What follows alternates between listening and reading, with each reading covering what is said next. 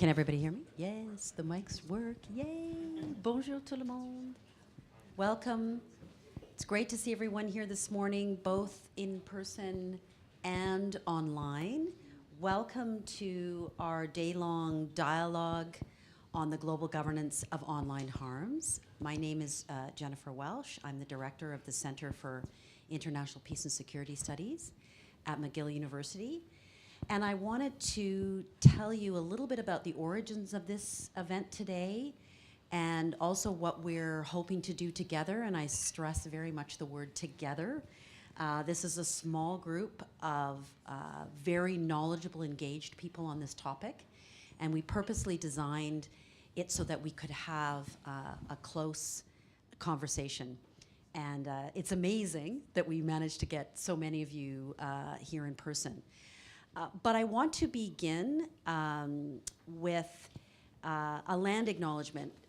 Those of you who are not Canadian may or may not know that we are engaged in a long and very public process of trying to come to grips with our past in Canada. And so one of the things we do as part of that is think about the land we are on. When I do this, even though I'm now from Montreal, where I live, I grew up in Saskatchewan, and I always think at these moments of the land in Saskatchewan and of the Cree, who were the first inhabitants of that land and welcomed so many. But in Montreal and at McGill, we are situated on the traditional territory of the Ganakahage. And this has long served this land as a site of meeting and exchange among Indigenous peoples, including the Haudenosaunee and the Anishinaabe nations. And so we want to acknowledge and thank those diverse Indigenous peoples for hosting us. And at the Max Bell School of Public Policy, we acknowledge the ways in which public policy has contributed to or failed to address systemic oppression in this country. And so we are aiming to develop, in solidarity with Indigenous peoples, research and a curriculum that emphasizes the importance of representation and equitable public policy. So a little bit about this event. The Max Bell School of Public Policy is relatively new. And to date, it has two research centers that it hosts. One is the center hosted by Taylor Owen for Media, Democracy, and Technology, and the other is the Center for International Peace and Security Studies. And for a long time, as relatively new faculty members here at the school, Taylor and I have wanted to collaborate in bringing the two sides of this question together. And when we kind of scanned the landscape of policy discussions taking place on online harms, we saw a lot of action in national spaces, right? A lot of discussion about what are different jurisdictions doing to try to address this problem. How do we do sort of comparative work? We try to look across what's France doing, what's Canada doing, what's the US. But we wanted to go another level beyond comparative to think about really two questions. To what degree should we think about this as a global problem, a problem that has global features? And secondly, what can we do globally, internationally, to think about addressing online harms and bring our two centers' perspectives together? And I think there's at least 4 ways in which we can think about this as a global issue. And this is not an exhaustive list. You probably have other thoughts as well. At least 4 ways. Let's say at least 4 ways. You know, firstly, it is a phenomenon with transnational effects. I don't need to elaborate on this. We know this, like other phenomena. So I've been studying over the last year the global governance of pandemics, to what degree that is a phenomenon with global effects that needs to be addressed through aspects of cooperation. But secondly, and we started to talk about this last night, what individual jurisdictions do has externalities for others. That's the term in the art, right? It has effects for other jurisdictions. And so how do we think about that, both good and bad effects for others, right? And then thirdly, there are multilateral mechanisms, whether they're global or whether they're just among a smaller set of actors, that try to address harms to individuals around the globe, threats to their human rights. We have mechanisms internationally that try to, even though the action is often domestic ultimately in terms of the change, there are global actors, global mechanisms trying to bring about positive change domestically. How can we think about those in this context? And then lastly, and this is where I think a lot of our heads have been over the last couple of years, we know that there are massive divisions globally over the issue of digital technology and its infrastructure. So to what extent, when we say this is a global issue with global solutions, are we going to, at least in the first instance, going to be thinking about a club response to this, right? Not necessarily a fully global one, but where a smaller set of actors that is like-minded may come together to address common problems, share policy responses, and actually more consciously work together. So those are some of the themes we hope will come up. This is one of those wonderful meetings where there isn't a clear end product, right? We want really to brainstorm together on an issue that we think, at least in the research community, we've really looked, right? I've asked a lot of my expert colleagues who work on global governance and international cooperation to recommend me things that have been written on the global governance of online harms. There's very little. There's lots written on, again, national jurisdictions. There's starting to be stuff on AI, but actually there isn't that much, which surprised Taylor and I, right? We actually thought there was a lot more. And so we want to have this brainstorm together. We also want to connect very much with the Canadian debate. So part of what we hope is an outcome today is that each of you in what you do has new ideas, new thoughts, new areas that you want to explore with your colleagues in the networks that you work in. And we really do hope as much as possible for interaction. So that's why we've scheduled this through this panel format where we have some experts at the beginning who are going to take the lead in initiating the conversation, but then we're also going to have time for discussion with those of you in the room. It's also a great teaching moment.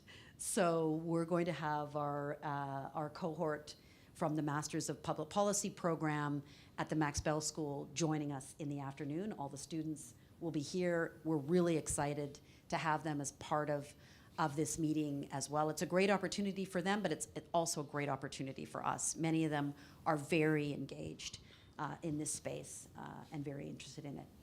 So just a thanks again for coming. Anything you want to add? I want to turn it over to Taylor to introduce our first session, but. No, thanks. I mean, you covered so much. I mean, look, thanks for everybody for coming. It's an odd thing these days in these kind of hybrid virtual worlds. You literally never know who's going to show up in person. So thank you so much for coming in person, everyone who's here. We are going to have a number of people joining virtually through the day, both sort of a couple of panelists through the day and people watching live. This is being sort of streamed. So it is sort of as much as we all wanted to avoid hybrid events, I think we've now fallen into exactly that. So we're figuring this out as we go along, so bear with that. But really, thank you so much for coming in the room. And I just want to emphasize that we have a pretty remarkable group of people here who are working and actively thinking about this exact problem in Canada internationally. And so I'm pretty excited that that's how this turned out.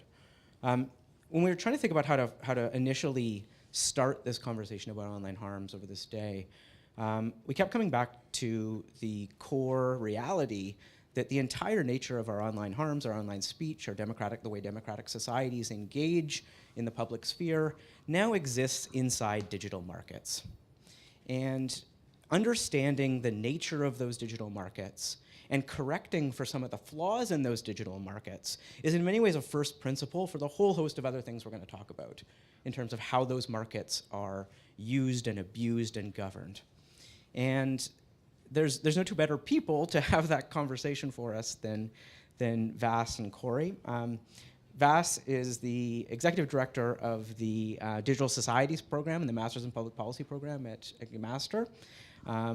Author of a wonderful newsletter, if you don't know, called Rags to Riches, which talks about digital policy in Canada and abroad, but also has been pushing Canada and the Canadian government and Canadian citizens to take this idea of both competition policy and the nature of digital markets and how we should be governing them a lot more seriously over the past couple of years and really driving that conversation. She's going to lead a conversation with Cory Doctorow, who we're very lucky to have here. Cory is a science fiction author, a fiction author. I think the works it's more and more difficult to tell the difference between the two. He has 7 books in production at the moment, which fills me with deep anxiety and I don't know if it's envy or like dread or what it is, and has a new book about exactly this out just very recently that we're going to hear about tonight called Choke Point Capitalism. So thank you both for being here. Thanks for setting the stage for a broader conversation through the day, and let's see how much fixing the market can solve all the rest of the problems. And maybe it does. Maybe you tell us that fixing the digital market problem means online harms go away and we can just leave after your conversation. Thank you. Pass the baton. Thank you very much. Cheers.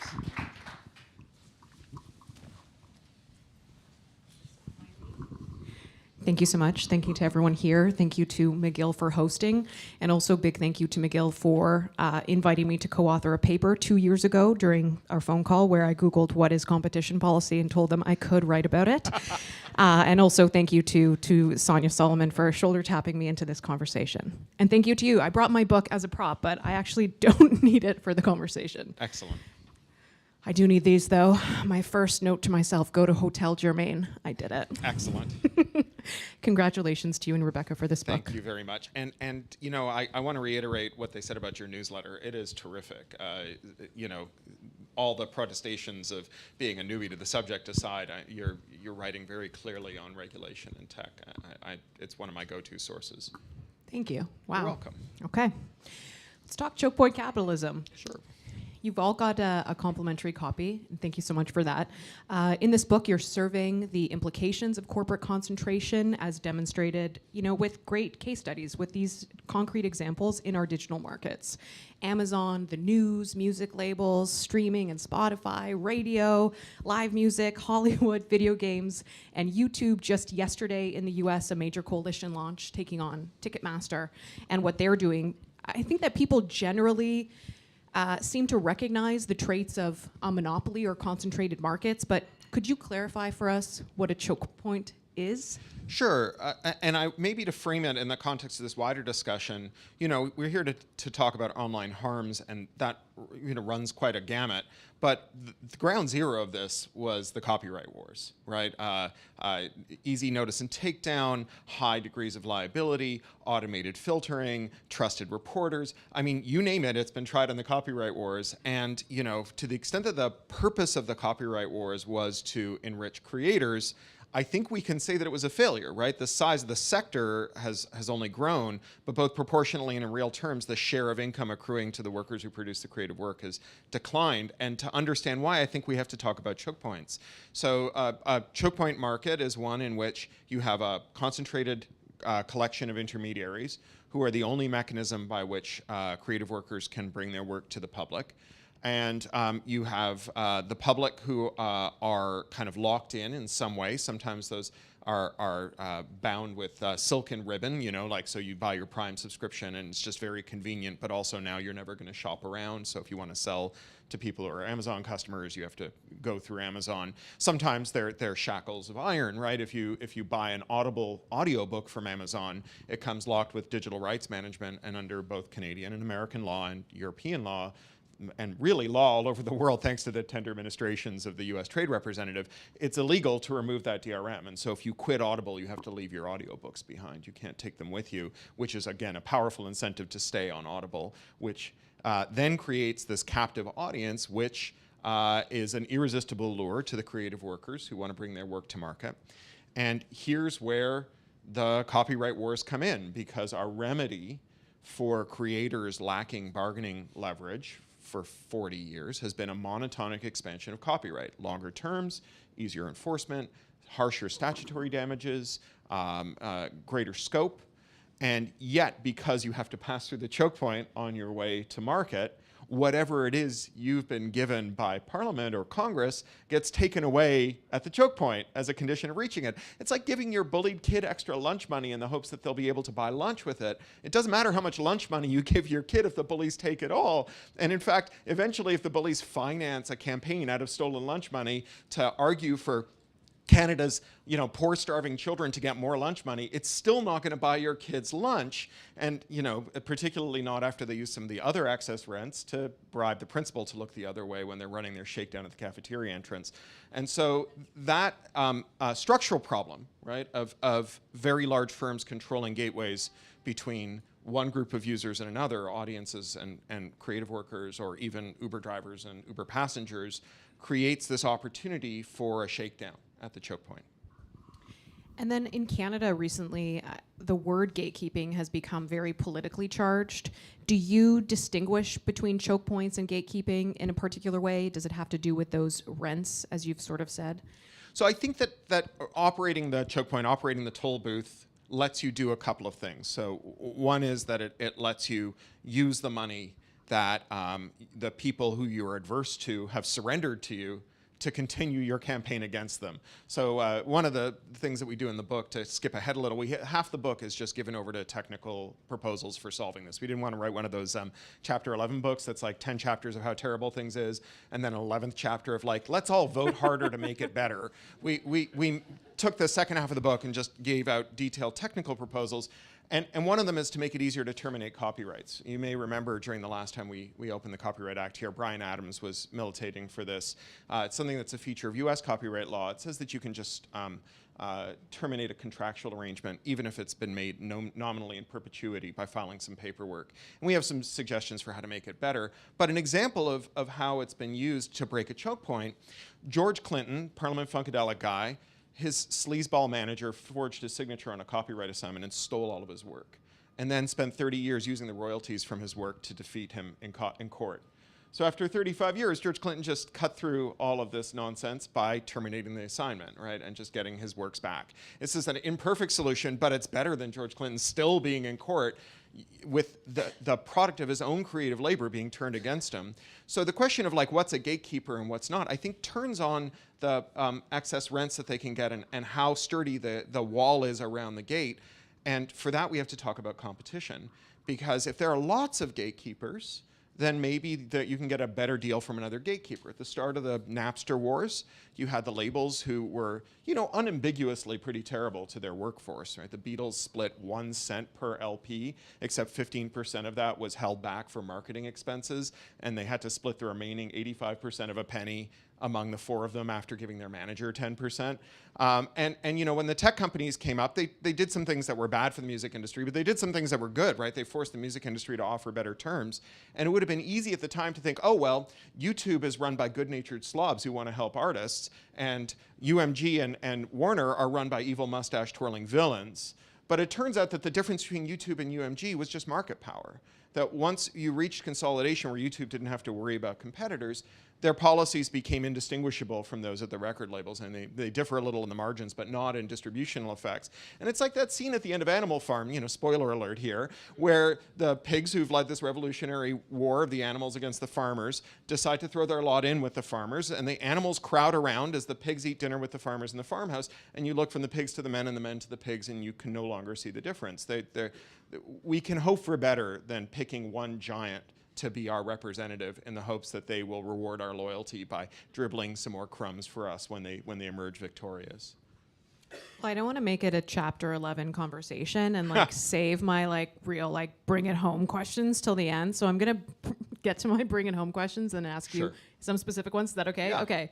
So, look, to my mind, in terms of us connecting this conversation rooted in competition to global governance of online markets, there are 2 chapters that stood out for me. It's okay that you haven't memorized the chapters, but I want to get to talking about them. But let's just start. In another one of your books, maybe this is more of a chat book, you tell me, in How to Destroy Surveillance Capitalism, you make the case that surveillance capitalism is actually a product of antitrust failures rather than, primarily deficiencies in privacy law. How do you connect the agenda that you outline in the second half of Choke Point Capitalism to the global governance of online harms? And how much of the systemic failures do you think that systematic, comprehensive market reform can actually address? So I wouldn't say that privacy law isn't the problem with surveillance capitalism. I would say that the failure to enact good privacy law is downstream from monopoly, right? It's an epiphenomenon of monopoly. When firms are really concentrated, they have monopoly rents. That's why you form a monopoly. It's why you form a cartel. But they also have an easy collective action problem to solve, right? It's easy to look at that photo of the tech leaders at the top of Trump Tower in 2017, around that leatherette billiard table, all meeting with Donald Trump and say, how can these paragons of liberal democracy meet with this short-fingered vulgarian? And, fair enough, but isn't it much more disturbing that they all fit around one table, right? Once they all fit around one table, it's very hard to imagine how you would get that kind of adversarial truth-seeking that is at the core of regulation, where people who have equal credibility and equal experience in the industry all show up and counter each other's parochial, favorable talking points, right? Network neutrality, no company could ever manage CapEx with if we have network neutrality, and Canada's internet will languish. And then you get Tech Savvy who shows up and they say, no, we run our own kind of crunchy granola network here at the margins, and we do it without violating net neutrality. So can Ted Rogers. And Ted Rogers says, come back when you've got a network as big as the Trans-Canada Highway, right? And it becomes very hard to make good policy in that face, which is why we don't have good privacy rules. As to how we get into surveillance capitalism and how best to understand surveillance capitalism, I think it would be amazing if the one time that the tech companies told the truth is when they bragged about how great their products worked, right? We know they lie about their labor policies and whether they pay their taxes and which data they gather and how they use it and so on. But the one thing that we take as gospel truth in the surveillance capitalism debate is that when they turn to potential advertisers and they say you should absolutely pay a premium for Facebook or Google because we've used big data to invent a mind control ray, that's the one time they're telling the truth. And given that everyone who ever claimed to have a mind control ray turned out to be either a liar or deluded, right? Whether it's MK Ultra, Little Montreal deep cut here, or Mesmer, or sad pickup artists on the internet, they're all full of it. It would be amazing if Google and Facebook weren't. Which leaves you with this question: how do we get to this circumstance where people do believe outlandish things and outlandish beliefs race around the internet? Well, one is that we've got a monoculture. And if you can figure out how to game the filters or the systems on Facebook or Google, you can get very far, right? If you're in the top search results for Google, people will believe it's true, not because they've like figured out how to bypass your critical faculties, but they become the sole source of information that people go to trust. And that's very different from big data giving you a mind control right? That's just being able to buy all your competitors so that you're the only place where people go. I mean, after all, Google is a company with 3.5 successful products, right? They made a search engine that's really good. They made a browser that's pretty good, but pretty anti-competitive. They made a really good Hotmail clone. And then they made an app called Google Photos that runs on top of a platform they bought from someone else. And then everything else that they've done in-house failed, right? Whether it's Sidewalk Labs or the Wi-Fi balloons or Google Videos. Everything they've got that's a success that makes that platform sturdy, their whole video stack, their whole ad tech stack, their server management stack, all of that stuff is something they bought from someone else that, pre-Mulroney, pre-Reagan, pre-Robert Bork, we wouldn't have permitted these firms to acquire because we would have said, well, you're acquiring a vertical monopoly, you're going to fence out rivals, and you're going to be able to establish this sturdy dominance. And that's what they've got. So the question is, how do we end up in a place where people believe outlandish things? Well, part of it is that if you can figure out how to game Google and Facebook, you can put your things in front of people who might just believe it. I think the other part of it, because that doesn't explain the whole thing, it doesn't explain why people think the Earth is flat. If you type, is the Earth flat into Google, and the first answer was yes, you might be skeptical of it.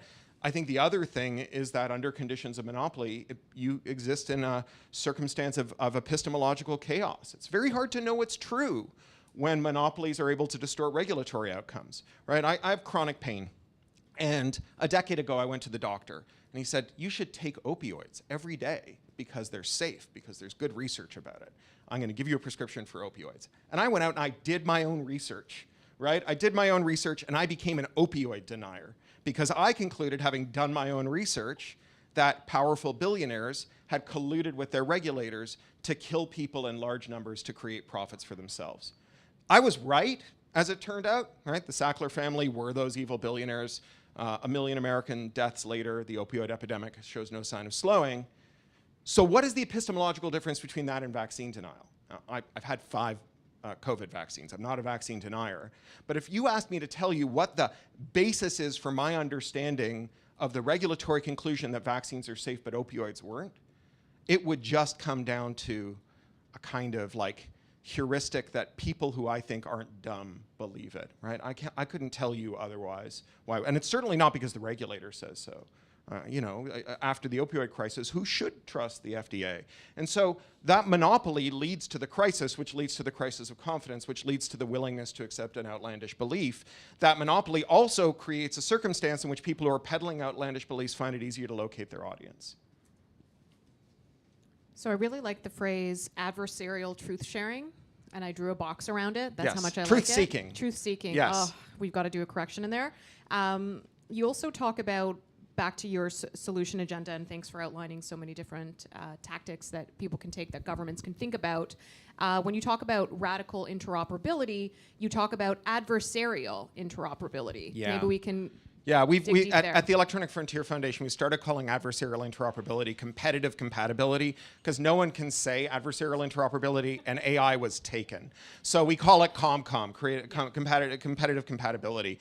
And this is just what we used to do, right? Do you remember, I was a CIO in Toronto in the early 2000s, and I was babysitting these networks of like 50 to 100 computers, most of them PCs, a couple of Macs, right? The designer would have one, maybe the CEO wanted their PowerBook. And Microsoft just made it harder and harder to use Microsoft Office on the Mac. There was Microsoft Office for the Mac, but it was so cursed that if you just like waved the install disk near a computer, all the files on it would become corrupted forever. And we didn't resolve this by like making Microsoft make a better product. Instead, Apple read the writing on the wall. They saw that people like me were putting big graphics cards in the designers' PCs that they use just to get Word files with, throwing away their Macs and getting them Adobe platform for Windows, right? Because we just couldn't maintain these heterogeneous networks. And instead, Apple produced this software, the iWork suite, which is Pages, Numbers, and Keynote, where they reverse engineered the file formats for Microsoft Office, and they just said, like, the switching cost is now zero. It's the cost of hardware. You can move your files from Mac to a PC, from a PC to a Mac. They ran this ad campaign. You remember the Switch campaign? To encourage people because the switching costs had gotten low. And when we talk about monopoly in tech, we tend to over-index on network effects. We say, oh yeah, you joined Facebook because your friends were there. They made it more valuable to you. Now someone's going to join because you're there. You've made it more valuable to them. And it's true that network effects drive growth. They drive scale very fast, but network effects are a double-edged sword. Because if a service gets more valuable every time someone joins, it gets less valuable every time someone leaves. And so because technology has this kind of intrinsic character of interoperability, the only computer we know how to make is the computer that can run all the software we know how to write, the Turing-complete von Neumann machine, it means that you can always make switching costs low. You can always build a thing that plugs into Facebook. I mean, that's what Facebook did when they started accepting general users outside of the .edu world. They had this problem that everyone who wanted social media was already a MySpace user. And while Facebook did a better experience, for one thing, it was the privacy-focused alternative to MySpace. This is a thing we forget. And it tells us why you can't just trust that a company that says things are going to be better is going to be faithful to that promise. Everybody who was on was already on MySpace. And so when you quit MySpace and went to Facebook, you might have a better experience, but no one to talk to. And rather than making you choose between those or solve this impossible collective action problem, which is like next Wednesday at 3, we all quit and sign up on Facebook under the same names we're using here on MySpace. We'll find each other. Instead, they just said, here's a bot. You give it your login, your password. It'll go to MySpace. It'll fetch your waiting messages. It'll come back to Facebook. It'll put them in your inbox. You can reply to them. It'll push them back onto MySpace into your outbox, and it'll go to your MySpace friends. You can have both, right? You can straddle both worlds. Today, if you tried to do to Apple what Apple did to Microsoft, or if you tried to do to Facebook what Facebook did to MySpace, they would reduce you to radioactive rubble, right? They would use anti-circumvention law, software patents, copyright, tortious interference with contract. They would use innumerable policies to not fence you out using technology, but to fence you out using the law, which shows you how monopolies can mobilize policy to create what started off as a small market advantage into a durable, legally defined market advantage, which brings us back to harmful content, which is that if we trust these large firms, in fact, if we rely on these large firms to manage the harmful content problem, then whatever market advantage they start with will become a durable one, and we won't be able to get away from them. Thank you. I want to talk a little bit about transparency rights. Then I'm going to push you on where can we go for Canada, because I'll be taking notes and hopefully not writing the wrong words down. And then I want to make sure I'm turning it to our audience. So I really think that to Taylor's earlier point about the pros and cons of hybrid, I do want to take advantage of the people that are listening and in the room. So don't leave us hanging. And I will wait 7 seconds until someone puts their hand up. So you've been primed and you've been warned. Let's talk enforceable transparency rights in order to unleash collective action that you've hinted at. Some of this session, this conference, has engaged Facebook whistleblower, Frances Hogan, I always say her last name incorrectly, sorry everyone, who's saying that regulators should mandate more transparency from social platforms about how their algorithms work and the outcomes they produce. Ottawa is currently figuring out, as we know, how to best proceed with online harms legislation, and Frances has helped us distinguish between laws that blanket deem hate speech, violence, incitement, and more as being illegal, and ones that mandate transparency and risk mitigation. Her point there is that one of those is comparatively more implementable. You say in Choke Point Capitalism, you and Rebecca, every choke point business knows that restricting access to information is a powerful weapon to wield against workers and suppliers. Keeping deal terms secret deprives producers of access to information about their treatment relative to others. And if secrecy makes anti-competitive flywheels turn, transparency can help unwind them. Welcome to a reading of your book by me. Tell us more about enforceable transparency rights. Yeah, I mean, transparency can sound pretty weak sauce, right? And certainly transparency without the potential for action is just a recipe for despair, right? It's just, now you know to a farthing exactly how bad things are, and yet you can't do anything about it. go home and curl up under a blanket and rock yourself to sleep. But in the book, we talk about ways that transparency can become a necessary but insufficient precursor to collective action. And the book is really focused on collective solutions. We actually had an editor who said, I really like this book, but I'm not going to buy it because all the solutions are about things that have to be done systemically, and there's nothing that the individual reader can do to solve the problem when they're done reading it. We were like, dude, you are so close to getting it. You're not going to recycle your way out of climate change. You're not going to shop your way out of a monopoly. We give some examples of how transparency actually has made a difference and can make a difference. And in the interest of time, I'll just talk about a hypothetical. So if you are in a royalty arrangement with a publisher, a studio, or a label, your contract probably gives you the right to audit that studio, label, or publisher. Now, most of us can't do that. We don't have the money to pay a forensic accountant, but arts organizations pay for random audits. Some people, when they really suspect something is up, they go out and they do a random audit, or they do a targeted audit.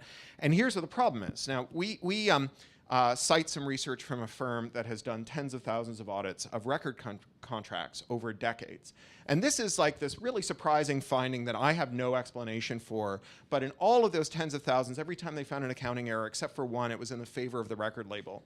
And once again, I don't know how this can be. I assume it's some kind of localized probability storm, but when you find that your label has stolen your wages, and you say, look, you owe me this money, I'd like you to pay it, they'll say, oh no, I think you're mistaken. You've just read the books wrong. If you want me to pay you, because I'm such a good guy, I'll give you like half of what you're owed rather than making you go to court and squander more than you could ever get just in legal fees. However, it's going to come with a non-disclosure agreement.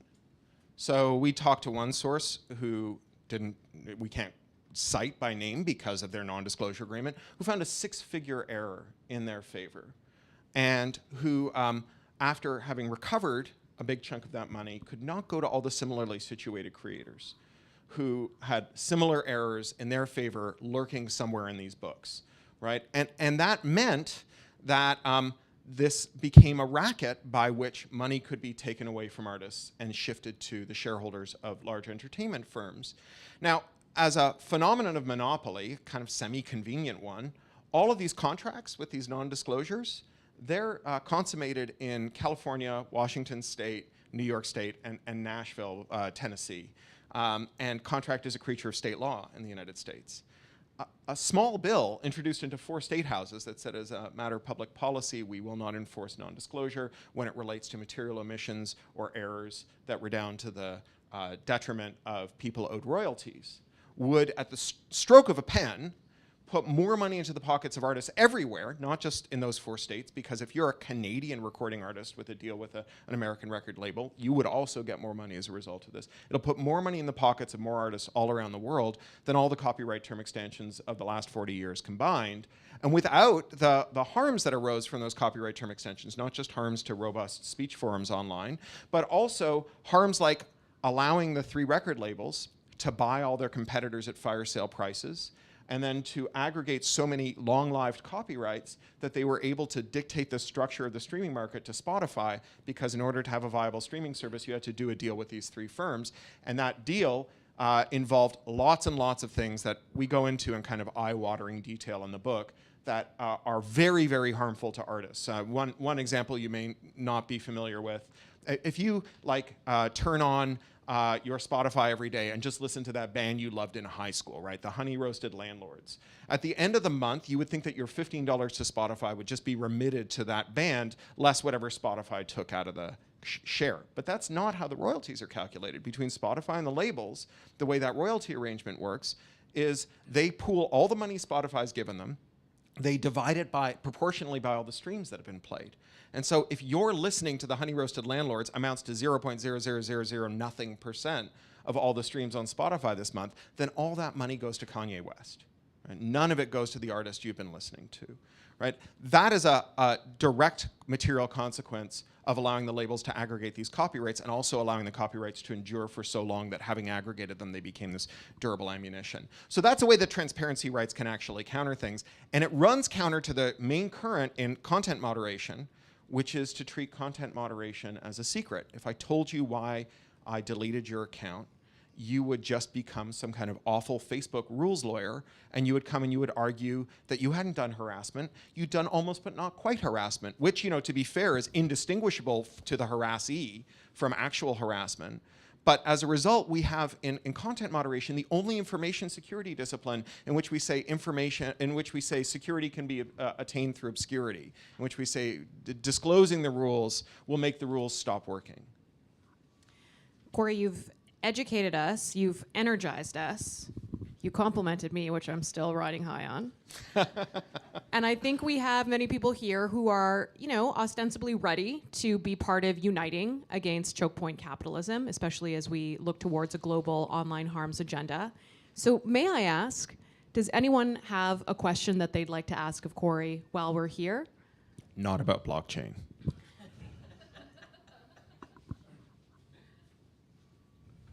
98% of all conversations about blockchain are non-consensual.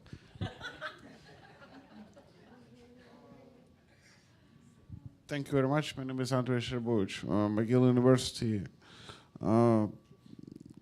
Center for Human Rights, Legal Pluralism.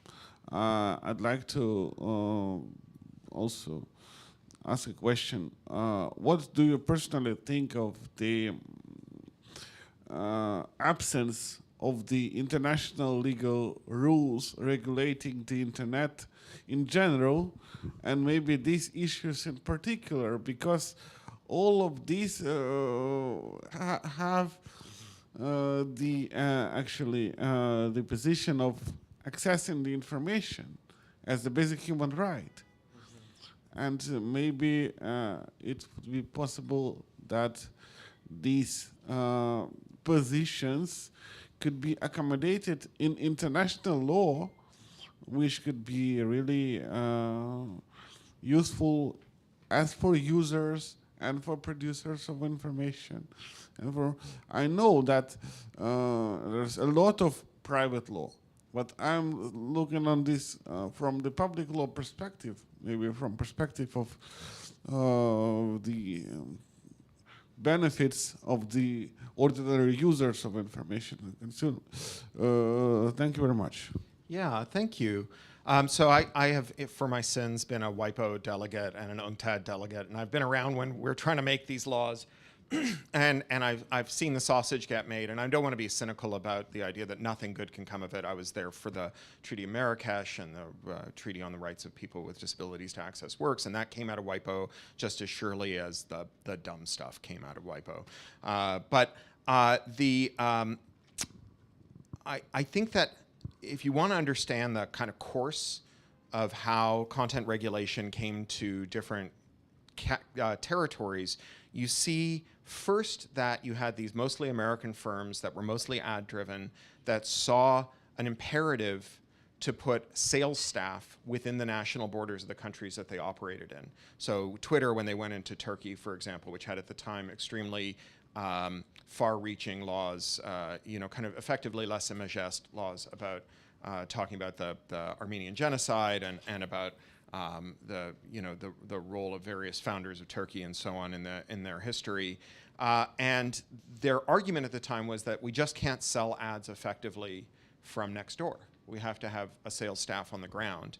And what that did was it created a circumstance in which Twitter was firmly within Turkey's jurisdiction, in as much as you could just have the police go and arrest some Twitter employees if they didn't do what you wanted. What followed on from that was a sense among states, especially smaller states, that didn't have the regulatory might to really get an edge on these big American multinationals, American headquartered multinationals, to create national firewalls and to say, unless you have some nexus with our enforcement capability, so that's some mix of data stored in the country and personnel on the ground, we will block you at our national firewall. And so this aligned the imperatives of smaller states with the imperatives of large firms. The smaller states could always get someone whom they could lay hands on and some data they could access inside their own territory. because the firms wanted to be able to advertise inside of them. And so that's how we ended up in the world that we're in now, where we have a kind of balkanized splinter net of different content moderation policies that are enforced to varying degrees. Often they're pretextual. You have, for example, in Cambodia, you have this very erratic enforcement of Facebook policies that mostly comes at the behest of the dictator, who really wants to make sure the real names policy is embraced not just by Cambodians in Cambodia, but by Cambodians in the diaspora, so he can round up and arrest their relatives when they speak out against him inside of Cambodia. In terms of the way the international community has responded to this, they've basically said, or the emerging consensus is that it's not a problem of having the wrong Mark, of having a Mark Zuckerberg at all, right? The problem isn't that we have an unelected social media czar with power over 3 billion people's social lives. The problem is that we've got the wrong person there, right? We need to perfect Zuck. And if we can find a perfectible Zuck, then we can bring him to heel and make him do our bidding worldwide. And it's the opposite of an approach based on like intergovernmental agencies, based on regional cooperation like the European Union. It's based entirely on this idea of like permitting corporate hegemony and then co-opting corporate hegemony. And it has its own incoherence because it's only the largest states that can really hope to command a perfectible Zuck, right? It's China, Russia, America, maybe the EU if they can act in unison. And smaller states are then left to contend with this firm whose power has been reified by international arrangements, whom they have no hope of holding to account, right? They just don't have the economic or legal muscle to do it. And so it's kind of a worst of all worlds. I don't know whether we would get good international policy out of IGOs, but I'm sure we're not getting it out of this approach. We have Kareem, and then we have Fenwick, and somebody in the back too. Yeah. Hi, great talk, thanks. Kareem Bardisi from the Leadership Lab at Toronto Metropolitan University. Do you see potential for creator-run platform cooperatives to break some of the choke points, and are there any good examples that are growing that you could point to? Yeah, we have a chapter on a creator co-op. There's actually some photographers who sold their photography stock business to one of the monopolists and then later felt bad about it and used some of their money as seed capital to start a photographers co-op where they're making more money. Everybody's making more money. The photographers are making more money. Everybody's making more money. The problem is where these firms do seek out means of creating durable moats and walls around them, the dominant firms. They were lucky to find some space at the margins to do this, but I think that a creator co-op is mostly downstream of forces that allow creators more mobility between platforms, that allow them more bargaining leverage and so on. So, in the Digital Single Markets Directive, there's the there's the requirement that entertainment firms disclose the full schedule of how all your work is being monetized and what it's going for. Again, transparency in and of itself is not enough, but a co-op of creators who have a downstream user who is paying this intermediary a big fat margin, who can then leave the main firm, start a co-op and go down to that downstream user and say, how about we split the difference, is a co-op where you could see some real power returning to users. There's a good paper in I think the Brookings Institute just published by a kid called Xander. Oh, I'm blanking his last name. I'll find it for you. There's this good paper about audience portability. So to allow creators to go from YouTube to, say, TikTok and take their likes and their audience and their comments and their videos with them as a means of increasing power. There's also within creator co-ops, even if they're using the big platforms, there's the power to commission software and studies. So you may have seen Taylor Lorenz's piece on algo speak, which are the words that TikTokers don't use because it gets them downranked. So TikTok downranks LGBTQ content. So they don't say lesbian, they say la dollar bean, which comes from $BEAN, and they're just pronouncing it aloud to prevent TikTok from downranking them. One of the things creators might do as a form of direct action is to systematically probe the way that algorithms work. And algorithmic downranking is effectively a form of wage theft, right? You work for 100 hours to make a video, and then your employer says, well, you've broken 11 secret rules. I'm not going to tell you what they are, but you're not getting any money for that video this month. And to join forces to actually figure out how it works. So to do some stuff on the way to actually holding these platforms to account more generally. You can do stuff in the moment that actually puts groceries on the tables of people who produce this material. Coming over here. Just 2 points. Like, one, it's really exciting to hear the emphasis on like workers' rights and the emphasis on artists' rights, and that's, I think, in Canada and presently a big debate. There's lots around content moderation, but just the ways that digital creators' lives are being made more precarious by platforms, I think, is a really important thread. So, just a big +1 on that. One of the things I wanted to know, and I haven't had a chance to read the book, is as an old net neutrality veteran of the net neutrality wars, is throwing it back. It's the idea of this IP stack, and I'm thinking quite directly right now around Cloudflare, Kiwi Farms, and Clara Sorrentino, which I think is a really important Canadian case. Yeah. But how do you square the different layers of choke points?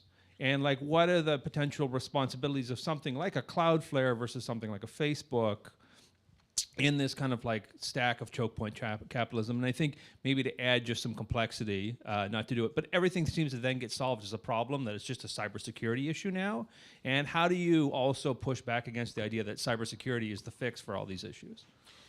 So I think that to return to the other gentleman's question about international forums, one of the major dangers of identifying intermediaries, especially intermediaries deep down in the stack like Cloudflare, as the right nexus for enforcement, is it becomes a rubric for other states that we consider to have less democratic fundamentals and accountability to do the same thing. Much in the same way that every Uyghur concentration camp was built by making reference to the American War on Terror, right? When you say, okay, we're creating intermediary liability regimes for people who do DDoS protection, then you effectively invite other governments to show up and say, well, we'd like you to block this stuff because it's mean to the King of Thailand. And you get a legitimation of that tactic. It's not to say they won't try it otherwise, but it's going to be a lot harder to argue that this is beyond the pale if you're doing it too. And I think that's a good lesson from the War on Terror as well, and the suspension of human rights and the expansion of surveillance through the War on Terror. And your periodic reminder that Justin Trudeau said that he would only vote for Bill C-51 to get into Parliament, because otherwise he'd be wrong-footed by the Tories if he voted against it, but he would repeal it as soon as he showed up, and he's never done it, right? That it's very hard to unroll those things once they're rolled up. To the extent that there are naturally occurring monopolies in the stack, I think that making them liable produces more harm than good. I think it's very important that we not be instrumentalists, because the internet is going to be around for a long time, and it's going to infiltrate more and more parts of our lives. And when we kind of wire it with tripwires, that makes it fall over when someone shows up and points at it and says, you violate, someone downstream of you has violated a law, I require you to remove them, then you create tripwires that are going to trip up our descendants as well. It was very useful when Corey pointed just now, because we have a secret deal where I'll look at his watch to understand where we are on timing. So I was like, yes. Maybe we can touch on Ticketmaster for a second, because I think Ticketmaster really helps us leap from the creator-centric view that's largely in choke point, and then switching over to motivate collective action amongst, let's be real, consumers, which, like, we're not supposed to refer to citizens as consumers all the time, but consumers. You're taking on this discovery of, oh, I didn't really understand that my favorite artist wasn't remunerated that way. And I feel Ticketmaster's a great example for us to just spend a second on, because maybe not everyone here has live blogged on YouTube or, put an album up on Spotify, but I guarantee you, and I would be willing to bet money, that you've purchased something on Ticketmaster, and you've either been subject to the algorithmic dynamic pricing or stuck in a waiting room, et cetera, et cetera. Do you see promise in terms of this newer coalition to try to take on their power? Do you think that it will spill over to become a political priority because people seem to want it so much?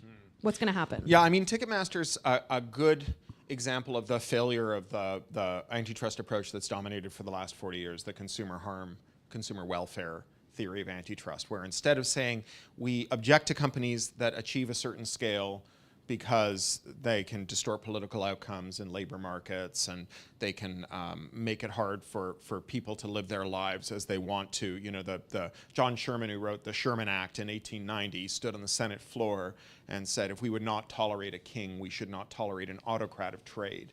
And that was this dominant theory for most of a century until the neoliberal era, where the likes of Mulroney and Reagan and Thatcher decided that we would move to what was meant to be a more objective standard, which was a consumer welfare standard, where so long as a firm that was concentrated didn't raise prices due to their concentration, then concentration was considered to be efficient, right? Once Ted Rogers can own your cable operator and the long haul lines and Maclean's magazine and, you know, everything else that he owns in his stack, he'll just be able to run them so efficiently that we'll all be much happier, as every Maclean subscriber knows, right? The thing that happened with the Live Nation Ticketmaster merger, which it should be noted is like the apex of a series of other mergers, where Ticketmaster bought lots of the smaller ticketing companies and Live Nation bought lots of the smaller venue and promotion companies. The thing that was meant to safeguard negative outcomes from arising from that was a conduct remedy, which is like a pinky swear, right? Where they said, you know, we won't say to venues that you can't have Live Nation acts if you refuse to use Ticketmaster tickets. And we won't say to acts that we won't book you into Ticketmaster venues if you don't use Live Nation as your promoter. And they just went and they did it, right? Along with a lot of other stuff. There's a great CBC expose on how Ticketmaster, while publicly deploring the resellers who raised prices on tickets, actually ran its own resale market and had an annual conference where it gave bonuses and recognition to the resellers who bought the most tickets with the intention of jacking up the price. And of course, that secondary market is one in which the performers don't share. Right, the performers only get a cut of that original sale. So Ticketmaster was allowed to maintain that they were selling tickets very cheaply out the gate, but they were also rigging the system so that all those cheap tickets went to resellers. And so the royalty that they paid to the act was very small, and then the share that they got as a commission on these secondary sales was very large and didn't redound to the performer's favor. And so you have this complete failure, right? The firm is so large that it's impossible to imagine them going away. In fact, they got huge bailouts during the lockdown. One of the things that they got was a bailout to go and buy struggling venues, right, and take them under management. So they got bigger, right? They got to expand their market power as a result of public funds. And the fact that they violated their conduct remedy should make them more vulnerable to a breakup, right? It should be kind of our minimum standard. You know, in the same way that, like, when Facebook bought Instagram and WhatsApp, they promised that they wouldn't merge the back ends of those and do data mining across those three platforms, and then they did. You know, the minimum standard for breakup should be, if you were only allowed to merge on the basis of a promise, when you break that promise, we unwind the merger, even and especially if it's very expensive, right? Because, you know, sometimes you execute an admiral to encourage the others, right? We want your shareholders to feel the pain so that other shareholders will say to any board of directors contemplating a cheat in the future, don't do that, you're gonna hurt us, right? And you know, the question of whether the DOJ and the FTC will take it up is an interesting one. I was in a video that came out yesterday that called on them to do it. You know, my assessment is that it's a bit of a long shot, not because they're not willing. I actually think Lena Khan and Jonathan Cantor are contemporary heroes, and Tim Wu in the White House too. There's a little Canadian content there. But I just think that they're prioritizing a lot more literal bread and butter issues, right? When the owners, or the CEOs of the duopoly that control all the packaged goods in your grocery store hold shareholder calls where they say, we love inflation because we can raise prices significantly above it and people will get angry at the government and not us, then I think that's a moment in which our trust busters end up having to bear down on this. But I'll tell you what I think what gives me hope is that if we get trust busting on groceries or on packaged goods or on big tech, it's the beginning and not the end, right? It's the thing that creates solidarity across multiple movements. Maybe we can finish with this, that James Boyle, the copyright scholar, he talks about how before the term ecology came into widespread use, it wasn't a movement, it was just issues, right? Like you care about owls, I care about the ozone layer. How is like the charismatic nocturnal avian the same thing as the gaseous composition of the upper atmosphere? But the term ecology turns 1,000 issues into a movement.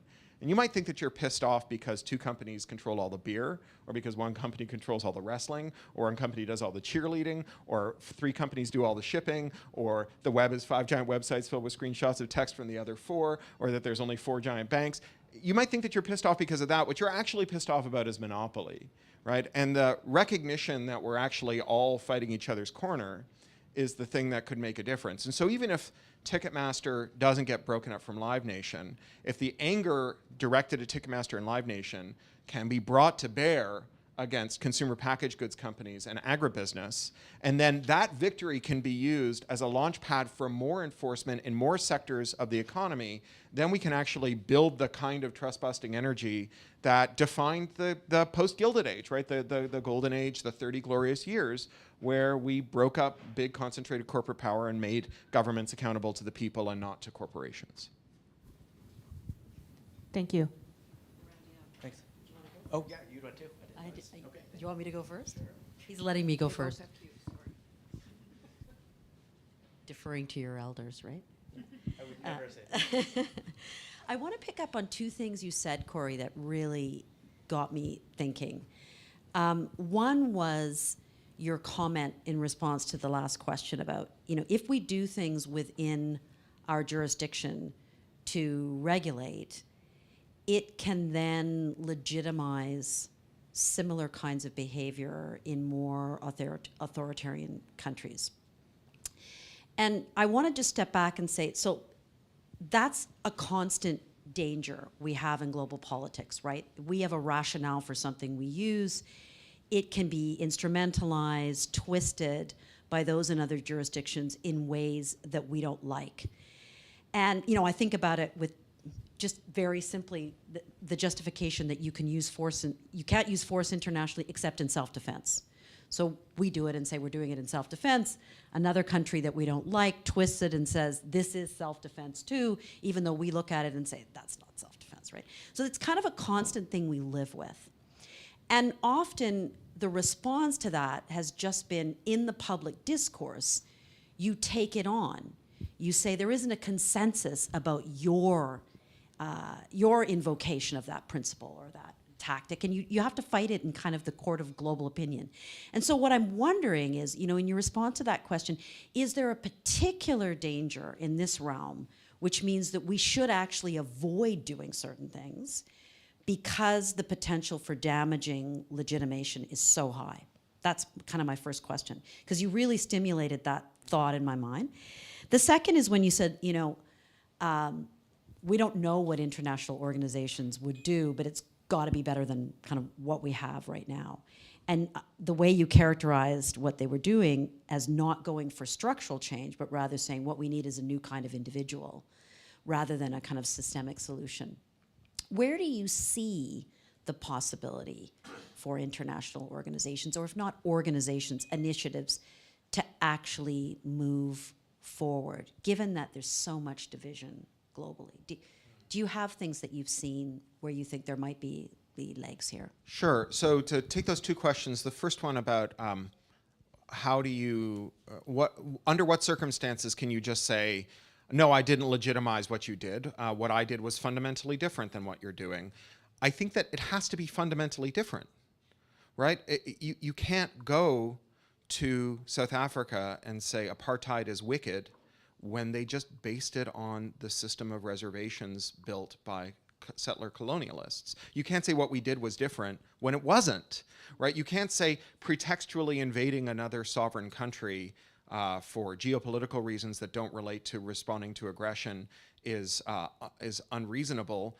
If you went to Korea and you went to Iraq and you went to Vietnam, right? Like, you can't say spying on Uyghurs because of their ethnic background is wrong if you did the Islamophobic war on terror, right? I think that you actually, you have to have, if not perfectly clean hands, you have to have at least not gotten down and rolled around in the mud, right? For the CIA to abhor torture when it ran black sites and then took the architect of that black site and elevated her to director of the CIA, Gina Haspel, is it's not credible, not because someone out there is making the pretext that they're doing something different from what the CIA did. They're doing exactly what the CIA did. That's the problem, right? That's the problem with having credibility on a global stage. And where you have online content moderation, where you have mandates that just kind of mix and match things that is lawful, things that's awful, things we don't like, things that we've agreed no one should have. You know, for example, when the WikiLeaks dumps of the national firewalls, CSAM firewalls of Sweden, Denmark, and Australia came out, only 1.5% of what they were filtering was CSAM. The rest was just stuff that someone didn't like. It wasn't stuff that was unlawful. It was like gambling sites, or if it was unlawful, it was like a civil matter. It certainly wasn't what they said it was going to be. It was assisted suicide information.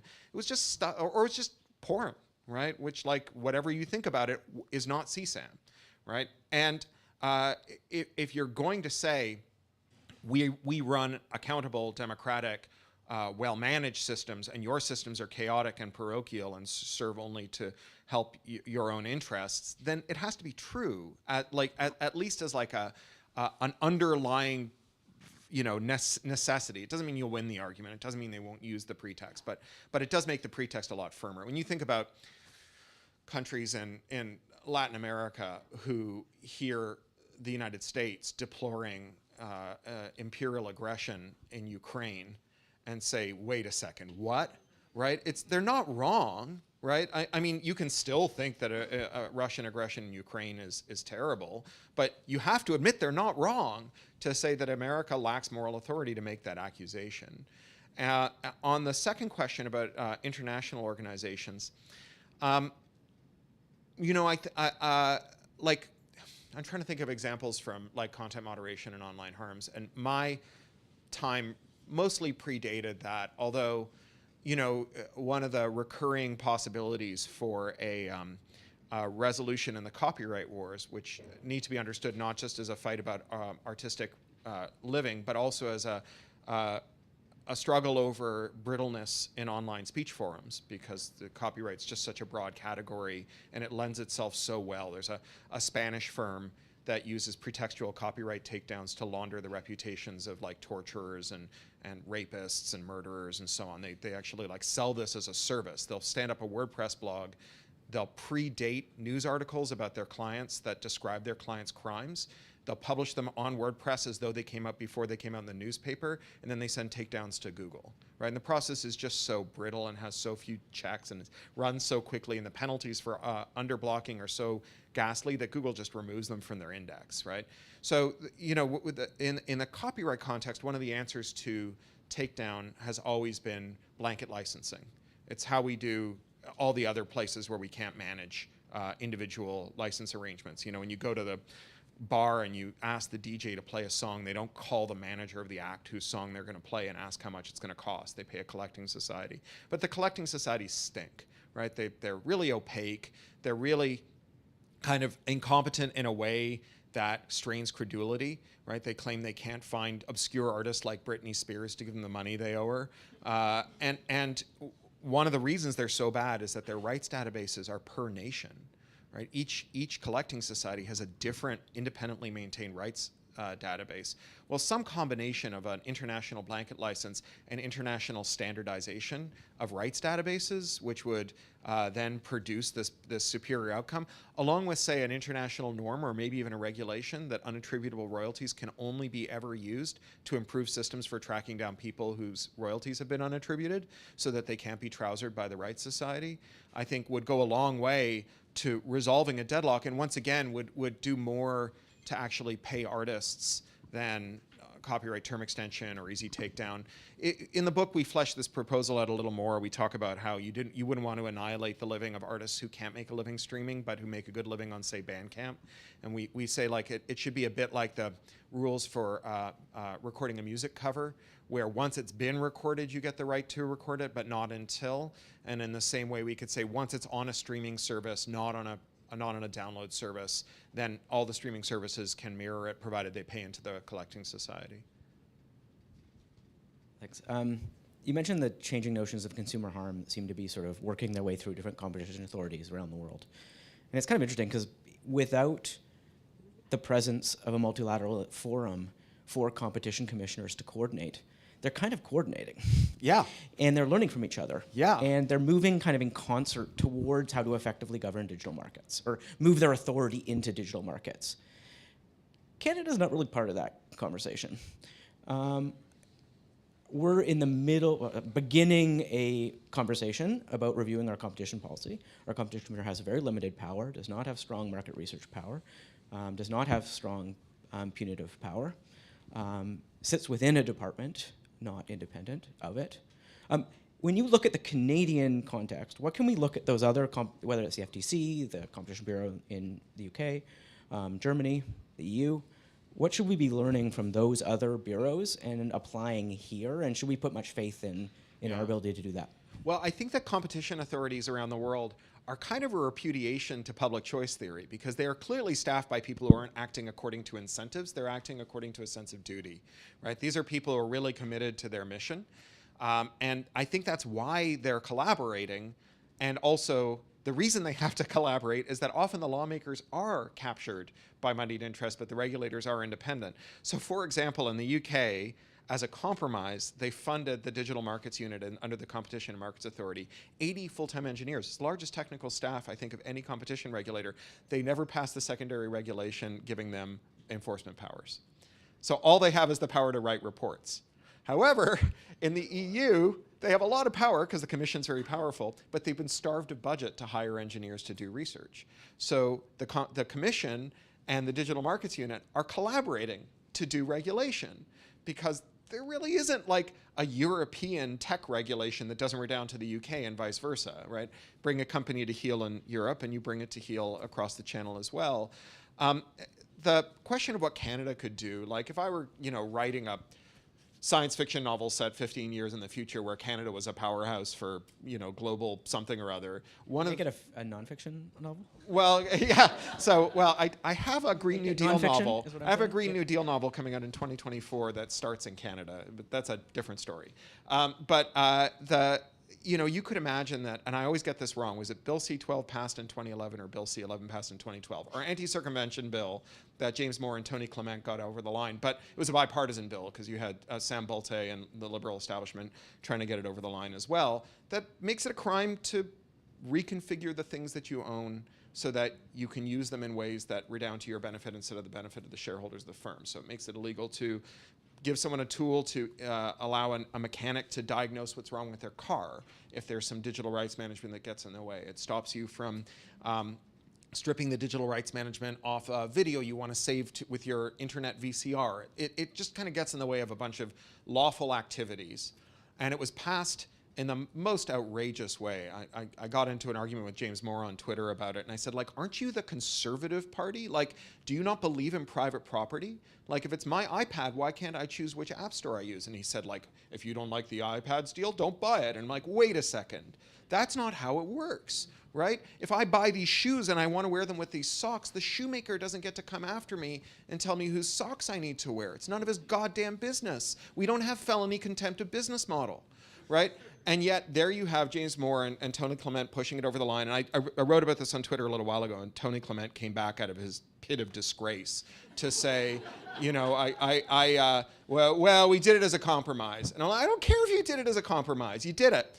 Imagine if we repealed it and Canada became a territory in which you could make circumvention devices, right, that allowed every mechanic in the world to diagnose any car without having to spend thousands of dollars to become an authorized mechanic, that allowed everyone who owned an iPhone to choose an alternative app store, that allowed Canadian companies to build alternative app stores. There'd be no way to contain that within Canada's national borders. Such a rule would be completely consistent with our obligations under the WIPO Copyright Treaty and the WIPO Performers and Phonograms Treaty, which only enshrines protection for TPMs to the extent that they are not implicated in a copyright, that they restrict a copyright infringement. This, per se prohibition on the removal of TPMs is a creature of the American Digital Millennium Copyright Act. It came back to us through the USMCA, but it's not like the US is honoring the USMCA. Why should we? And not least when we could accrue a gigantic industrial advantage, right? I had momentary hope post-Brexit that the UK would decide that rather than being Singapore upon Thames, that they would decide to become a place where you could make technology that held its users' interests instead of multinational corporations' interests. All of those hopes were dashed. But Canada could be that country. I mean, we did at one point have a Nortel, right? We could do stuff here. We've got the University of Waterloo. We've got lots of big tech programs, and many of which I dropped out of. And, and they could be producing really important, interesting technology that everyone in the world wants to buy. There's nothing that says that the era in which small companies like Nokia can become worldwide sensations, there's nothing that says it can't come back. It's a matter of just no longer producing policy that redounds to the benefit of corporations headquartered outside of this country that don't pay taxes anywhere, and instead making policy that reflects our national priorities. Well, maybe we're getting there. A Canadian right to repair bill just passed 333 votes to 0, but it's a private member's bill and it's not led by the Competition Bureau, though the Competition Bureau made this awesome video about the right to repair. So that's one way of learning about it. Why don't we head into our coffee break on that note? We can All right. do that kind Thank of you. stuff here. Thank you so much. Thank you. Thanks, Wade.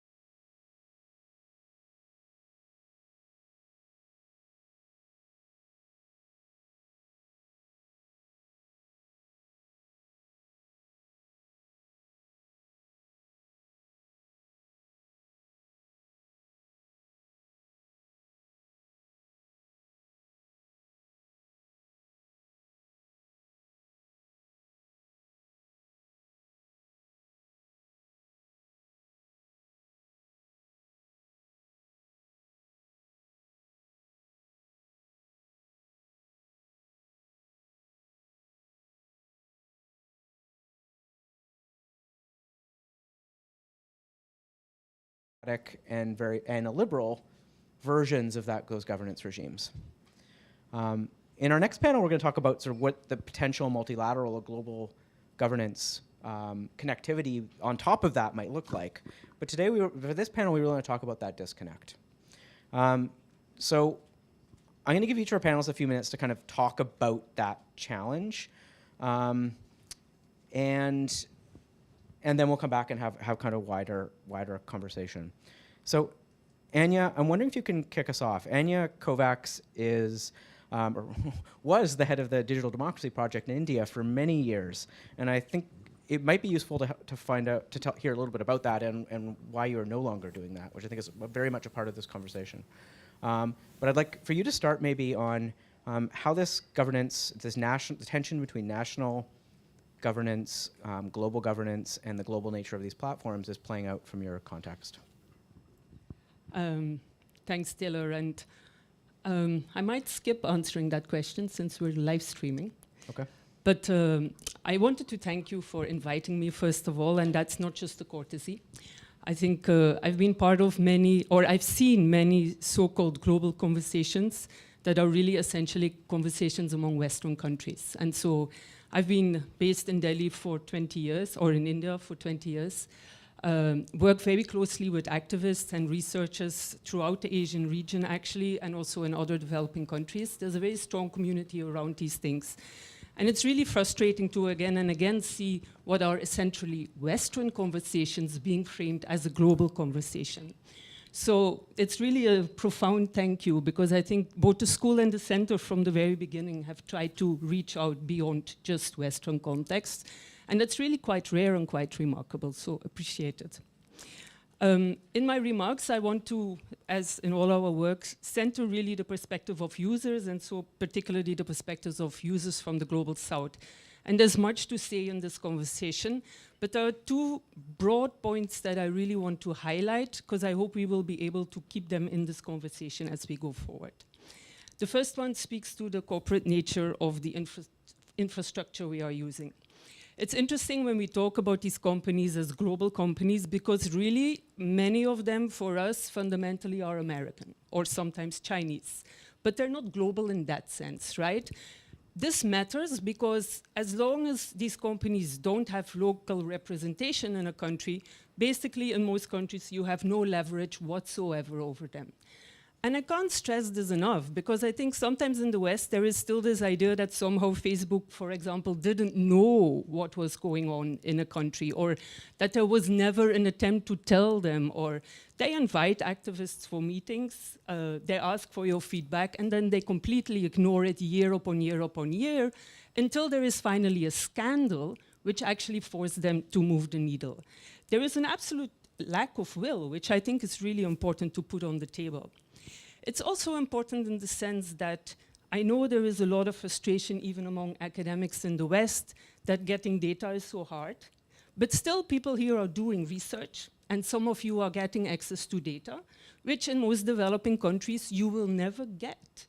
So when it comes, for example, to preparing for elections and misinformation in a range of countries that have elections coming up in the next 2 years, in most Global South countries, researchers are not able to get access to channels where they could dig deeper into this. Again, there is a complete access of will. You can then ask, so would it be good for them all the companies to force them to register? Of course, that's not a solution either, right? First of all, because some platforms are small and the registration requirements in every country are going to be a challenge. But also, I think it's really important to foreground that more and more democracies are actually becoming increasingly authoritarian countries. And that is a really, really challenging context to work in. Here we have a debate which presumes a very strong rule of law and very strong institutions with divisions of power. So sadly, it's just not the way it works in many countries, and in more and more so. And what happens then is, so to take the example of India, concerns of women, which are legitimate when it comes to, for example, online violence, are increasingly used, first in the high courts and the Supreme Court, to make a case, for example, to weaken intermediary liability, and then slowly to translate into actual legislation and regulations that undo a lot of protections. At the moment in the draft telecom bill in India, there is a proposal to include under the definition of telecom service all over the top communication services. And then there is in that same bill a proposal to ensure or to make it mandatory that every telecom service knows its users and who is sending messages, and that every receiver of the message is also able to identify the person who sent it. So that's de facto end-to-end encryption, etc. So there's many examples like that. The dangers here are obviously most obvious when it comes to speech, right? And so I can't stress enough, in the conversations I've had in the past 2 months alone, activists in Asia keep saying, we don't want new law because the law is going to be used against us. It's not a new thing, and this happens again and again. So I'm not saying that Canada can't regulate, for example. I'm not saying that there isn't the need to regulate. But I do think it's really important to broaden this conversation and already be aware of what the potential consequences are in other countries of what is being proposed. Because there are different types of choices we can make, right? And I think Corey highlighted many this morning, which are not restrictions on speech and still would shift the needle somewhere. So what is it we're actually going to advocate for? I also think, though, that we really need to start looking at the problem at a deeper level, and that brings me to my second point. I think we need a more comprehensive understanding of harms. First of all, the word online, I'm still a bit like, it's a very narrow piece of it, right? Harms nowadays are not just online, they're technology enabled. And that is a much, much broader sense. So what exactly is it you're carving out there? But also when we speak about types of harms, I think the free speech issues get rightly so a lot of attention. That is then a speech act. We also speak a fair amount of time about privacy as a specific harm, but the harms actually go way beyond that. And yesterday also, in a smaller conversation we had, I mentioned the example of the non-consensual sharing of sexual images. In most countries, it's dealt with as a privacy violation. When you speak to the mostly women and queer people who have been the victims of that, they actually describe it in the majority of cases as similar to sexual assault. That's a very different harm, and our laws are just not able to capture it. The number of examples like that are endless. In Delhi, the police has been using drones with facial recognition technology to surveil protests, to supposedly identify habitual protesters. There's nothing illegal about being a habitual protester, right? But it's clearly meant to both restrict freedom of movement and the right to assembly.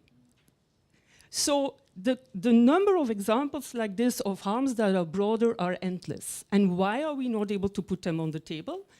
In my work, I have been emphasizing that one of the big challenges is that we talk about data as a resource and ignore the very intimate connections that actually exist between data and people's bodies. And as a consequence of that, people and their agency and how structural conditions actually produce or eliminate the possibility for agency kind of falls completely off of the table. That's it. There's a scholar, Dutch scholar, Ilma van der Ploeg, who's actually argued that we need to recognize that our bodies are undergoing a fundamental paradigm shift. That now bodies consist fundamentally also of that data. And so that we need to look at people in a broader sense. And I think in the metaverse, this is very, very clear. Actually, I thought it was fascinating when Zuckerberg called the metaverse the embodied internet.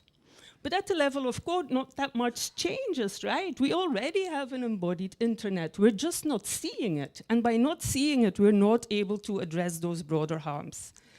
So to conclude, so why does it matter here? One is because we can talk about a broader set of harms and then be really clear what is a particular legislation addressing and what isn't it. And that's important also to understand what is the potential consequences in other countries. But also it becomes easier to imagine alternative solutions. And I think especially more radical solutions, because when you put people at the center again, it becomes much easier to say about a business model that certain things simply should not be allowed. How can you allow third-party data sharing and think there is any meaningful consent going on there if you actually look at data being a central part of people? What you're saying is give all your control over who you are out of hands, because that is what at least third-party data sharing that's not central to a service really fundamentally is about. I can actually speak longer about the issue of consent as an example in more detail, maybe in the Q&A, but I think for now, since we are four, I'll leave it here. Thank you. Thank you so much. That was a great way of starting this conversation. Rachel, I'm wondering if we can come to you. Can you hear us now? Hi. Hey. It would have been nice to have you here, but I'm glad you're not here with COVID for all of us. But sorry you have it. But welcome and thanks for joining us despite that. Rachel Pulfer is the executive director of the nonprofit, the global nonprofit Journalists for Human Rights, that does remarkable work around the world, training journalists, engaging with journalists about how their rights are potentially being limited and their free expression limited by the countries in which they work.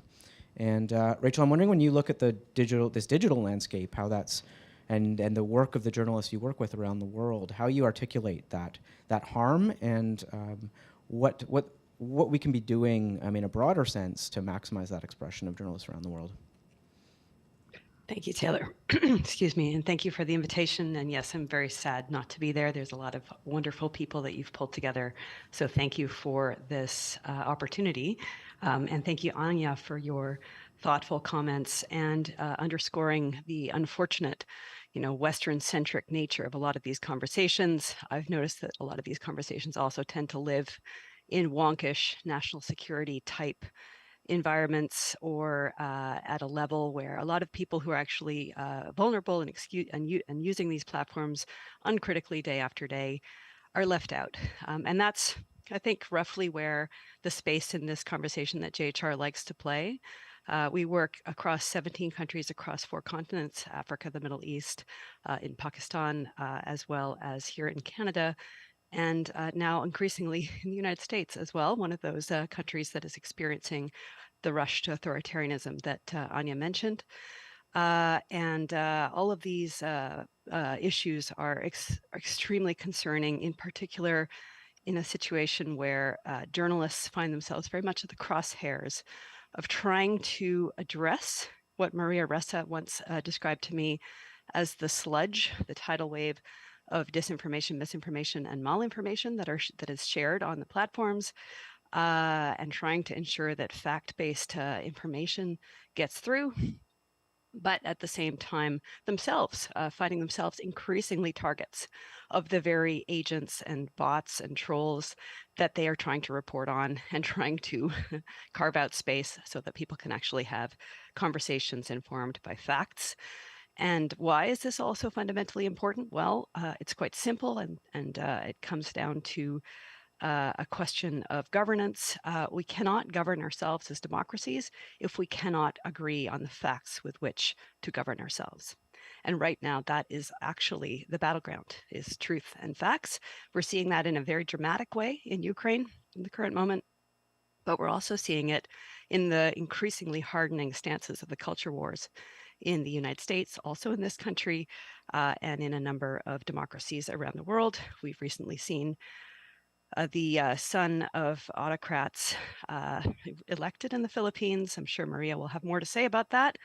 And we've seen somebody echoing a lot of Mussolini's lines elected in Italy, and it's going to be very interesting to see what happens in Britain over the next few months as they grapple with some of these challenges. Now, it's important to stress that the era before social media had its own share of harms. What we now call disinformation was once called propaganda. What we now call malinformation was hate speech.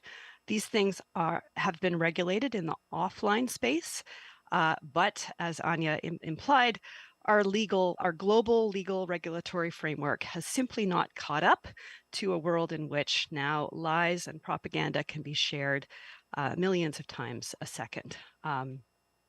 One of the points that we have hit upon is, frankly, that uncritically sharing propaganda, disinformation in this way, is obviously harmful to democracy, and that hate speech obviously can lead to hateful action, marginalizing a group and bullying it to acts of ethnic cleansing. And we have seen that in a number of environments, from the Myanmar junta's behavior towards the Rohingya, which was whipped up on Facebook, to the incidents of this kind of behavior in parts of the world where we work, such as South Sudan and Mali.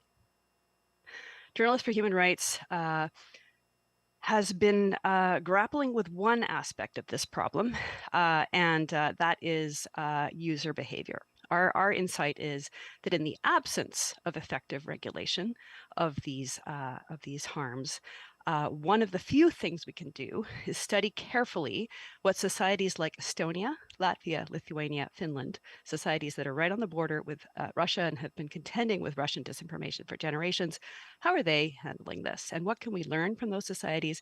And how can we adapt some of those insights to our own societies?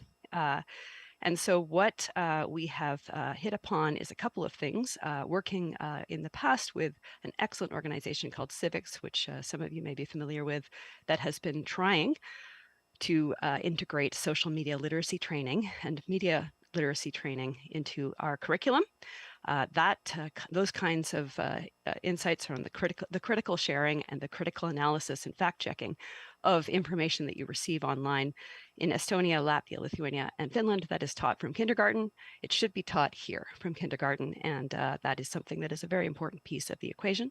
But then separately, in a world in which a lot of people, in Canada, we've not had the benefit of that kind of education, and people tend to be educated as they are adults when they are not taking adult education by reading and receiving media. And so working with journalists and social media influencers and those who have a large platform, and explaining to them and sharing with them basic online tools that are available to all of us that can be used to just verify, for example, as a reverse image search on Google, is the image of the incendiary headline that you're about to share actually illustrating the story or the piece of information that it accompanies, for example. And so ensuring that journalists at least have a basic understanding of the tools that are available to them to fact check information as it comes to them, safely debunk it. And by safely, I mean not blanket resharing and retweeting the piece of information that could potentially be harmful or is propagandistic, and otherwise calling out disinformation campaigns, understanding what to look for and calling them out as they break. And I'll give you a couple of examples. The Black Little Mermaid, that is a disinformation campaign. So the fuss about the culture war about the Black Little Mermaid has been amplified by bots on social media. And the incident with Nathan Phillips and the standoff between the Indigenous elder and the MAGA hat-wearing kid in Washington a couple of years ago. Twitter discovered that in fact was also a bot farm in Brazil that was sharing that information, posing as teachers in California. So we're all being played in this spun, as the phrase used to be, on social media constantly. And in the absence of effective regulation, which is complex and difficult for all the reasons that Anya very clearly articulated, in the absence of effective regulation, one of the few things we can do is inoculate users so that users have a better understanding of what they're receiving and what to share, what not to share, and from a journalistic perspective, that journalists are equipped with the tools that they need to be able to report on these disinformation campaigns, these propaganda campaigns, as they are happening, so that people understand what they're seeing, what they're looking at. I'll give you one more example before I close, and that is the experience with the Freedom Convoy earlier this year. If you'll recall, back in January, those of us who are from Canada in this group, third week of January, the Trudeau government announces military support for Ukraine in that conflict, or in that escalating situation. Within a week, we have a group of truckers, so-called truckers, and others, including people who apparently were armed and sharing seditious messages about the armed overthrow of a democratically elected government, setting up on Parliament Hill. So I called one of the trainers that we have worked with extensively, Marcus Kolga, who is one of Canada's preeminent experts in Russian disinformation. I said, Marcus, there's no way these two things are not connected somehow.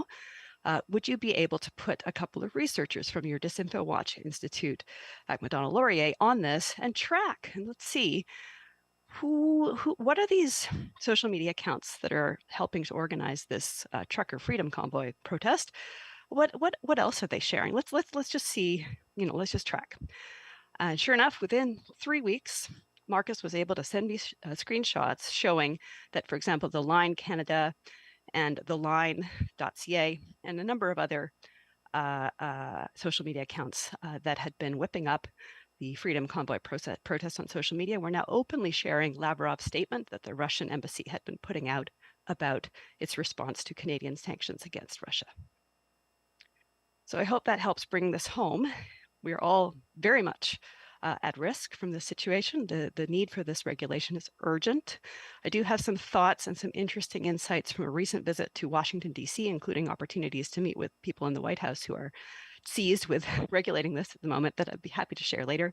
But I'm going to turn it back to you, Taylor, because as Anya said, we are for and we want to hear from everybody. Thank you. Thanks so much. Thanks, Rachel.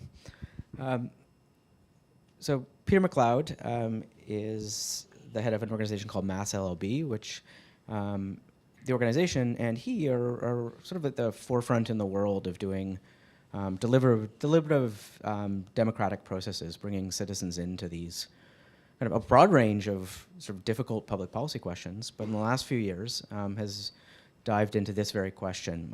I've had the privilege to work with Peter on 3 citizens' assemblies now in Canada on online harms, and we are about to embark on a 4th on involving teenagers and their perceptions of online harms, which is going to be really exciting. But in order to sort of transition this or to help bridge us into this domestic conversation, but also meaningful processes through which citizens can actually participate in these conversations. Peter, can you tell us a little bit about both the process, but also what you've learned about how citizens view these problems, but also want both their own governments and governments in other countries to engage with the problem?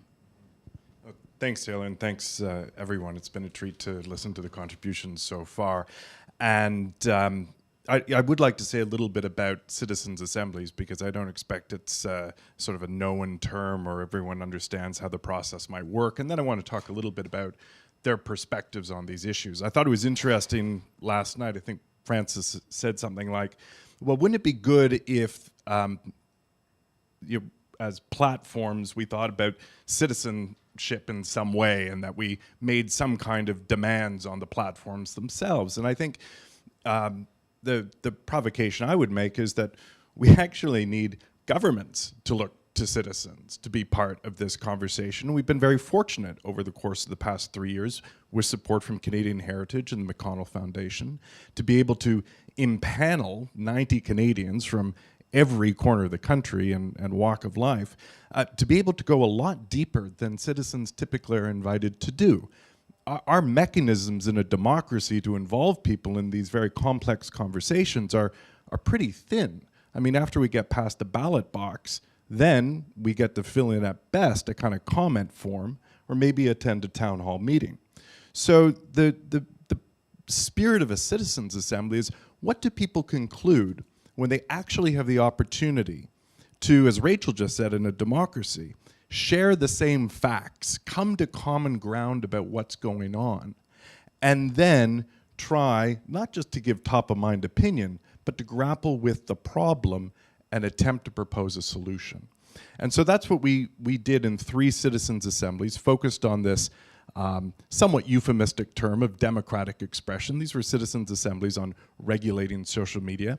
I just observed that they're not unique to Canada. The OECD has put out a terrific report tracking 600 citizens' assemblies that have taken place over the past decade. And where we find that they're most useful is where there's some kind of parliamentary impasse, by which I mean public opinion is way out here and those governing institutions just haven't caught up. So where do we see citizens' assemblies being used most frequently? Around climate issues.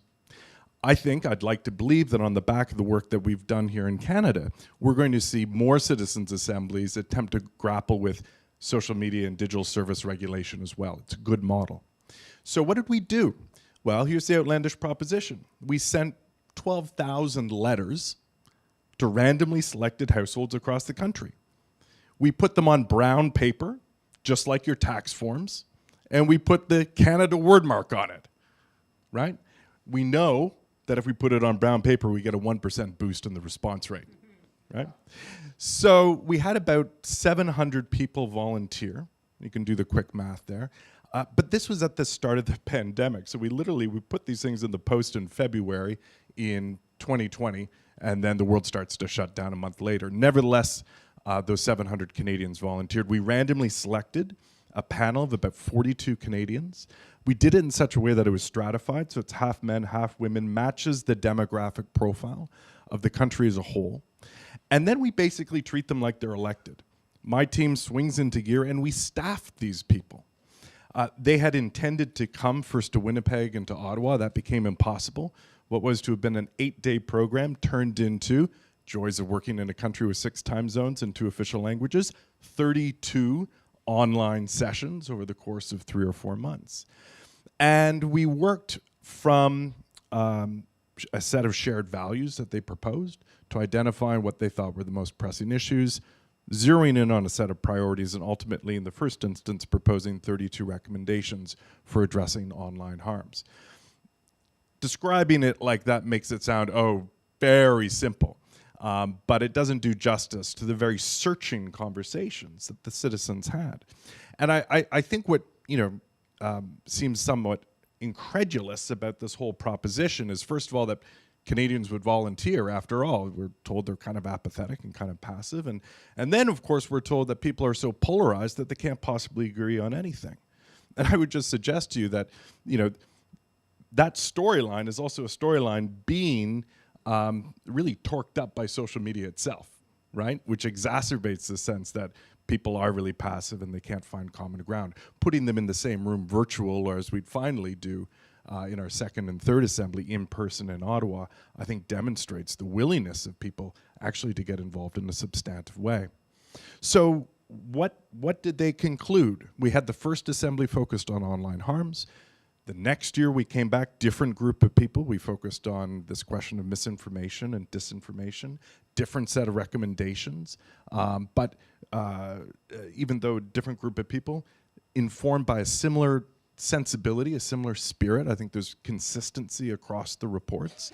And then credit to the government. They invited us to bring back members from the first and second assembly this June as they rebooted some of their own processes to respond to the feedback they'd received the prior summer. And we held what was called a capstone assembly.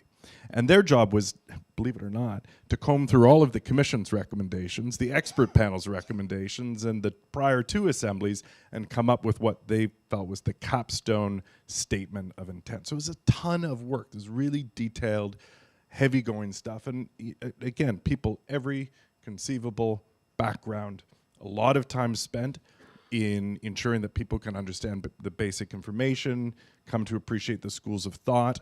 Almost as a bit of a control group, we had the commission working alongside us in parallel. We were sharing many of the same speakers, would present to both groups, but did reach some differing conclusions in an interesting way. Okay, so quickly, what are some of the top-line recommendations? First, Canadians are astounded that there's been such a regulatory vacuum all this time. They feel abandoned by their governments, that there hasn't been adequate action. They are stupefied that behaviors that would never be countenanced offline are every day online. And they feel an enormous amount of concern for their family members, their children. They see the pernicious effects of these technologies, and they'd like government to do something about it. The first thing they'd like government to do is actually enforce many of the laws that are already on the books that go unenforced because the policing resources, judicial resources, aren't there. But then they also absolutely accept the case that there needs to be independent regulation for the major service providers, just as there is for broadcasters in this country.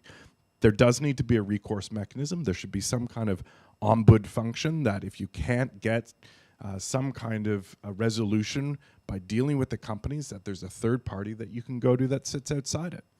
One of course, the most contentious issues, you won't be surprised here, was the question of anonymity online. And that's where the panel really struggled to speak with one voice. All of the other recommendations were a consensus position. They did sort of broker an agreement amongst themselves. It's that there really ought to be some sort of cross-platform system of verified users. And most critically, amongst the recommendations, that users should be able to control their experience to a far greater extent than they currently can, and they need to own their data. And I think people in the room understand just how transformative that shift would be. So if they're not going to own their data, they should certainly be able to control their experience, and part of controlling the experience is about who they're going to encounter online. Similarly, they're very concerned about this destabilizing influence of the foreign actors that Rachel mentioned. They've got no time for bots. They think they should just be stamped out or labeled. They're also quite skeptical, frankly, of government's ability to do any of this. After all, we still get the spam email and we still get the unwanted 1-800 calls. So they're saying, we need to do this, but we're not quite sure we've seen government's capacity to do it in much more prosaic arenas. There are a number of other recommendations I can get into as well. But I think the point I'd most like to make is that citizens not only want action, they want to be part of the solution. And that they're more than capable of getting their head around a lot of the concepts that animate the conversations we're having today, and they're not half as polarized by these issues as we may have been led to assume. It's quite incredible that citizens come into these processes thinking they're going to be divided amongst each other because they've been having this very debate about online harms on the internet. And then in person or through these processes, they really come to sort of a different place and understanding of both each other's views and of where this governance conversation could go. So you mentioned government capacity. We have it here. Owen is not Isabelle Mondu, the Deputy Minister at Canadian Heritage, but he works closely with her. She had to unfortunately step away at the last minute. But luckily, Owen's been at the center of this very conversation within Canadian Heritage, which has been tasked over the past almost 2 years now with developing the Canadian policy approach on the issues we're talking about. And a colleague of ours that couldn't be here, unfortunately, Heidi Tworek, loves to say that Canada has the benefit of sort of a third or fourth mover advantage.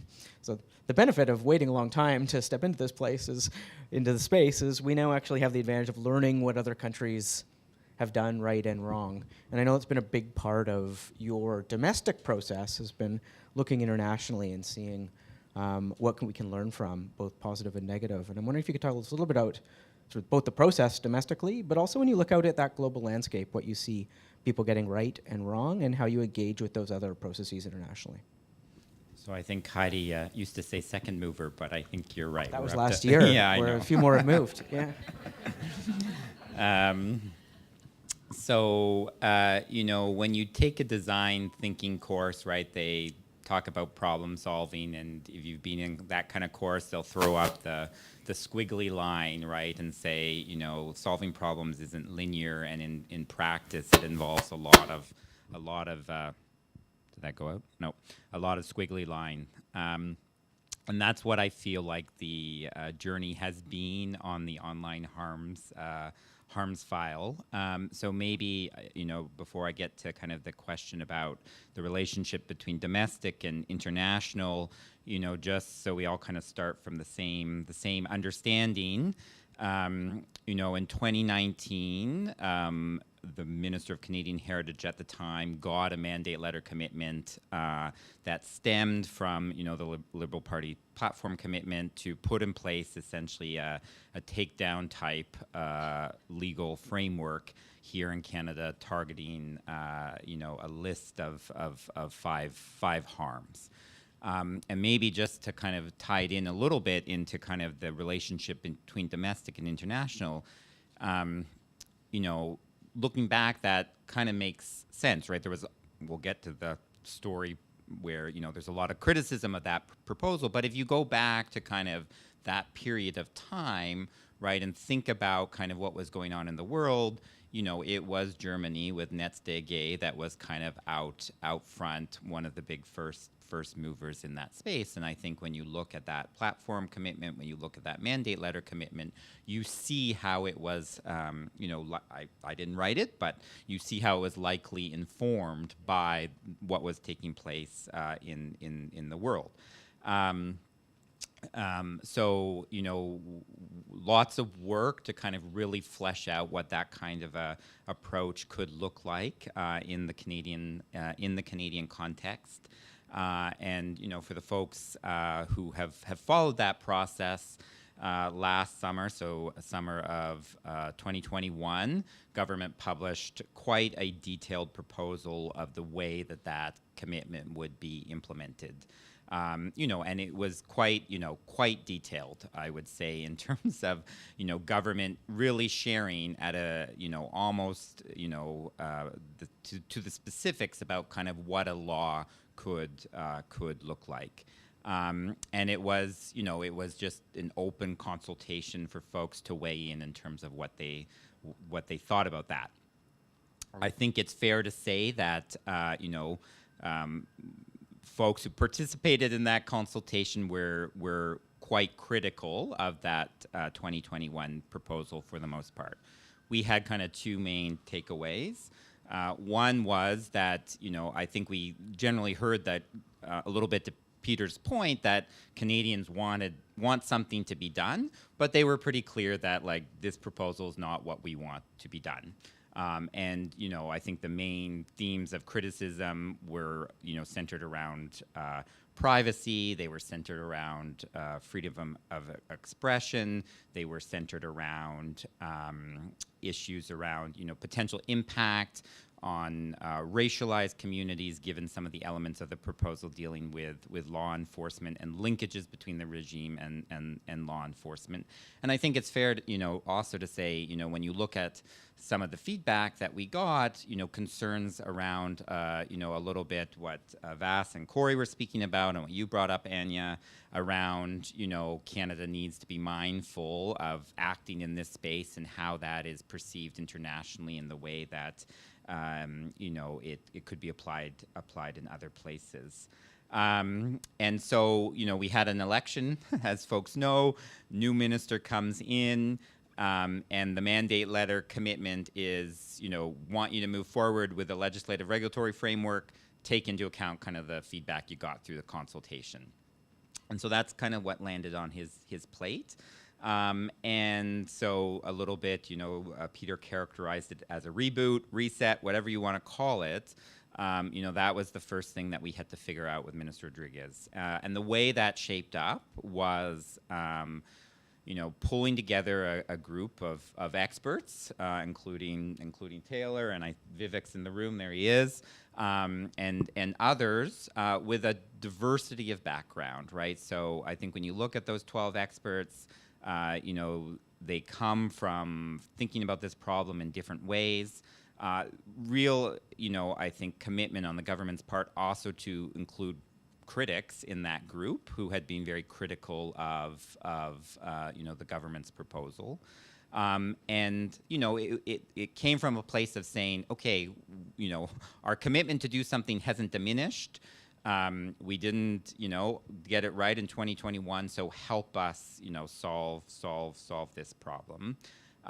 You know, and, you know, to help launch that, you know, government published kind of a What We Heard report on all the submissions we got, which I think you know, can be characterized as sharing the good, the bad, and the ugly of everything that came in response to that 2021 consultation.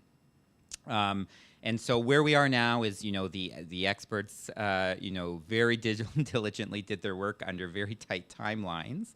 And, you know, if I were to characterize, and again, we have Vivek and Taylor in the room, so they can correct me if they feel I've mischaracterized it. But, you know, if I were to characterize kind of the thrust of that, it was to really move away from a takedown approach to what, you know, we are calling kind of this duty to act responsibly. And at its core, I think, in having had the opportunity to listen to at least some of the conversations, it was thinking about, like, why aren't we thinking about, these products and services more from a product safety perspective? Like, we have product safety laws, and safety laws in other areas of, consumer goods and services. Why do we not kind of apply that same lens to, these digital products and services that we use? And, and so the way that kind of took shape is to say, duty, act, of responsibility is kind of this obligation on, platforms to think about and identify the harms that could be caused by their platforms, for folks who use those platforms to take steps to mitigate and reduce that harm, and then to be transparent about the harms that they've identified on their platforms, the steps that they're taking to reduce those harms, and their effectiveness. Like, did those mitigation techniques actually work? And the goal, as we've reflected on, the work of the expert advisory group, as we've reflected on the work of the citizen assemblies, the idea that I think we've kind of been noodling around is, this idea of kind of a digital safety plan, that, you have this cycle that kind of repeats, right? So you have the transparency of, as I described in the digital safety plan, it creates an opportunity for citizens and for civil society to weigh in and say, that's nice, platform A, that you're taking these steps to address these harms, but we, to kind of perhaps Rachel's point, see that journalists are experiencing a ton of abuse and bullying on your platform, and so what are you doing to mitigate that particular harm against that particular community? Elements. So Ministers, was on the road for much of the summer, still on the road, doing roundtables with communities to kind of test and socialize this idea and get feedback and reaction. I think a couple of points that have come out of that, that maybe I just share and put out there is, I think from certain victim advocates, I think there continues to be particular concern with respect to at least a couple of categories of content: child sexual abuse content and the sharing of intimate images without consent, where, again, victim advocates feel very strongly about the need to have meaningful mechanisms to really, hold platforms accountable for getting the images down. So that's, I think, being, heard come out quite clearly in some of that engagement. And then the piece around law enforcement continues to be one that is raised, and again, concerns particularly from racialized communities who worry about those two options that were put on the table in 2021, ultimately leading to over-reporting of folks from those communities, and thus over policing of them. Perhaps, Taylor, going to kind of your question, I think as we've gone through the squiggly line, a comparative analysis is public policy 101. And, the way I would kind of characterize it at a 10-foot level is, when I look at the kind of international frameworks that are out there, I kind of roughly group them into three types of approaches. So you have kind of the takedown approach, again, Netz-de kind of being, the primary example. We saw the emergence of the duty of care type approach in the UK with the Online Safety Bill, and then with the DSA in the European Union. And then I kind of characterize the Australian approach with the e-safety commissioner as more kind of an investigative approach, where there's different avenues of complaint that you can bring forward, and then the team at the e-safety commissioner kind of digs into them and makes a call on them or not. So that's, as we kind of think about, what at the end of the day a bill will look like here in Canada, it's definitely been about thinking about the pros and cons and considerations around those three models. The other piece that I just wanted to pick up on, because, Rachel talked about it, is because the other place this plays out is through some of our programming. And so, we do have a program at Canadian Heritage that was put in place in kind of the lead up to the 2019 federal election called the Digital Citizen Initiative. And it really comes at it from the thrust of helping to mobilize civil society in Canada more cohesively address some of these global problems, and to make sure that I think we're leaning into kind of the research side on how do they transpire here in Canada, right? So after 2016, like we talked a lot about fake news because of what happened in the U.S. We now call it mis and disinformation. And you know, while there was a strong global narrative about that, I don't think, you know, we didn't have a good sense really about, okay, well, how is that playing out in the Canadian context, in English-speaking communities, in French-speaking communities, in diasporan communities, and third language communities in different regions, right? And so part of the Digital Citizen Initiative and the thinking behind that is really to make sure we're understanding these problem sets here in Canada, and then to kind of bring that community of civil society organizations who are working at arm's length from government to say, you know, they are actually better equipped than us in terms of engaging citizens and equipping citizens to thinking about how to kind of, you know, be more critical about the information that they consume online. I'll leave it there. Thanks, Owen. Thanks, everybody. We have a good amount of time for conversation. I want to open it up pretty soon just to questions, so please get them ready. I just want to start with one, though, and dig into a little bit about the question that Jennifer framed about positive and negative externalities of national policies on other jurisdictions in other countries. I think it's a legitimate argument that developing democratic norms and procedures in democratic countries can have a positive effect on other countries to push either citizens in other countries to demand the same, can push give models for other governments to follow. But as we've heard, there's also a real risk of the language and some of the tools and capabilities and legitimization of those capabilities that are enacted in countries with potentially stronger civil rights and rule of law and democratic accountability could be leveraged for illiberal means in other countries. And on the latter, I'd like to ask Anya and Rachel first. How does that play out in illiberal-leaning regimes? Or is this language really being appropriated? And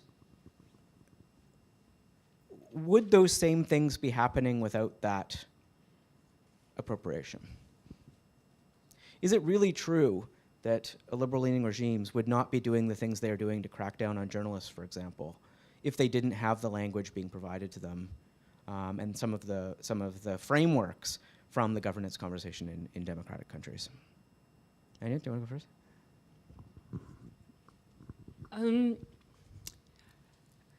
As long as you're not clearly a dictatorship yet, any resource, I mean, actually in countries that are the dictatorships, but any resource, any discourse that you can draw on that has some legitimacy to refer to has power. And that works both ways, right? So like as activists, we also do that drawing on, say, the UN special rapporteurs as instruments. Like, you constantly refer to these things to try and remind governments that these are global agreements that they have agreed to, right? The thing is, I think maybe my concern is again, the discourse when it comes specifically to the digital. I'm going to come back to that whole point I made earlier about how we speak about data as a resource. I think you do that in Canada as much as we do that in India, right? And many of the legislations you're talking about worldwide, I'm not saying there's no value in doing things at this level, but they are not fundamentally questioning that discourse. And as a consequence, they're also not fundamentally actually questioning the business models of the companies. And I think we need to be real that many of the harms fundamentally come from those business models. So if you look, for example, misinformation, I think Francis yesterday also kind of referenced how the algorithm becomes so important. In Infoglut, I think Mark Andrejevic talked about how patterns are more important now than facts. It's almost our epistemology has changed, right? And of course, as scientists, you also look for patterns. But as scientists, we have common agreement on how to do that. And even if you work in a discipline, in a different discipline, or you use a different paradigm than I do, I should be able to check and agree whether within your paradigm you've done a good job or not. The patterns we're looking for with data, for example, we don't know how companies do that. We don't know how governments do that often. There is no agreement there. So it's the way we think about the world really is fundamentally changing, and there is no way to question that. And so now I do want to, I'm sorry, I'm going to take a little bit of time, but I want to come back to that example of consent, because this becomes one of the reasons why consent can be so light, and why you can tick a box and then basically sign away your fundamental right to privacy. There is no other fundamental right that I know you can sign away like that. In most democracies, there is an essence to the right to free speech, an essence to the right of life. You can't sell yourself into slavery, for example, right? We don't seem to have that with privacy. But it starts to make sense why, for example, in Europe, the protections are stronger than they are in India, where the latest version of the bill, the privacy bill, has been scrapped again. It is because if you look at data as a resource, why would India not capitalize on that? Tell me. I mean, it's one of the few countries that can actually really make that leap, right? It's one of the few that can really compete with China and the US. So if you look at data as a resource, then they should be prioritizing that. And that falls out of the picture. So I think there is always an impact of laws in different countries. I think that's real. But the challenge here is really also that there isn't enough digging about these underlying layers. Because if we ask questions there, I do think it becomes more difficult for governments around the world to refuse some of these changes. If you actually show how that impacts people without talking about free speech, for example, I think there are changes that can be made and that we can advocate for, which also, they won't do away with all of these harms. So I'm not saying these laws are not going to be having value anymore at all. But for example, that whole issue of control of data, which I think is so fantastic, came up in this consultation as well, right? That will change. Right now, we're just pussyfooting, sorry for the language, around the business models of the companies. We don't want to go there, and so then you're just scraping that top level layer. Rachel, do you want to come in? And can I just add, how would our thinking about our own legislation change, or if it was informed by the concerns and rights and challenges and interests of citizens in other countries? And to what degree should we be considering that in our own domestic legislation? It's a very good question. Excuse me. So last month, I went to DC to meet with a number of really interesting thinkers who are grappling with this right now. And part of the reason I wanted to do that is because, to Anya's point earlier, these companies, the majority of these tech companies are incorporated in the United States. There is a greater burden, in my view, on the United States to get this regulatory regime right, because they are the ones who can have a very direct impact on the way that these companies behave. One of the analogies I heard was extremely compelling, looking at the profit margins, to come back to the question around the business model. Looking at the profit margins of these companies, the average quarterly profit margin for a large tech company, Facebook, Google, et cetera, is in the neighborhood of 60 to 80%. Compare that to a Fortune 500 or a car company. Average profit margin is between 10 and 17% in a good quarter. That's a good quarter. These companies are being allowed to make too much money. And part of the reason, and this was a very, very helpful analogy, I thought, is that the products they're putting out are dangerous to civil society, are dangerous to democracies, as the equivalent of a car company putting a car on the road with no lights, brakes, or seat belts. So what needs to happen in this regulatory process is an understanding that these products are dangerous, an understanding that this is not simply a discussion around free speech and privacy, because frankly, there are certain forms of speech that have always been understood to be hateful and dangerous and have been regulated. That we have never had an era in which pornography is so widely available until we had this digital regime that we now have, this access to social media platforms and others. For example, we have never had an era in which it has been possible for people with extreme views to gather online. We've never had a situation where there has been a technology where it has been particularly profitable to share, to come back to Annie's point about the business model, to share viral information that incents anger, which is what we see. It is extremely profitable to share information that stokes a certain kind of anger and militantism in these democracies, and in particular in the United States, which is currently at number 129 out of 162 countries on the Global Peace Index, just south of Egypt and Eritrea, in case people are wondering why we're looking at the US in the way that we are. And so I had this very interesting conversation with one White House senior advisor in the Office of Science and Technology. And I was sharing some of the insights from JHR's last 2 years, where we've been working with journalists to help them and resource them to fight the infodemic of information, misinformation, disinformation, malinformation that has accompanied the pandemic. Helping to address vaccine-related misinformation and disinformation in 12 countries across Africa and the Middle East, and also helping to address some of the massive and disproportionate gender impacts of this situation on women and girls living in lockdowns. There has been an accompanying epidemic of gender-based violence. There has been an accompanying epidemic of teen pregnancy, ensuring that those issues are front and center of public discourse, but also sharing that and bringing it back to him and trying to help him understand that because there is so little thoughtful regulation currently of the harms of this information being shared in the way that it can be at the moment, we have real challenges in terms globally that manifest in the lives of people across Africa and the Middle East, for example, and giving him concrete examples. And then hearing from him in terms of how they're grappling with this. And so much of it came back to the free speech and privacy challenges. And so what I proposed to him, and what I would love to hear more about through these conversations and beyond, is, if we can look at the business model square on, rather than, seeing experiments in entertaining disinformation law misuse, such as the most recent legislation announced in Turkey, which allows the government to jail a journalist for up to 3 years for sharing dis or misinformation.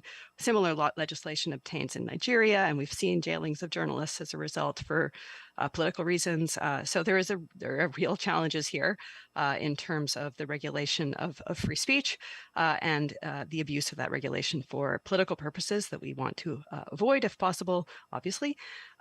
Could we refocus on the business model and make it financially deleterious to share viral, dangerous information?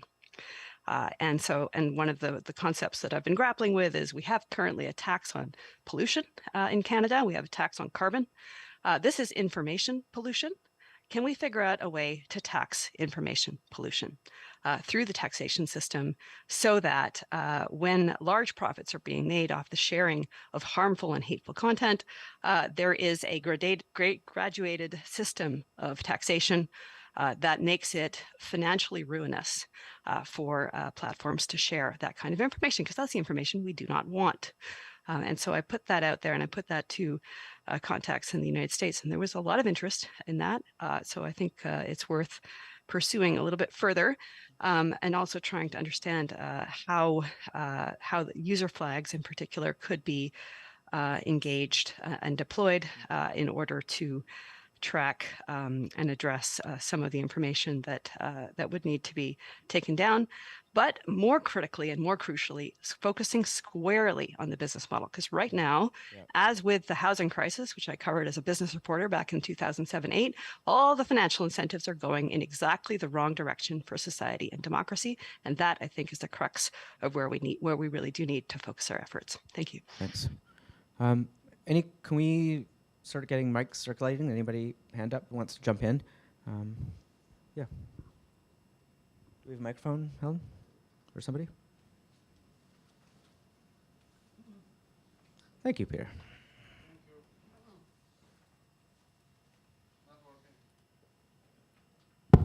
Oh, working. Okay.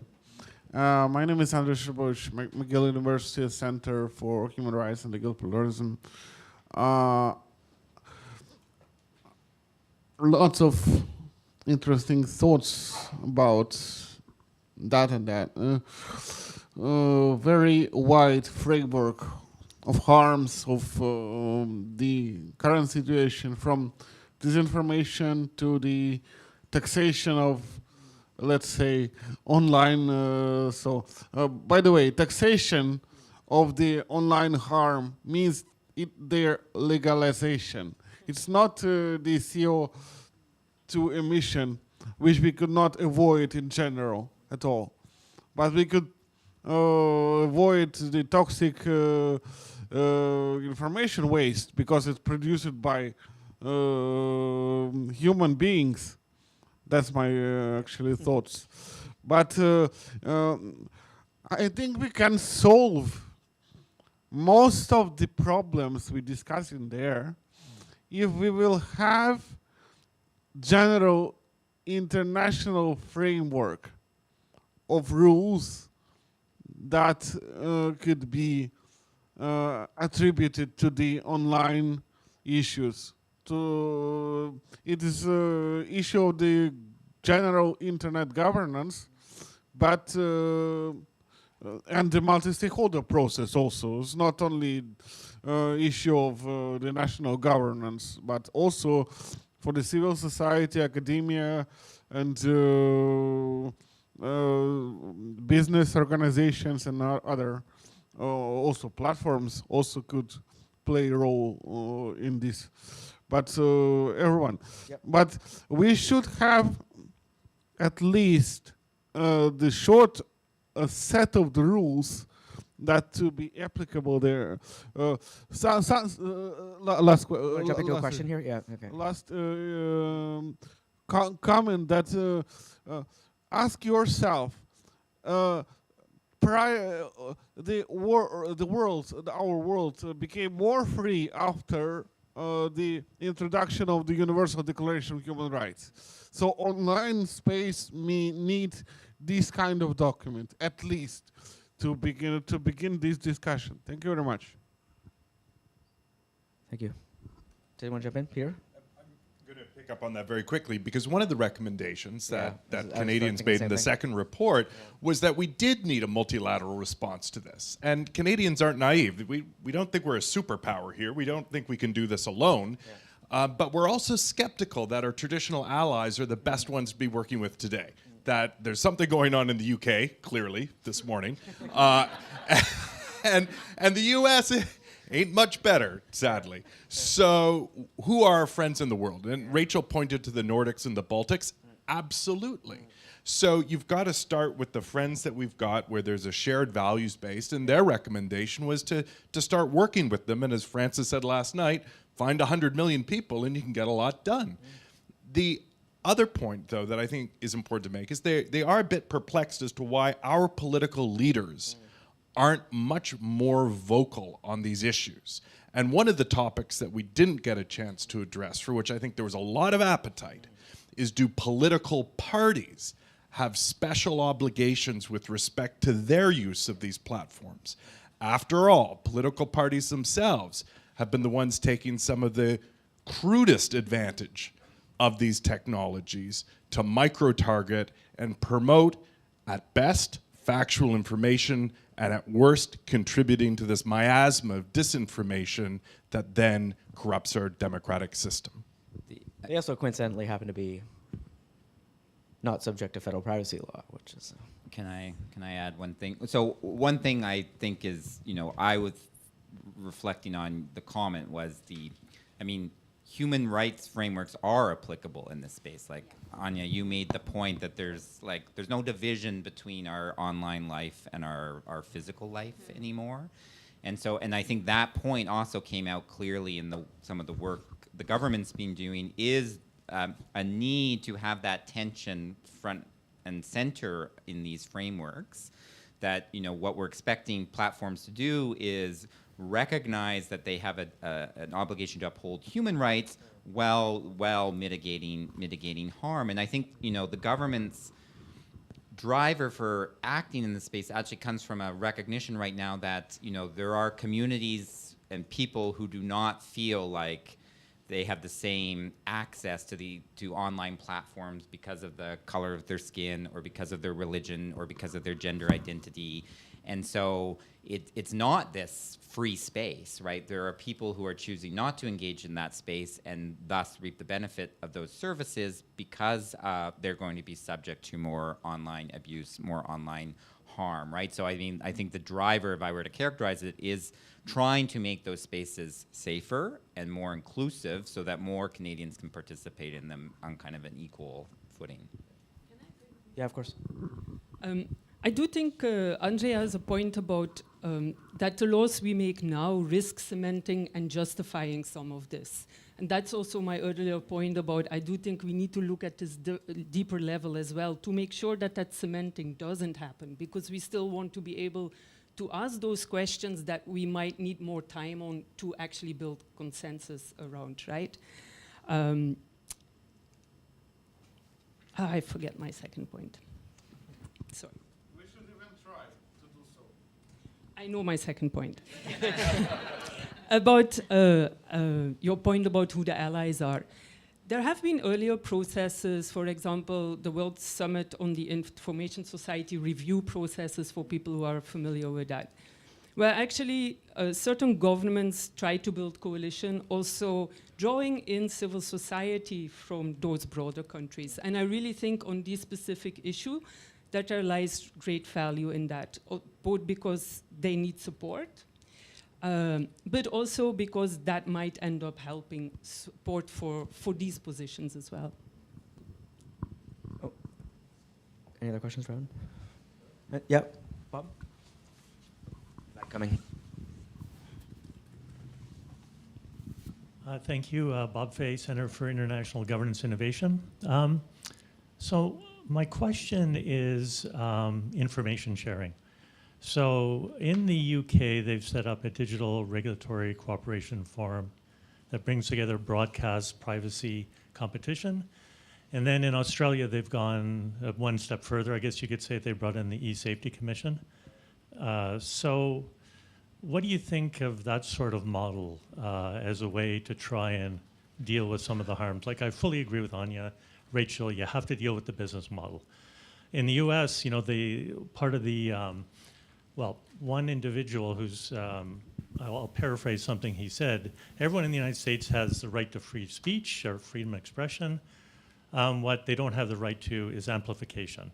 And so deal with that by just changing the business model, just banning it. I don't think that's actually going to happen.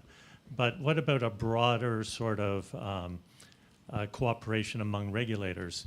And I think in the UK, they're trying to figure out whether that should be statutory. So I think that's going on right now. Personally, I don't believe that. I think in Canada, we have mechanisms that are very similar that aren't statutory that have worked. But anyway, I'll leave that there and see what you have to say. Owen, has there been talk about domestic coordination, sort of interagency or regulator coordination?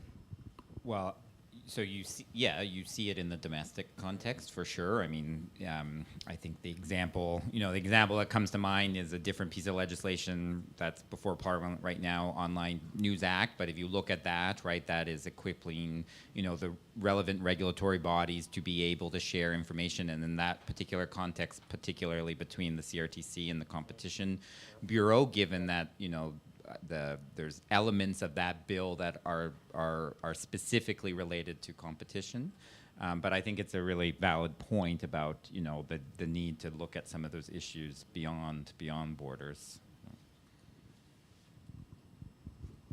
Anyone else? Yeah, Vivek.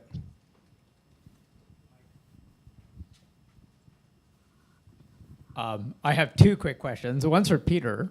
Have there been citizens' assemblies in other countries on this sort of group of issues? And if so, what's the mood of those assemblies? And then a question for Anya, just to build on your point about, in countries that are not dictatorships, you mentioned that, legitimate discourse can be helpful. So in countries that are, let's say, advanced democracies with strong rule of law, what kinds of discourses should we be having that would have, those positive externalities in a regulatory conversation in a place like India or Brazil or Nigeria, right? imperfect democracies where there's still some room for debate? Great questions. So the answer to your question is no, not as yet. But I've been speaking with a number of jurisdictions who are quite interested in what we've been up to here in Canada. So I think it's a matter of time. There's another vector, though, through which citizens may come to play a role, and I'm a bit agnostic on the topic, and that's the platforms themselves, bringing in citizens in various configurations to advise them on all manner of policies. And we see that, of course, with the Facebook Oversight Board with grandees who are advising it. And I think we've already seen that it can be problematic. But there are a number of academics who are speculating that part of the answer to platform governance is to create certain mechanisms that would bring people together, and that may in part be informed by what we've done here in Canada.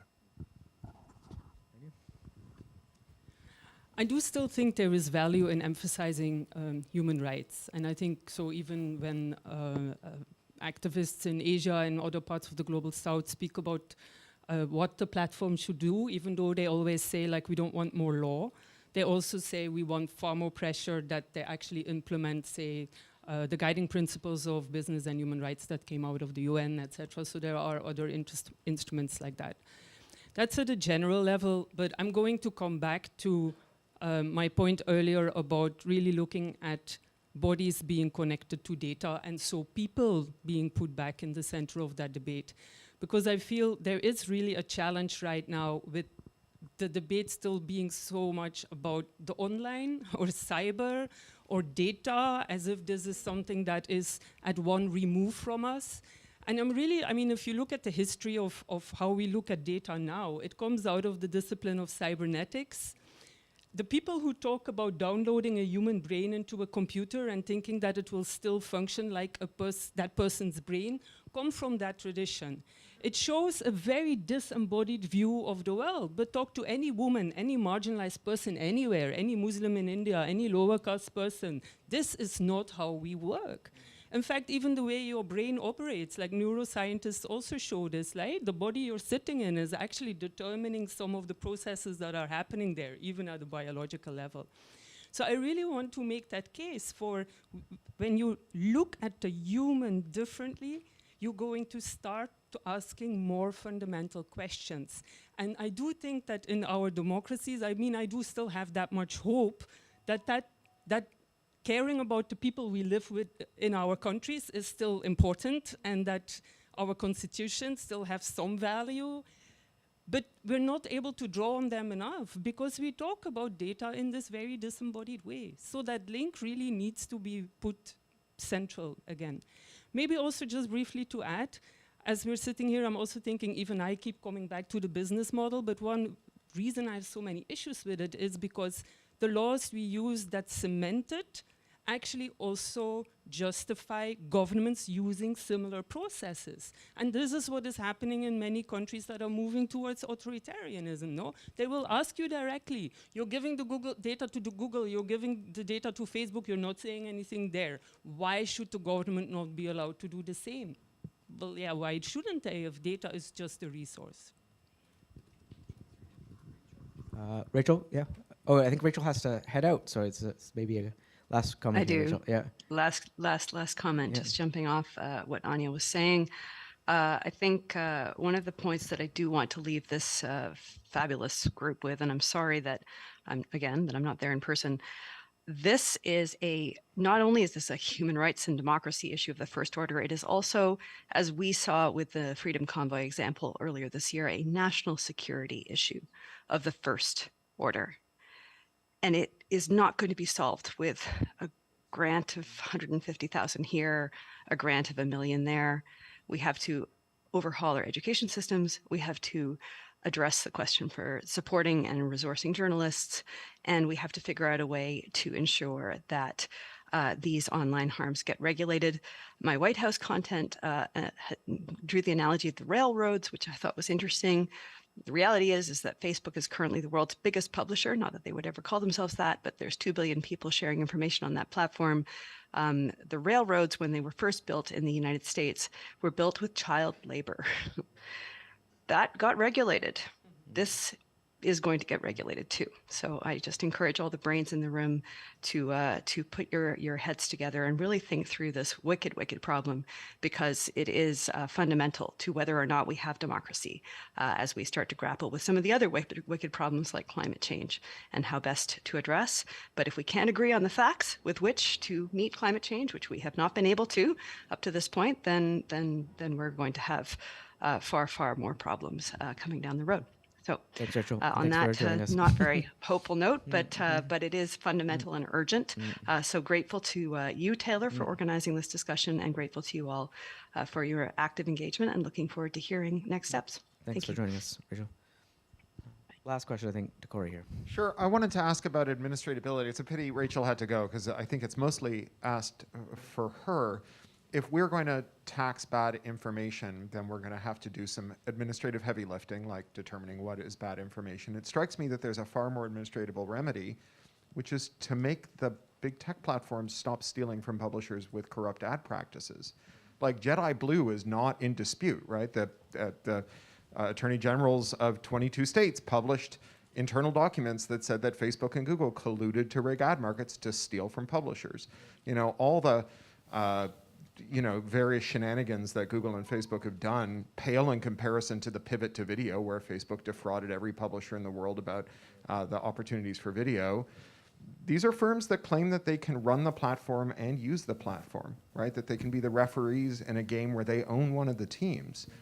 We wouldn't let like a lawyer do that, or a judge do that, or a literary agent do it. It's amazing that we let these two powerful businesses do it. And it strikes me that if we're worried that using those platforms is too profitable, those platforms are too profitable, we could just make them stop cheating, right? We could sue them for the things that are not in dispute, which is that they are defrauding through the ad market. Owen, do you want to use that as an opportunity to talk about, in our last words here, some of the things you're doing for the actual production of reliable information in this country, and how you view those as markets? Sorry, what's the question? Ask the question one more time. So, well, and it's, to a certain degree, you are entering into to digital markets for journalism through a series of pieces of legislation right now. Yeah. So I guess one comment I'd make, and picks up, I really enjoyed this morning's conversation, and I guess from where I sit, right, and I sit in the big machine of government where we all have different accountabilities and responsibilities, like the issue of competition and the issues that we're looking at, admittedly through a culture lens, are not mutually exclusive, right? Like, so I always, like, the competition concerns are real and legitimate, and if my colleagues that I said were here, they could talk about kind of the work that they are doing to start getting that off the ground, right? Online News Act, takes a slice of that in terms of there's a lot of debate about that bill, but actually arguably one of the most important things it does is actually gives news businesses an exemption from the Prohibition and the Competition Act to be able to bargain collectively, and that is designed to increase their bargaining power vis-a-vis platforms in the ad market, right? But I won't pretend that is the solution to the problems that Corey and Vass were talking about this morning. Well, thank you, everybody. Thank you, Owen, Anya, Peter, and Rachel, for this kind of really rich conversation. I think we have lunch outside, right out the door, and we are back, I believe, at 1 o'clock. So thank you, everybody.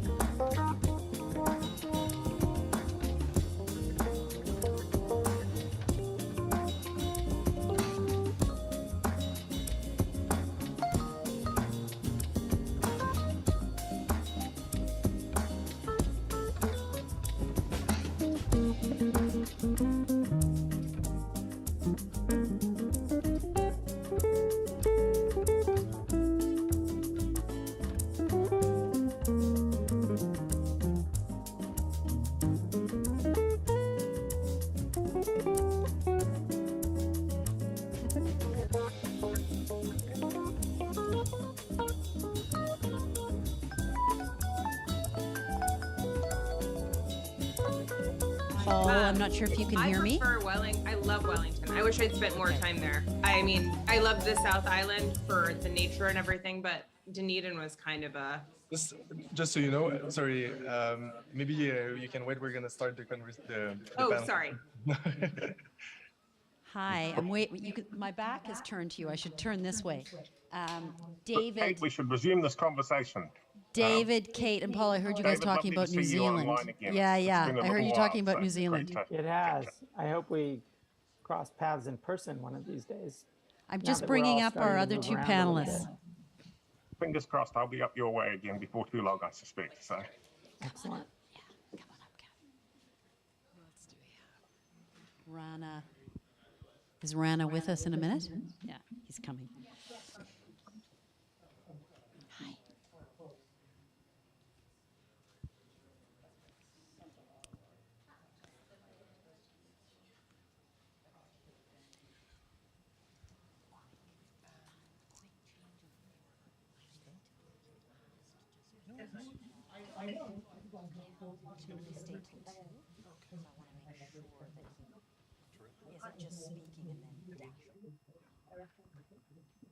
Great. We're going to get everybody back inside and start at 1. I think we are also going to be having students from the Max Bell School coming later this afternoon, right?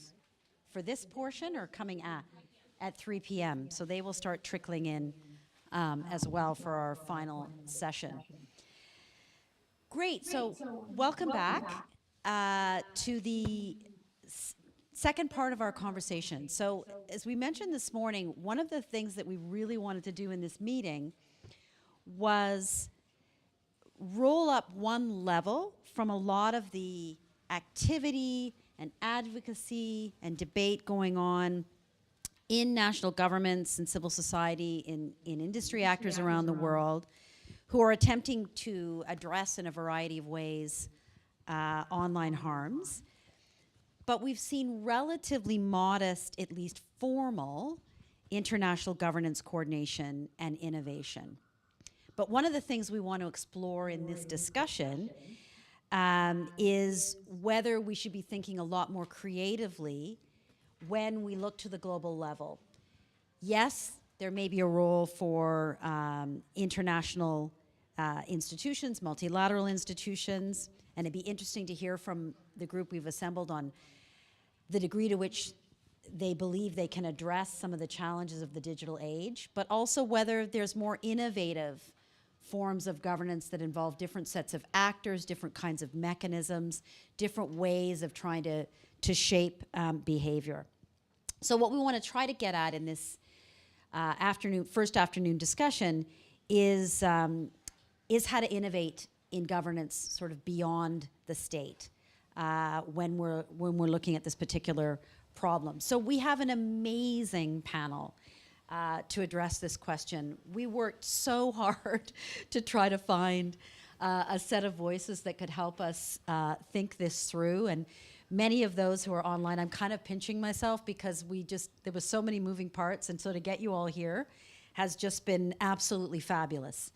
I'm going to just rearrange the order slightly because Paul Ash, who's in New Zealand, has to leave us at 2 p.m.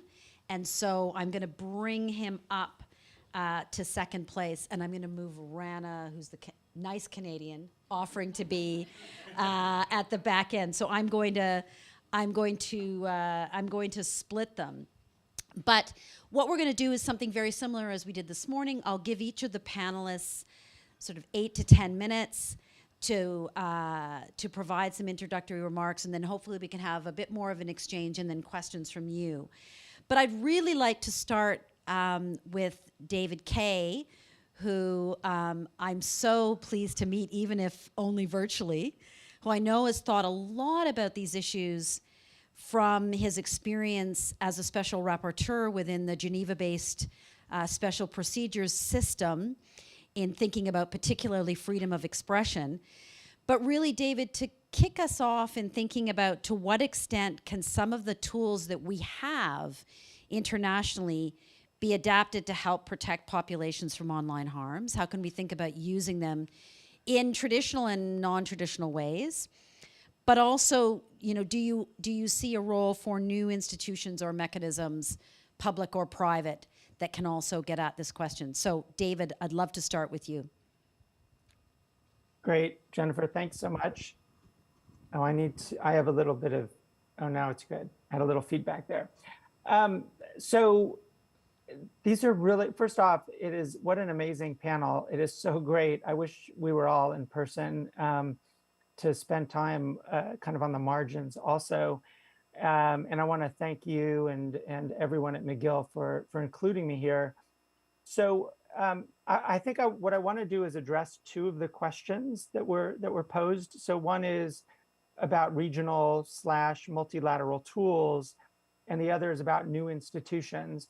And I think it's hard, if not impossible, to have this conversation, at least on the regional and multilateral side, without acknowledging that there are already tools that exist, and also tools that are being put on the market, let's say, that are going to be, I think, over the coming years, very meaningful in how we think about online governance, and probably meaningful in ways that we don't fully understand right now. So I'll just mention two of them. I think one is, Jennifer, what you mentioned, which is the multilateral human rights system. So, I mean, the multilateral human rights system, when I think about it, involves, a bunch of different pieces. It involves, at the international level, things like the Human Rights Council and special procedures, which is the network of special rapporteurs in all sorts of areas that focus on human rights in generic ways, meaning like an entire programmatic space or in a country specific way. But they have increasingly, over the last 5 to 7 years, or going back maybe even to 2011 with reporting by my predecessor, Frank LaRue, a special rapporteur on freedom of expression, focused on the way in which online space needs to be governed so as to protect vulnerable populations, but also to protect freedom of expression, right to protest, and other sort of fundamental rights in the international system.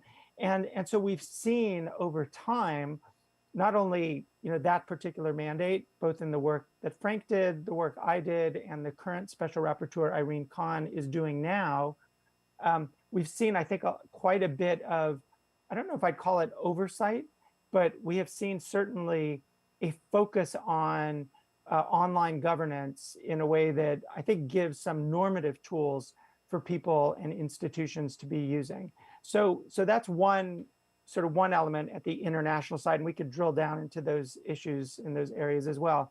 The other, of course, is the network of regional human rights courts, which have increasingly paid attention. This is particularly true of the European Court on Human Rights, but it's also true of the African Court on Human and People's Rights and the sub-regional courts like the East African Court of Justice and the ECOWAS Court in West Africa, but also in the Inter-American Court and Inter-American Commission. There's been an increasing focus on the way in which online rights, or let's say human rights, are mediated in online spaces. And those are forms for online governance. I mean, they really are, in many respects, I mean, depending on the jurisdiction, having a meaningful impact on how states regulate online speech. And I think a lot of that work, particularly out of the European Court, but also in the other courts and in commissions, and the special rapporteur in particular for the Inter-American Commission on Human Rights, have had, I think, a meaningful impact on how we think about the norms of human rights in online spaces. So at the regional and multilateral levels, I mean, really that's just sort of scratching the surface. And there's a lot more to say about that, but those are two ways in which I would think about that space. The other, of course, is the emergence of the Digital Services Act in the European Union, recently adopted. It won't be in effect for some time, and whether it's actually implemented in a way that goes beyond implementation of the GDPR. I mean, I think there are a lot of questions around it, but the fundamental point of the DSA, which I think we just don't know the outcome of yet, and I don't even think we will know for some time, is whether transparency matched with risk assessment will actually have a meaningful impact on online governance. It's an experiment in many ways. It's an experiment that I imagine other states and perhaps regional institutions will follow. But it's very interesting as a model, and I think it's really open as to how that actually impacts the space. The last thing I would say, because I know we have several just amazing panelists, and I want to stop and hear from them myself, is the question of new institutions, and the way the question was framed and what was sent to me was, what new institutions or mechanisms, including forms of private governance, could be developed to address these kinds of issues, and can we borrow from other policy domains? What I would say here, are two things. One is whatever one thinks about the Facebook Oversight Board as a model, it's been very interesting. It has, kind of created an approach to online governance that sort of gives a nod to platform values, whatever those are, but really is making decisions based on human rights norms. And I think that's super interesting.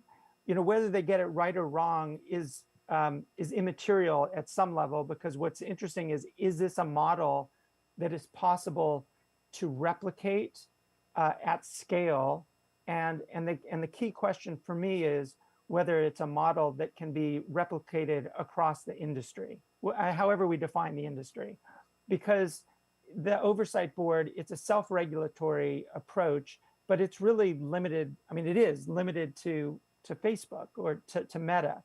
And I think moving forward, a big question for us all who are thinking about online governance is whether that model can be kind of extrapolated into something that is more of a kind of cross-industry oversight approach, which I think would be based on the assumption that states regulating content will always lead into bad places, and is a model that particularly bad actors would abuse. And so is there a model that would work across industry, that adopts kind of the principles that we're seeing develop in the Facebook Oversight Board, but could be applied in a broader, even global context? So I'll stop there. Those are my sort of initial kind of throwing some points out into the mix for discussion. That's fantastic. And you introduced exactly what we hoped you would, which is ways of thinking about both private governance and existing tools. And we may come back to think about how those first set of tools actually operate, and how civil society actors are using them, how they're being leveraged, I think is a really interesting question for us to consider. I'm going to turn to our friend in New Zealand next, given the time, Paul Ash, who has been part of a fascinating conversation in New Zealand in response to tragic events in that country, to work towards an initiative or forms of activity that would help to address online harms, in particularly in his role as the Prime Minister's Special Representative on Cyber and digital issues. So, Paul, it's wonderful to have you here with us virtually. We know you had a very busy week, and we're glad that we were able to make the timing work. We'd love to hear from you on this set of questions. Well, Kia ora tātou katoa. It's fantastic to be able to join you from New Zealand today. It's relatively early in the morning, but not unusual for us. In our time zone, we're reasonably used to working through a range of different times of day to be able to engage with colleagues and counterparts. And congratulations to the team at McGill for the speakers you've assembled. I'm absolutely humbled to be talking alongside some of them, and absolutely delighted at the perspectives I've already heard from David, and I know Kate and Rana and the rest of the team will bring into the mix. In thinking through the questions you've posed for us about existing global, regional, multilateral tools and their adaptation to protect populations from online harms, I think we probably faced a very, very stark examination of that very question after 15 March 2019, as we looked at not only the murder of 51 people at prayer, but the way that live stream went global and the impact that that had globally through the exploitation and abuse of online platforms. And as we thought about our response to that, it was evident to us that we needed something that had a whole range of different elements in it. We would probably need to think about better regulatory measures down the track at one end of the spectrum. And at the other, we had a very strong view that we needed a much better conversation and engagement across the different players involved in this challenge. Governments, the affected communities, those who've been working in the online space for a very long time, those like David who've been so strong on ensuring that human rights protections and a free, open and secure internet are maintained as this work is carried out. And we needed to find a way to bring those voices together. For us, three things were critically important. First, that we couldn't actually do nothing in response to what had happened after Christchurch. The impact of that was such large scale, and the exploitation of online platforms meant we absolutely felt our duty and our obligation to try and find a way to improve that situation.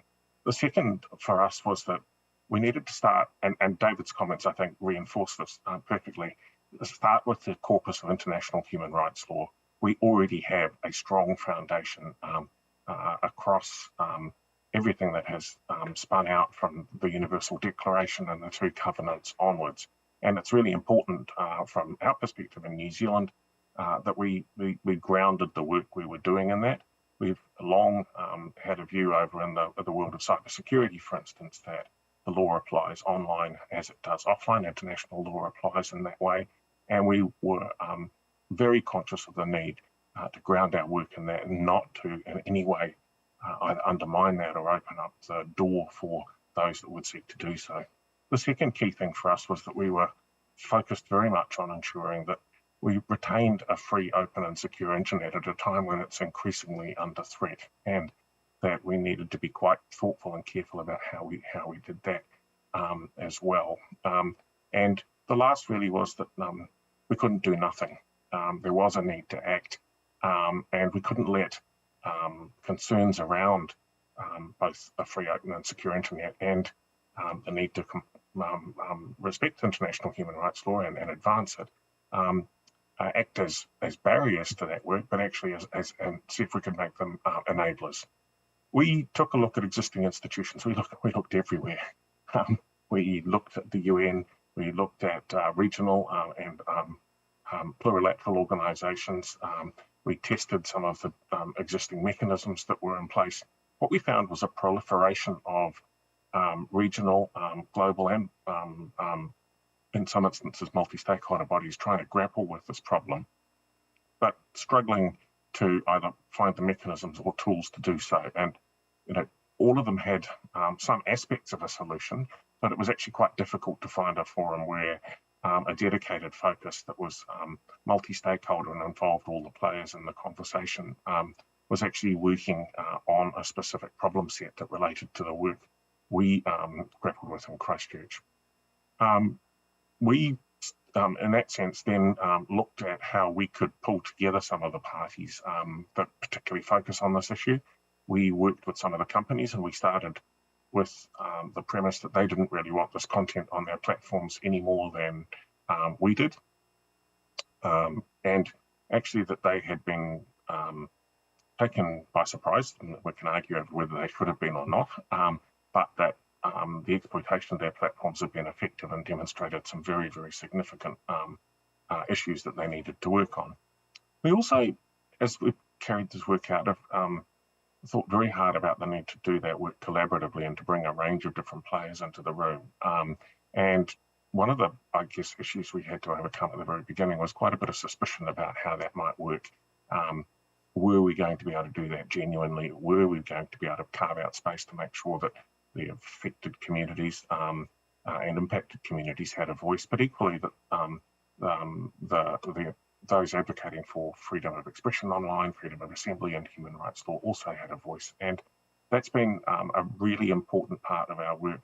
The focus on that has required an awful lot of time, confidence building, and we just saw this with the Christchurch Call Summit we had last month in New York, where as the summit got closer, it became evident that we needed to be focusing in on ensuring that both the governmental leaders, the industry leaders, and the civil society leaders who all wanted to be at the table were actually prepared and given confidence in their ability to have a conversation that could be facilitated and reasonably free-flowing. And a number of governmental staff, for instance, defaulted to the idea they wanted some set-piece statements and their leader needed to be at a particular place in the priority. The companies wanted some assurance that their general counsel would not be unhappy with the way the conversation was tracking. But civil society folk wanted to be there and present at the table and having an equal voice, and then realised that actually that meant a really chunky set of conversations and a unique opportunity to present some of their perspectives. And it was, some of that's a bit of a simplification, but in effect we watched the need for human beings across these different places to sit down and build confidence in working together. And it meant we were able to get some really interesting issues out on the table and have a real conversation. To do that, one of the key things we've found is it's important to distinguish between the policy outcomes we're looking to achieve, and we've got a number of those set out, say, in the Christchurch Call, and the methods we use to get there. And there's a discovery phase in here that's really important, actually understanding the nature of the problems that all of the actors in the online sphere face, and then looking at how we collaboratively build policy solutions for that.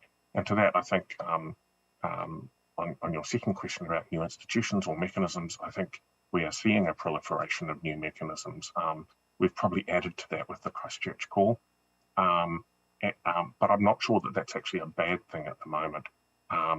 What it speaks of to me is a time when societies are having to adapt quite rapidly to the implications of the online world, that we're not actually particularly well prepared to do so at the moment, and that there's a fair bit of testing and experimentation. And I think, to David's point, the regulatory frameworks that the European Union is developing are a major contributor to working our way through that. And it will be really interesting to see how those step forward. I can speak to something that we've just launched that I think may actually contribute usefully to that discussion. But something like the Oversight Board is also a really interesting test and model to see just how private governance will work. And I guess our sense has been that for the online environment, we're going to need a mix of public and private governance, and we're going to need to spend some time trying to work through what works and what doesn't, and ensure that the conversation is opened up in a way that we can be slightly experimental about some of that stuff with care, but that a multi-stakeholder framework for doing that will give us the best chances of ensuring we've got useful checks and balances in that process. In doing that, as we look for places to work and ways to take our work forward, we did look at other models, and I would say there's some very useful ones that have been built in place in fields like cybersecurity, where we look very, very carefully at some of the models for information sharing and for problem solving. I think in other areas of online challenges, some of the work around child sexual exploitation, where collaboration has been able to be built, has also been useful. We also looked a bit more broadly, though. There are many issues that come out of it, fields like public health, or social sciences that we think need to be brought into this discussion, and the way we built the commitments in the Christchurch Call reflects that.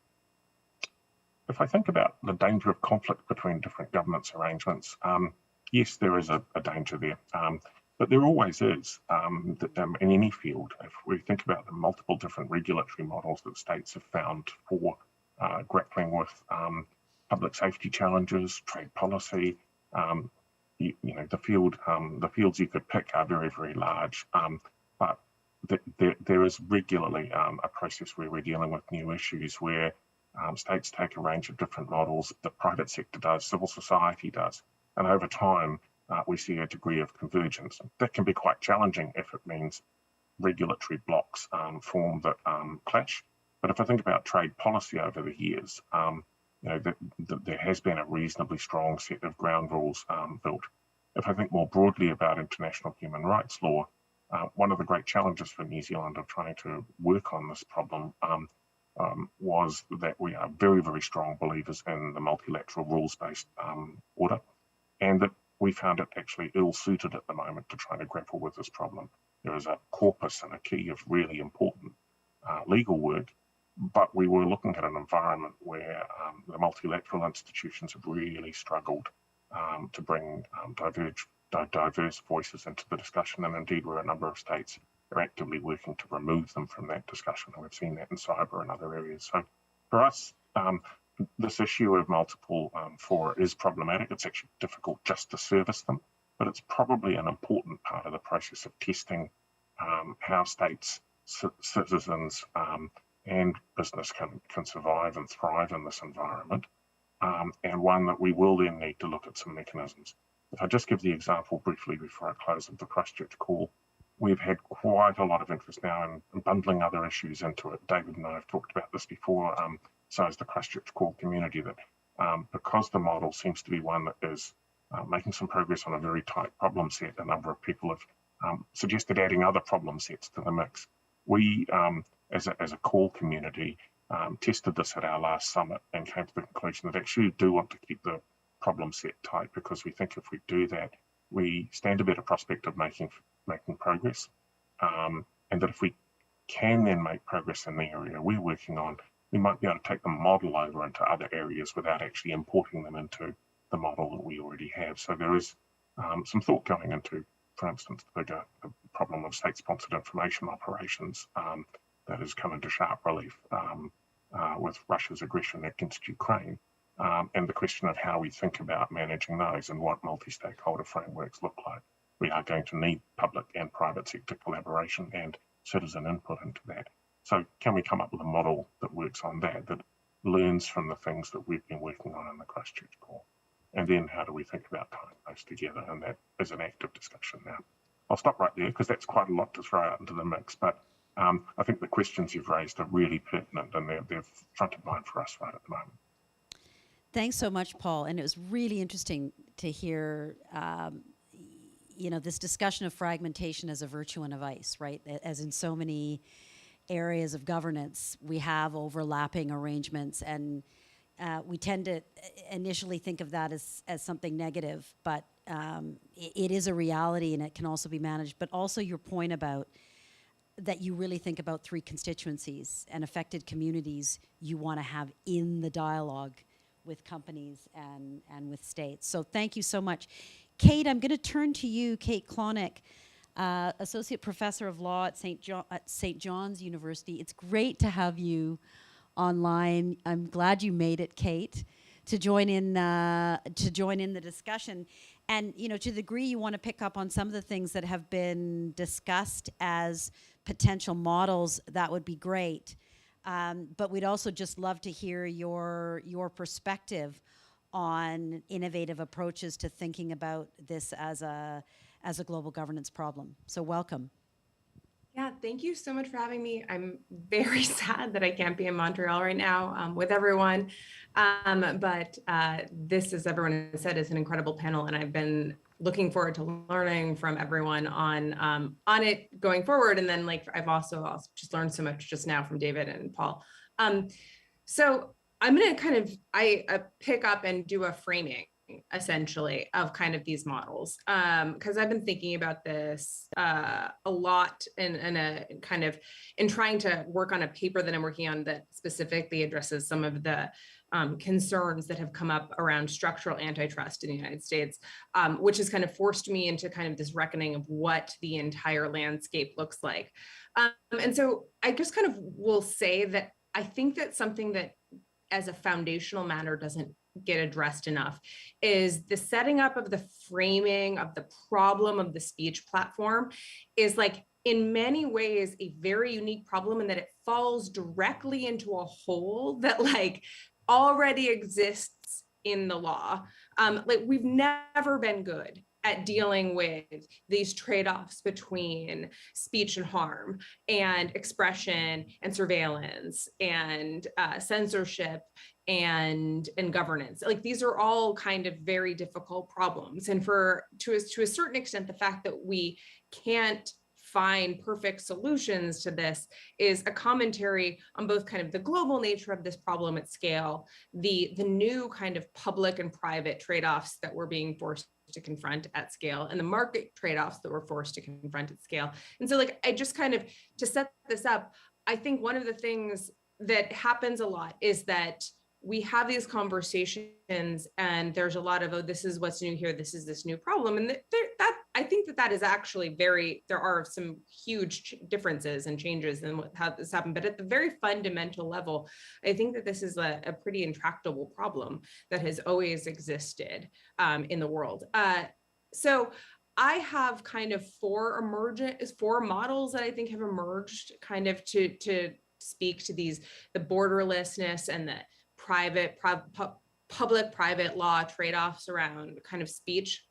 And so I'll just kind of go through each of those, and they'll be familiar, which is that you have kind of, I would say, a very market-driven approach about platforms for rules of speech. And this is kind of a 1997 cyber libertarianism idea of David Johnson and David Post, who wrote kind of this illusions of like the borderless world, and how essentially predicting that essentially platforms would end up creating markets of rules, and that consumers and individuals would choose between those markets of rules. And I would endeavor to say that like with Kanye buying Parler and Truth Social proliferating right now, and Gab, at least to a certain extent, this is something that's happening. There are different markets for different rules. There are different services and products that each of the platforms are providing for people, and certain promises that they're making for process, for procedure, for substantive governance. And so like, I think that that's worth kind of raising again. The second is kind of the Jack Goldsmith and Tim Wu idea and who controls the internet, which is this recapitulation of geopolitical struggles that they just predicted that the geopolitical struggles and nation state power grabs would just basically replicate themselves in the internet, right? And take place through control over platforms or control over markets or control over kind of border protections. And so there is this, and like, I think frankly that like the DSA, the DMA, a lot of what you're seeing with certain types of laws and regulations that can't get passed in the United States happening in other areas of the world and forcing platforms into like this Brussels effect, this compliance. This is part of what's happening. And of course you have like China and the EU and the US, and then like and the majority world all kind of in conversation in this way. But you have some of the old power players, the ones that like, China and EU and the US.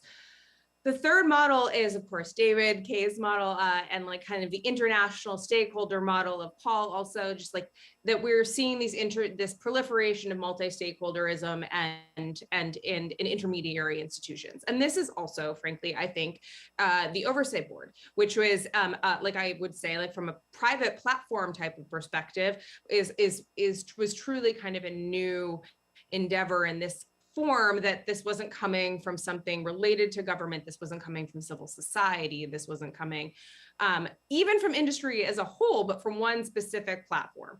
And so I think people know that I covered the formulation of the board very closely and watched it very closely. And there was a great deal, and I think there still is, a great deal of skepticism about its independence and a lot of things. But some of that has actually, I'm pretty surprised that that has actually proven to be, people still have plenty of qualms with it, but the independence and the idea that it's in the pocket of big tech or in the pocket of Meta has really kind of, I think, mostly disappeared. And like the role that it's playing in kind of the larger, broader international human rights conversation has become much more significant and really important. Two last models, and then I promise I'll wrap up.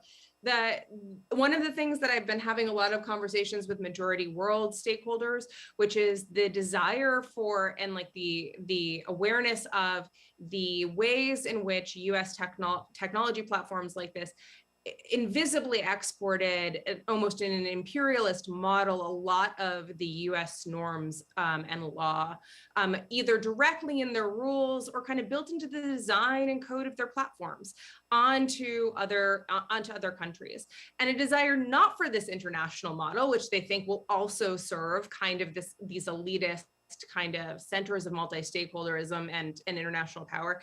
But honestly, I've heard a lot of people calling for a Balkanization type movement of literal, like, we will make the rules in our own country and we will decide what the substantive law is, and we don't need kind of the tech companies coming in or our interests encapsulated by other types of international, like giant international panels or things like that. And so I just wanted to mention that because I would say that, like, generally, because of the feasibility of that and like what it would actually mean, I don't know how much power that it has, but I do think it has an important role in raising some very important impact and justice concerns, specifically around the majority world and how they are continually impacted by kind of these conversations that they're not a part of.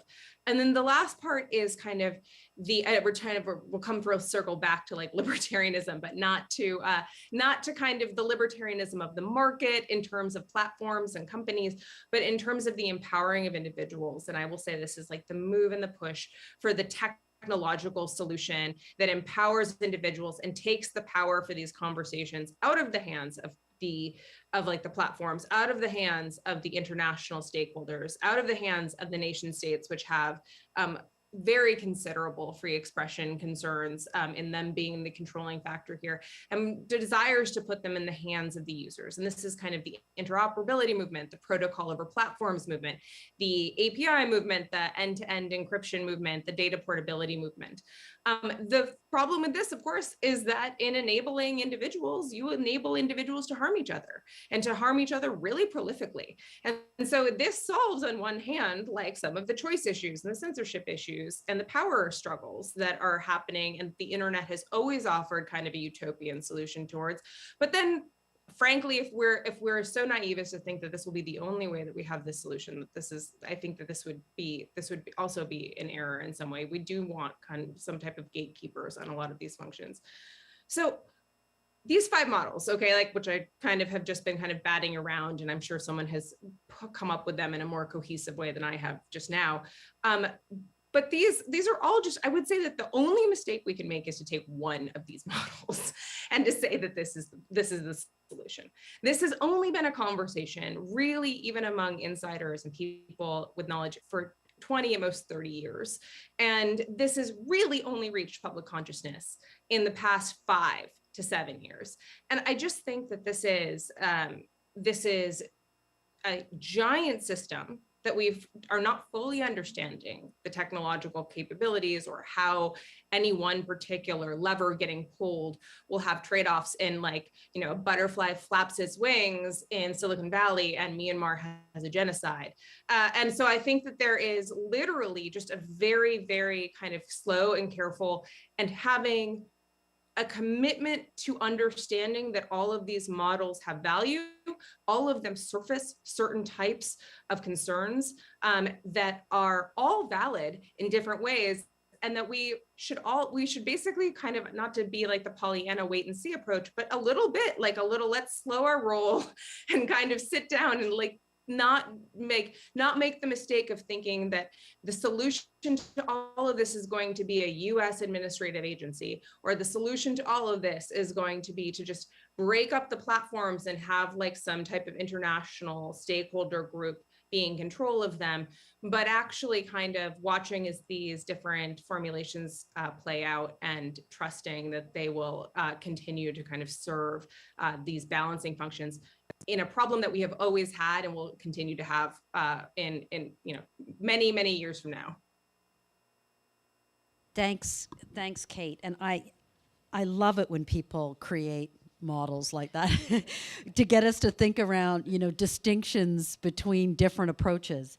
And it's extremely interesting to take on board your recommendation that we also need to watch how they're operating and the kind of effects that they're having, and underpinning some of what David said, but also we started to talk about it this morning. I mean, when you think about the governance structures for human rights generally, we also know that the protection and promotion of human rights over the last 75 years or more has taken place through a variety of mechanisms and a variety of approaches to governance, right? Not all the same. You have, even just in Geneva, you have 3 or 4 different types of arrangements that are meant to work towards, let alone looking outside of formal governance. So it's very helpful to have them at our fingertips in that way, including one that it sounds like is governance by dominance, right? Governance by the exportation of a single model. That's a form of governance. It just might not be one that is as normatively desirable as some others, right? So let me bring in Catherine. I now go to my 2 in-person folks to round us up. It's been great to have you with us the last day and a half. I know you've been thinking about these issues a lot in your formal role with the Wikimedia Foundation, but also in a variety of ways over the last several years. So please, we'd love to hear your thoughts on these questions of how we think about existing tools, new approaches, but also maybe on the dangers of overlap, or maybe it's embracing some of this complexity, and we have to be careful with, we have to be comfortable with that ambiguity and that fragmentation. Well, I think, first of all, I just really appreciate the opportunity to be in dialogue with the rest of the panel. So much has been said that I think I strongly agree with, and when you bring up the point of complexity and ambiguity, those used to be 2 values we would screen for when we would interview people at the Wikimedia Foundation. So I feel as though very much at home here. And I think to Kate's point, the idea of this complexity of overlapping models, I really appreciated the articulation that you made there, Kate, over those 5 models. They resonated very strongly, I think. In my own experience, it addresses something that I did want to speak to a little bit, which is the idea of the norm production and governance at the scale of the network, right? Which is this idea that we would even have a series of, or a set of normative values that we can agree upon at the scale of the 4 billion or so people who are connected in the world today. Which is not to say that that is a sort of explicit rebuke or challenge to the universal human rights framework that I think many, if not all of us on this panel, agree with needs to be sort of foundational to any of these conversations, but really is just about how do you tease out some of the variance in norms that exist with even fairly homogenous populations. And so the example I always like to use on this, and when it comes to privacy, is if you've ever been to the Netherlands, it is a social value / norm that people do not put curtains on their windows. And if you've ever been to Germany or Switzerland, people put curtains on their windows, and you are looked at as though you're very strange if you do not, right? And these are different norms of privacy in a neighboring country context where many values are shared, many of those liberal Western values that we associate with the same sort of universal rights paradigm are shared, and yet these 2 sort of cultures adopt, or the 3, I guess I mentioned 3 countries, adopt very different approaches to privacy in this regard, which is in the Netherlands, you have, if you put curtains up, you have something to hide, and transparency is a value, and which is actually interesting because the Dutch government's been trying to get people to put curtains on their windows for climate purposes and sort of heating bills. And how do you change that norm is sort of an interesting question that they've been grappling with. And if you go to somewhere like Switzerland, the idea is that you focus on privacy because otherwise your personal life is an intrusion into the commons, right? And so norms are highly circumscribed by the communities that we live in. They are socially enforced expectations. And the idea that we're going to get to a place in which we can have some sort of arrangement in which we scale these norms to the network of 4 billion is just unreasonable to expect. And I think it's really important that we start with an understanding of the fact that we are working in this sort of socially determined paradigm, and then we try to find ways to accommodate for that. And that's why I really like the idea of these multiple overlapping frameworks and sort of the adaptability and extensibility to edge cases. And so obviously there's this interplay of law and norms, and I can talk a little bit about some of the challenges there of governance, and certainly just want to sort of emphasize the idea that all of this should be underpinned, even when we talk about norms, by this universal respect for human rights and protection and minority rights within pluralistic and majoritarian societies and everything else. But still, there needs to be space for variance. So that sort of brings me, I think, a little bit to some of the models that I've seen around governance that I think are interesting, that maybe we haven't touched on quite so fully. The private governance models of the Oversight Board, I'd love to actually have a little bit of a deeper dive on that. I think it's very exciting that it exists. With all due skepticism, I also think it's giving a lot of its power away.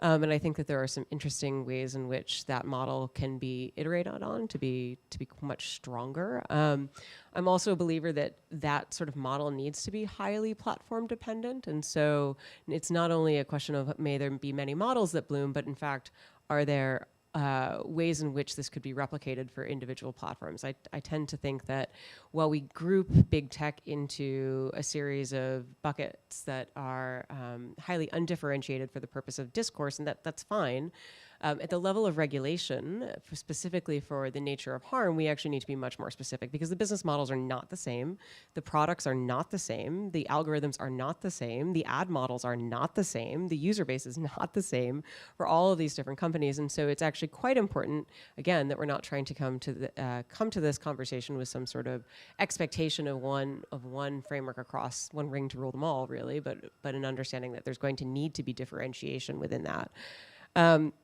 And that might be the difference, again, between sort of norms and universal values. And so I've seen also an interesting, I don't know how it played out, effort by the French government to experiment with sort of this idea of co-regulation, which was the embedding of regulators within private platforms. I think the model was, they were exploring that with Facebook, and I haven't been party to any of the conversations to see where that's gone, but the idea was really that you would be able to have obligations to the body public, but access to the sort of specific data and product decisions that were being made that were affecting French citizens. And was it possible then to have a much more bespoke model to regulation that was also much more dynamic, in keeping with the way that product and platform development actually occurs, which is a closed loop system in which products are iterating on a weekly, if not daily basis, so that you're actually having a much more reactive approach to having these conversations around harms than the sort of like waterfall development style of policy that existing in most democratic legislatures today. So I think that's sort of an interesting model that could use a little bit more conversation.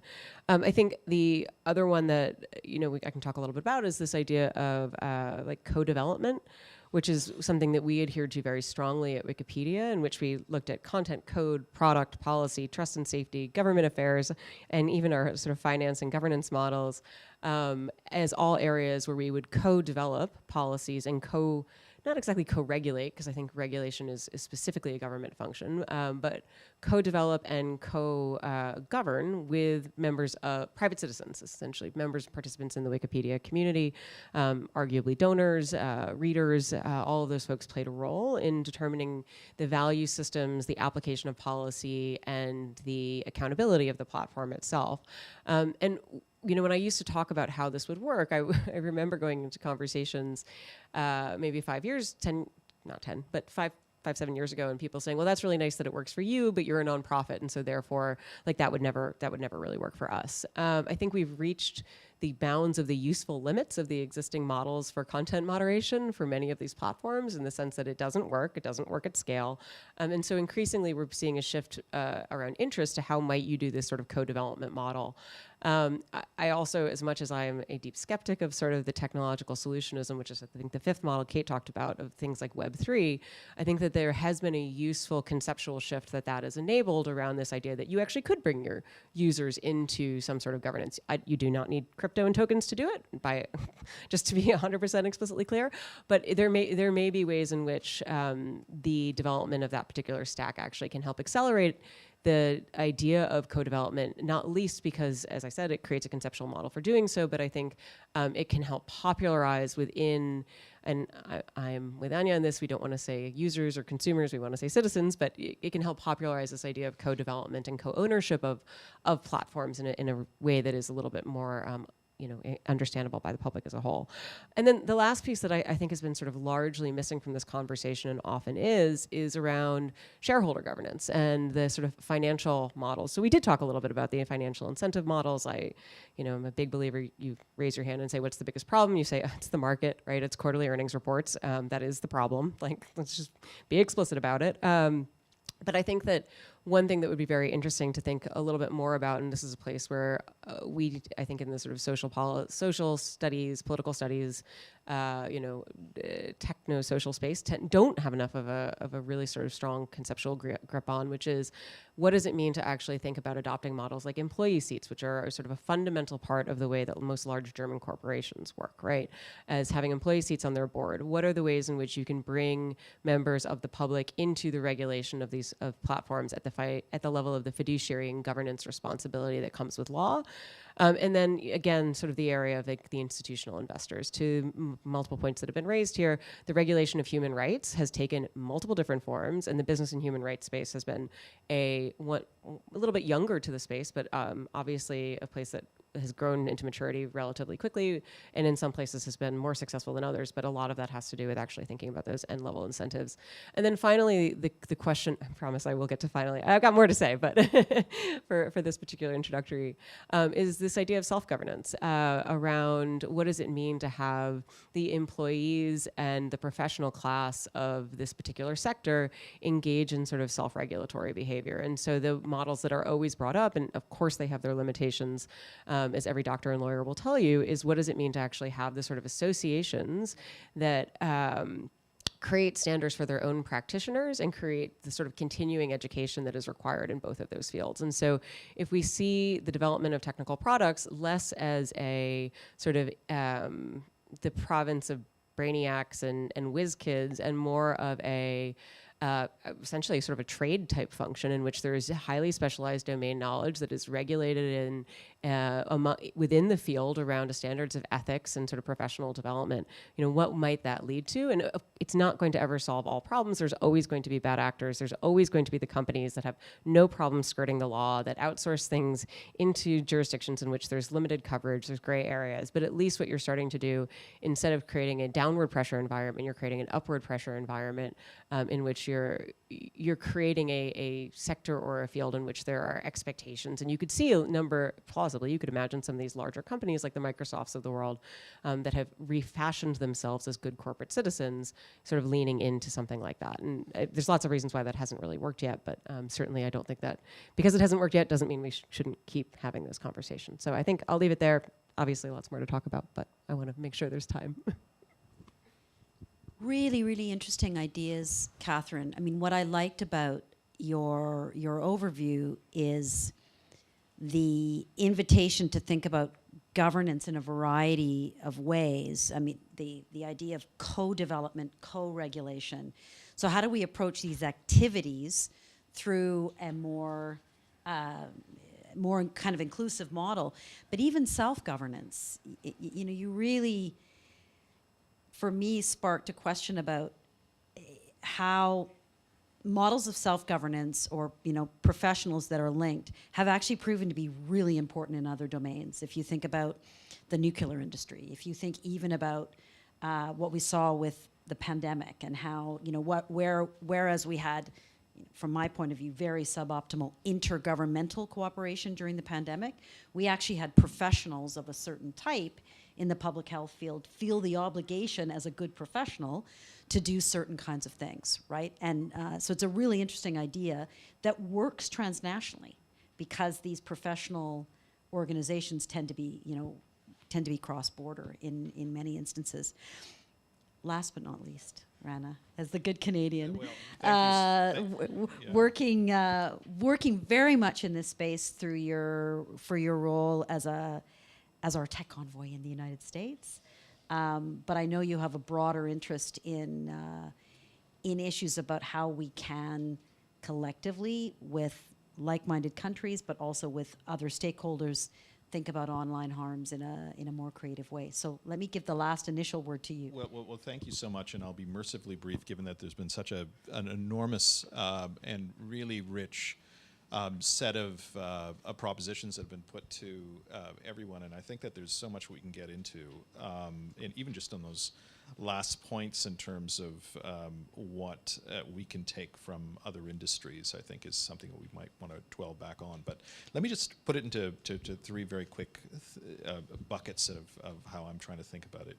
And one is capacity, and then I want to touch briefly on beyond capacity, this idea of cooperation as a sort of a bigger heuristic, and how we can unpack that a bit. And then finally, this idea of uniqueness, and what is unique about the digital space and what's not unique about the digital space. And so what I will say on the first in terms of just capacity is one of the things that I did when I've been in Silicon Valley for about 5 years, really working with a whole sort of this new lattice work of ambassadors and others that are building themselves up as not just in the tech sphere, but also sort of overlapping spheres, but with some, with obviously tech at the core of it, and cyber is often, the interspersed category there that we're all finding the edges of.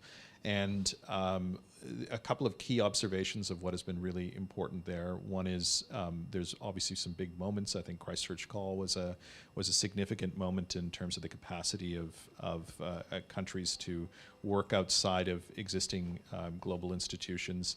The other is that there's been what I call a lane formation, where all of a sudden, 5 years ago, 7 years ago, you would have conversations where everything was a digital human rights conversation, a data conversation, a privacy conversation. There were someone should do something about something, and so there were a lot of very open threads in terms of where governments were focusing. And so I think what we've seen over the last maybe really 5 years has been a significant set of lane formations. So we have now a very distinct harms conversation, a very distinct digital conversation around data, another privacy conversation. Some people say there's been a plethora of fora, like particularly global fora out there. Every time two ministers get together, there's potential for another discussion, and that's you could look at that and say this is a problem of scale right now, and we don't have the capacity sort of to look at this. But I think others have said this today. It's not just an issue of there's no silver bullets here. There's silver buckshot, and we are very much still in the problem identification, and also testing phase of international forums to get at the core of the set of issues, even the definitional set of issues that we're after. And so I think we should have some, at least, observe where we are in that structure. I think that there's some very short-term things that we could do in terms of not just capacity building, but also in terms of some of the cooperation that could take place. The very short-term things that we could do is use the calendar. Right now, for instance, not just the G7, the G20s, the OECD, and those are just the Western world, but also sort of the UN mechanisms and many other, the minilateral organizations that have grown up around the world. And so minilateralism is also another thread that we can't miss in the midst of this. We should use the calendar to ensure that the issues of digital harms, but also sort of digital governance, are always on the agenda. And when Apex leaders are in those meetings, they have content that is related to other content that is that builds on one another. And so that's a kind of it's a short-term hack that would move the conversation forward, or move many conversations forward in more profitable ways for us. And so that's just one example of that. In terms of just the bigger cooperation space, I think that one of the interesting ideas of importing models from other industries. We look at IATA, for instance. We're in Montreal. This is the home of the aviation sector's governing body. No industry that has been safer per passenger mile, in anything. It's probably a global governance, it's a super story in global governance. And there are many great examples of how we've done this that involve industry and also sort of governance and also consumers at scale that have worked, and arguably that those are good models, as are the new things that we're looking at. The gaming industry, we can't, there are so many great threads of self-governance that have been 30 years in the making, that are a generation of people who have grown up in the midst of these industries, who have brought mimetic forms of governance and have brought an enormous amount of experience to the table. We need to bring that experience and look at modeling some of those forms of experience. Like Wiki is a great example of, an indirect benefactor of some of those models as well. So, and just uniqueness, the only point I'll say on that is, there's obviously an enormous debate as to, have we seen this before, or are there aspects of, the digital market sphere that are unique? And what I would say is that, clearly we have seen many aspects of this, of collective governance action problems, before, and we could import human rights model and all of that. I completely agree with. On the uniqueness side, I think that there's another element that, of this discussion that we need to delve further into, and it's, I don't want to parrot Tristan Harris or others to say, the nature and power of these technologies are existentially greater, and if not exponentially greater, than what we've seen in the past, and have real impacts on what it means to be human. And his concept of human degradation is and human betterment, and how technology could be a facility for human betterment. There's a lot of interesting normative conversation that's coming out of a variety of worlds there that I would encourage people to pay attention to. I'll leave it at that. Thanks so much, Rana. I know, Paul, that you have to leave us quite soon. So I wanted to ask whether you wanted to comment at this stage on perhaps the models that Kate laid out, but also a few of the ideas that Catherine put on the table in terms of more of a shareholder approach, a co-regulation or co-governance approach. I wanted to pick up again on this point that you made in your presentation about the importance of having affected communities at the table as an equal partner alongside some others. So I wanted to give you the chance before you need to leave us to come back in at this stage. Thanks so much, and apologies for the fact I'm going to have to run in a couple of minutes. I've got another commitment I have to bear. I found the discussion of multiple different models really helpful, and to Catherine's point, I think the piece around working with shareholders, working with those involved in the business is actually really important, and making sure that they're part of that conversation as well. When we put the Christchurch call together, for instance, we looked, coming to David's point actually, we looked at the guiding principles for business and human rights, and actually looked to embed those into a number of the commitments that we built. There are some of those models that I think are starting to become embedded through incremental practice and as a sort of customary approach. And that, I think, points towards some more holistic ways of trying to solve some of these challenges. I loved Kate's models because it's a really nice way of breaking out the different ways of operating.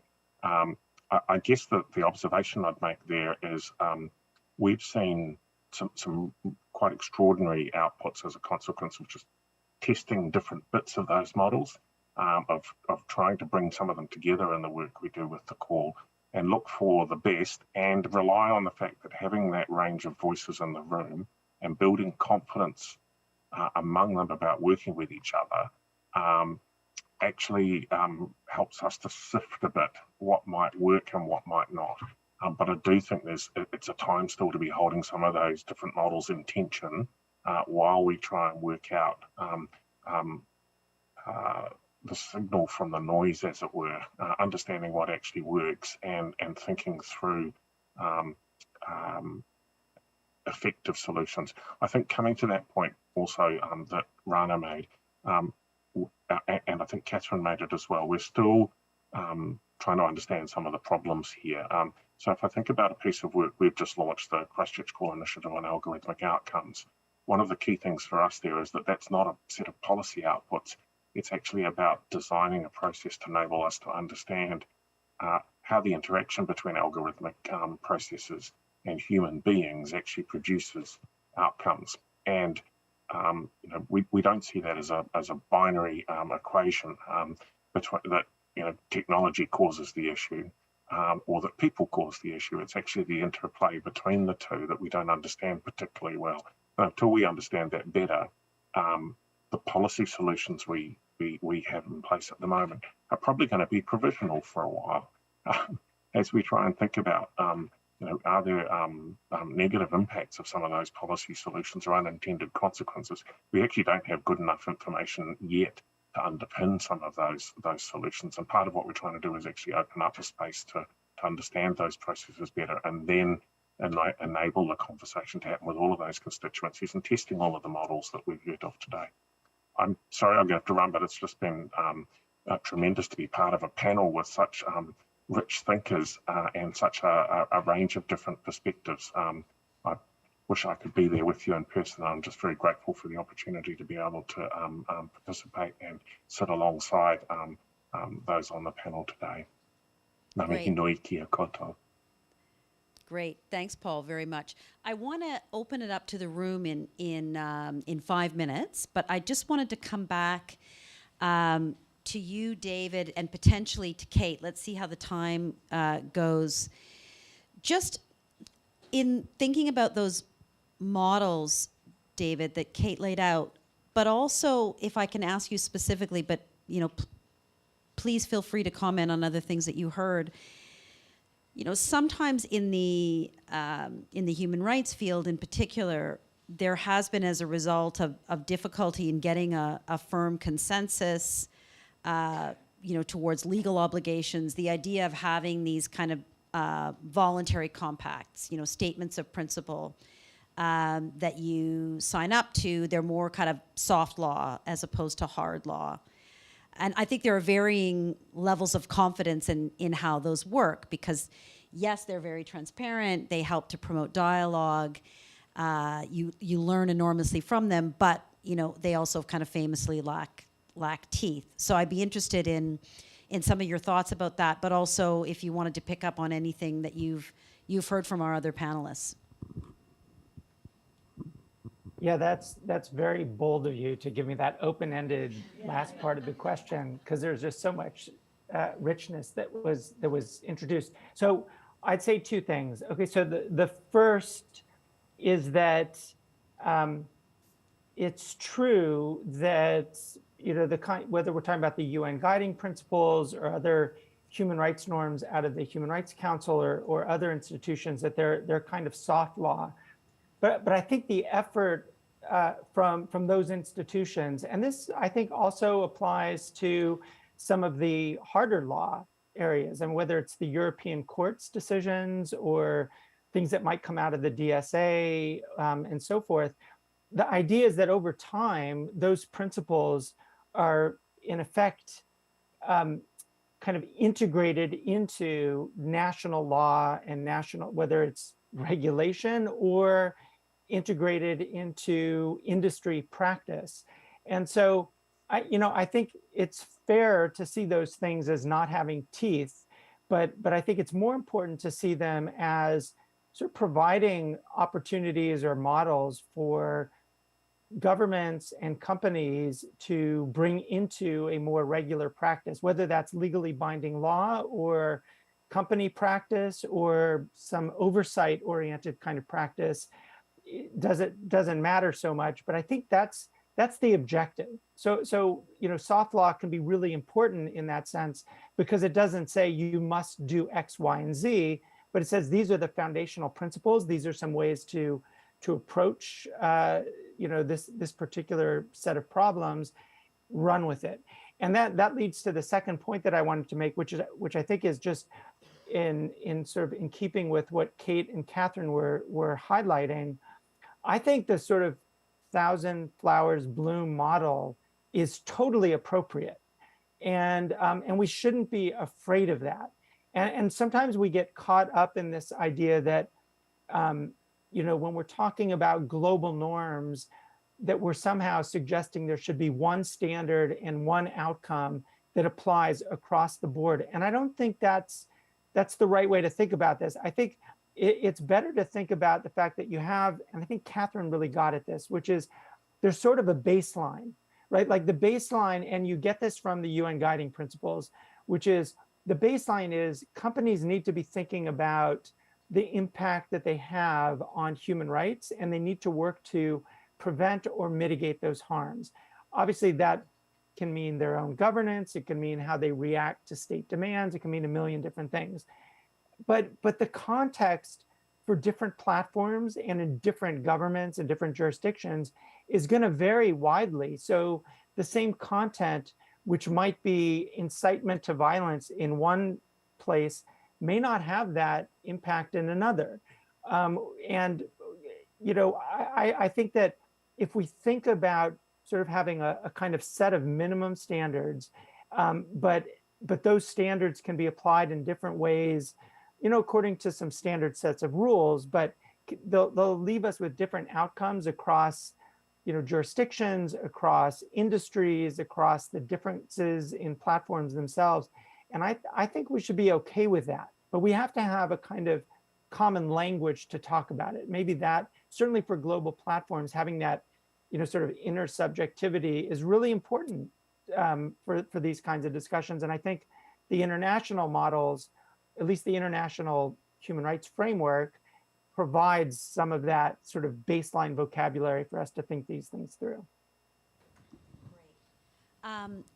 Just start to get your questions ready. I'm also going to go back to Kate at this stage to ask if you want to comment on any of the other points that have come up from the panelists, or indeed towards how we should think about the 1,000 flowers bloom model, which I think is where you were heading yourself in laying out the models, but not necessarily advocating that we rule some of those out too soon before we see how they end up shaping behavior over the longer run.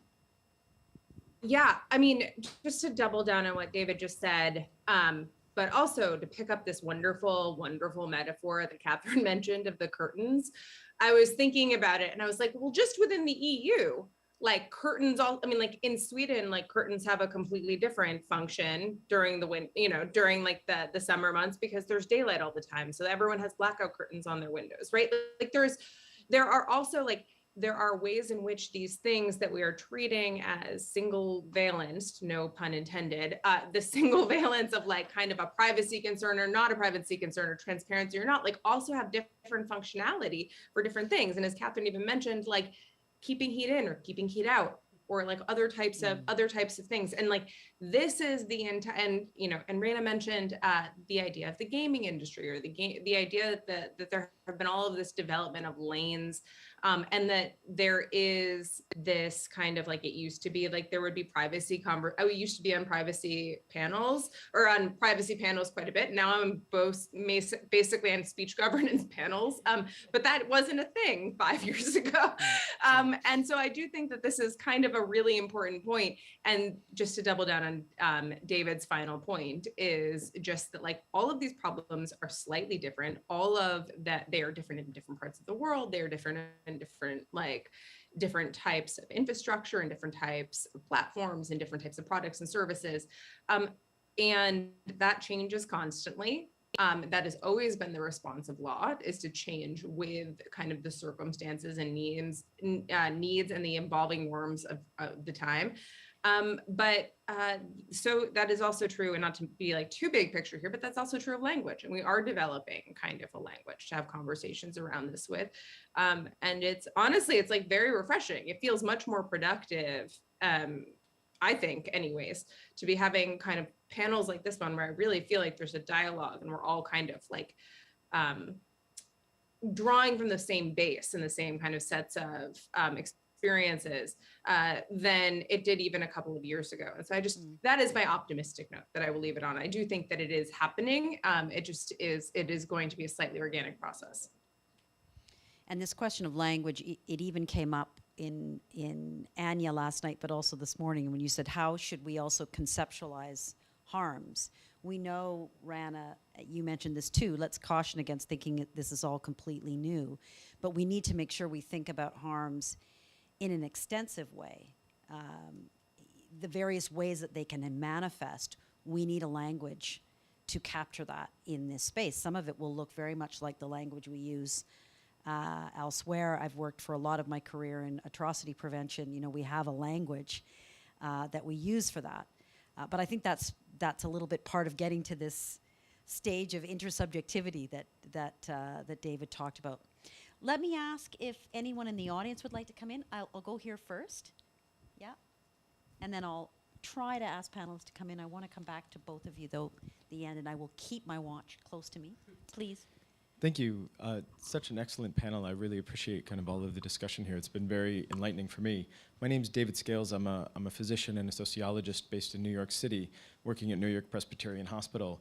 And I appreciate the frameworks that were discussed here. A lot of the work that I do is on medical misinformation. So one of the things I haven't heard come up in these discussions is not specifically medical misinformation, but the question of expertise. Right? This is always challenging in a democracy, and we're essentially talking about how information might flow in a democracy. So I'm interested, as I kind of try to think through some of the frameworks that you guys have been kind of elucidating here, what I see right now is there's very much a market-based approach to medical misinformation as it's kind of traversing the internet. And I would argue that that's not necessarily the best way, but I don't have with the frameworks that you guys have described, what are some of the ways that we could think about this? That's essentially one aspect to the question, but I'm not necessarily trying to just get you guys to comment on my pet issue. One of the things I would say is kind of this let thousand flowers bloom approach. It concerns me because that to me is essentially an approach of let's watch 1,000 healthcare workers quit as they face kind of the burnout from having to deal with a lot of misinformation that they face. So there are externalities to that kind of thousand flowers bloom approach. So I would kind of ask you essentially in a bigger question, not just the question of expertise, but are there specific issues where you see the need to move more quickly than to let thousand flowers bloom? Very interesting. Does anyone want to jump in on that to start? Catherine, do you want to start? And then I'll ask Kate and David if they want to come in, Rana. I don't know that I have I think it's an excellent question, and I want to give it a little bit more thought as to how what I'm about to say could be applied more broadly. But I will say that in my experience at one platform in particular, which was Wikipedia, medical information had a different categorization relative to other forms of information as particularly sensitive. It was medical information and biographies of living people for whom there are direct and immediate consequences relative to the information that is provided on those Wikipedia articles. And the prominence of that information in search results meant that the Wikimedia communities and policies had an additional standard of care around how that information was created and who could edit and contribute to that information. And so there may be, actually, I'm so, I'm doing the whole sort of hammer nail Wikipedia sort of thing right now, where that's the model that comes to mind for me. It may be that exists in other places, and I certainly would be open to seeing a governance model around online content that, on a platform-specific basis, that really focuses on providing that same sort of standard of care. But I'm happy to hand over to other panelists on that. Kate, do you want to come in on this question? Yeah, I just want to be super clear. The thousand flowers bloom model is not a hands-off. Like, it's not a speech. I'm not proposing that as a speech model. I'm proposing that as like, I wouldn't say 1,000 flowers bloom is the right way to kind of think of it. The way what I was trying to basically summarize was that there are all of these different mechanisms that we have developed in ways that we have thought about addressing different types of harms at different types of levels, including disinformation. And that one approach to all of this, all of these, I would say, opposite of 1,000 flowers bloom, like 1,000 turds blooming or something, is just kind of this idea that we can't pick one one model to actually solve all of the problems from disinformation to like the imperialist nature of tech platforms in the majority world. Like this is like, my point is actually the opposite, which is that like we should be applying actively these models and start to be developing best practices to more quickly address like, and should know at this point that basically what you're describing, which is essentially kind of an expertise or a gatekeeper function that you're proposing as like as a way of like putting to quelling medical disinformation is like, I don't know, I would say that we would know that that is kind of maybe at this point best addressed directly through platforms, and platforms having stakeholders they can reach out to and people telling them the ways in which all of like how best to like design the platform to take down that kind of that disinformation and things like that. That is more what I'm saying, like that there should be those types of different models for different types of harms, not that like we should just let the harms hang out until, you know, something happens and they go away. David, did you want to come in on this question, or should I move to others? No, you can move, but I would just say, one, I totally agree with what Kate just said, and to use another perhaps bad metaphor, I'm not suggesting, and I don't think we're suggesting like kind of reinvesting in a kind of whack-a-mole approach. It's not about that. It's about, you know, standards for sure, rooted in global norms from my perspective, but also the models can vary and that experimentation could be valuable to us, but it's not about ignoring the different kinds of harms that take place in different kinds of contexts. Great, thank you. Other questions from the audience? Yeah, Anya. Oh, and sorry, you're next, yeah. Anya Kovac, formerly from the Internet Democracy Project and now with Feminist Futures. My question is, I guess, both for David and for Katrin. David, you asked that question so beautifully about the potential of that independent oversight board. I know there are people who are quite enthusiastic about it and even been thinking, is that something that perhaps could be instituted as an independent mechanism within the multilateral system? That's one idea, but there are other models. I was just wondering if you could try to make a beginning to answering your own question. Love to hear more of your thoughts about it. And Katrin, you try to be a bit more specific, but if you have things to add, or anyone else on the panel, I'd love to hear that. Thanks. David, do you want to start? Sure, Anya, hi, thank you for that question and for trying to pin me down. So actually, the oversight board itself has kind of indicated that, hey, they might be open to a kind of cross-industry model. Others want to join this, come on, let's have that conversation.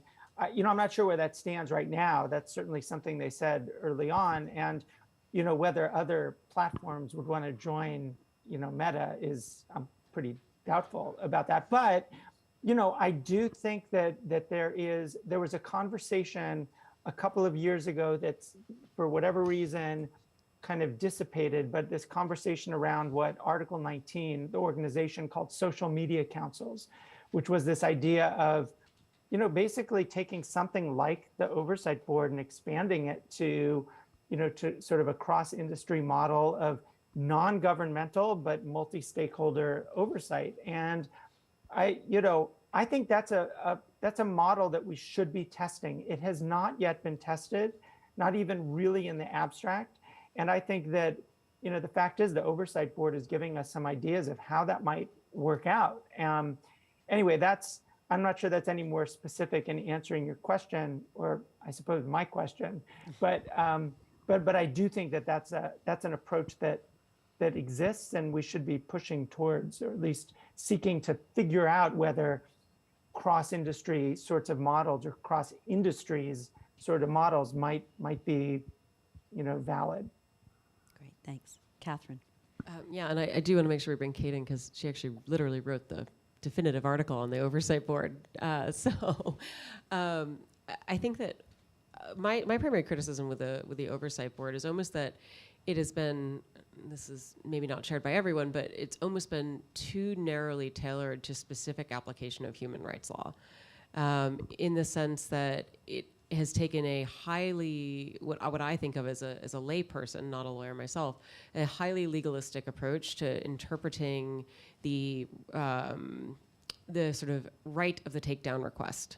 I don't know how I'm blanking on the word, not the goodness of it, but like, was it an appropriate takedown request, and has been less concerned with the ways and really evaluating it on a case-by-case standard, and less concerned perhaps with sort of the class or the typology of the case in a way that allows for broader applicability or guidance to product developers. And maybe that's because that's the pressure that they've been getting from Meta. I'm not in those conversations. I've heard it both ways.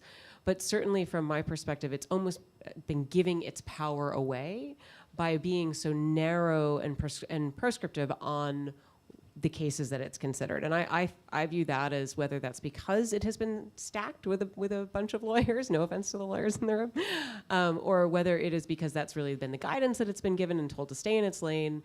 I don't know. But to me, that feels like a missed opportunity to engage more sort of holistically and substantively on these issues. The other thing that I would just make a comment on is, it's interesting. They never made me sign an NDA, so I feel like I can say this.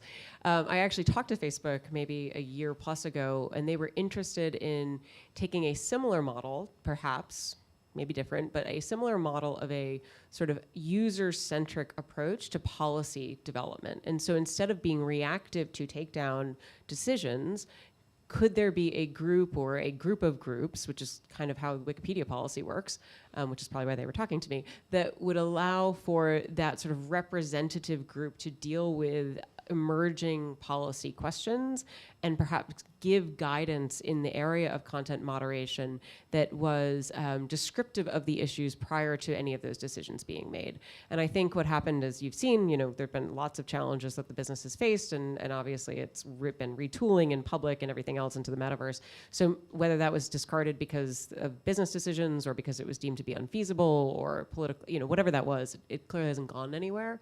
But just because it hasn't gone anywhere I actually think that there is a really interesting potentiality for that to exist more broadly across the sector and or at the level of individual platforms. Again, coming back to my point that I think platforms are quite differentiated. Kate, do you want to take that invitation to say a bit more about the model in response to Anya's question? Or should we just read your piece? But no, that's not good. Catherine and David are, I think, exactly correct. I would say that the one thing that when I was doing, I have stepped away from a lot of everything that has fallen out of like kind of post oversight board setup, mostly because I was just really like present for so much of like kind of the construction that I just felt like that was like a natural place for me to kind of end my research. But I will say that like, at the end of the day, to Catherine's point, I do think that a lot of the people that made up the oversight board, both staking their reputations and their professional skills and expertise, absolutely, like the people who were on it recapitulated it as a very legal type of institution. The other thing I will say about the people that were on it is a lot of them were institution builders, people, and those were selected on purpose as part of the initial cadre of members, like people who knew how to set up an institution and knew how to be that type of leader. And so the fact that it looks very legal and the fact that it looks like an institution is, I think, very much a product of both like all of the work the Meta governance team kind of like decided, but also who they ultimately placed in the hands of. To David's point, there are like and I talk about this in my paper, which is very long and boring, and I wouldn't recommend it. So like the short version is that there's a bunch of different types of ways that an oversight board model can get kind of like taken into the broader industry. One is that yes, the Meta oversight board model becomes the oversight board for industry platforms that decide to buy into it. I think that's dangerous, frankly, because I think it threatens to basically set one set of standards for very large online platforms, to borrow like kind of the DSA language, that is like not great for freedom of expression and other types of things. You could have a similar model set up at each types of platforms, essentially. So Twitter makes its own oversight board model. I will say that like, in talking to a lot of different types of platforms that have thought about setting up oversight boards, they have almost universally told me that the market is like not forcing them reputationally, or the PR kind of situation is not, they're not on a PR dumpster fire the way Facebook is. And so like, they do not have to make this huge gesture of good governance to like kind of the whole world. And so they have no incentive to kind of set up an oversight board. But the last kind of model, I think, is essentially that like it just becomes a meta thing, or that this is just something that they do, or that absent market pressure, that certain types of governance structures like the EU, nation states, like basically regulate that platforms of a certain size have to have something that looks like the oversight board. But I think that those are kind of the models that we're working with. Thanks very much. So we're getting close to the bottom of the hour, but I want to take maybe 3 or 4 minutes over. We've got 2 sets of questions. Here, is it Anton? Andre, sorry, and Vivek at the back. So why don't you both ask your question, and then I'll come back to the panelists. So Andre first and Vivek, and then I'll come back to the group. And if there's anyone else. Thank you very much, Andrzej Sherbowicz, McGill University. The question is about the 1,000 flowers is good poetry, but the reality is that we have multi-stakeholder approach, and we have international institutions. For example, we have the Internet Governance Forum as the platform for discussion. I am 10,000 participant of the Internet Governance Forum, and this time as well, I'm going to participate there. Of course, it's not, it doesn't have decision-making capacity, but I think it is in process of developing. We have examples, for example, of the rule-making, maybe in draft and the soft law, like the universal, let's say, the Charter for Rights and Principles for the Internet, and other good examples of rule-making. But the question is, what is your actually attitude to these international institutions? Is it possible to develop it from within using the multi-stakeholder approach, and or this? Thank you very much.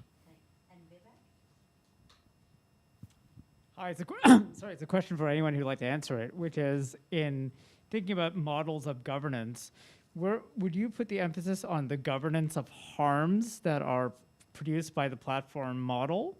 Or how should we be thinking about the governance of the business models themselves? So this is to tie this conversation to the conversation that we had before lunch, which was much more focused on the economic models that underlie platform capitalism. And then Bob, I think I'm going to let Bob sneak in with the last question. So thank you. So one of the things we've been exploring at CG is the role of trade agreements. And so there's something out there called the Digital Economy Partnership Agreement, which is designed to bring together a whole bunch of different discussions. And I'm curious whether what our panel thinks of that type of thing. Okay, so this is the part where luckily you get to pick and choose a little bit as panelists. So we've got a question about whether we can use trade agreements more creatively. We've got the question about, we have an Internet Governance Forum, which is not a decision-making body, but it's a venue in which we currently discuss governance. And then this question of, what are we actually trying to govern most centrally? Is it harms, or is it business models? Rana, do you want to start?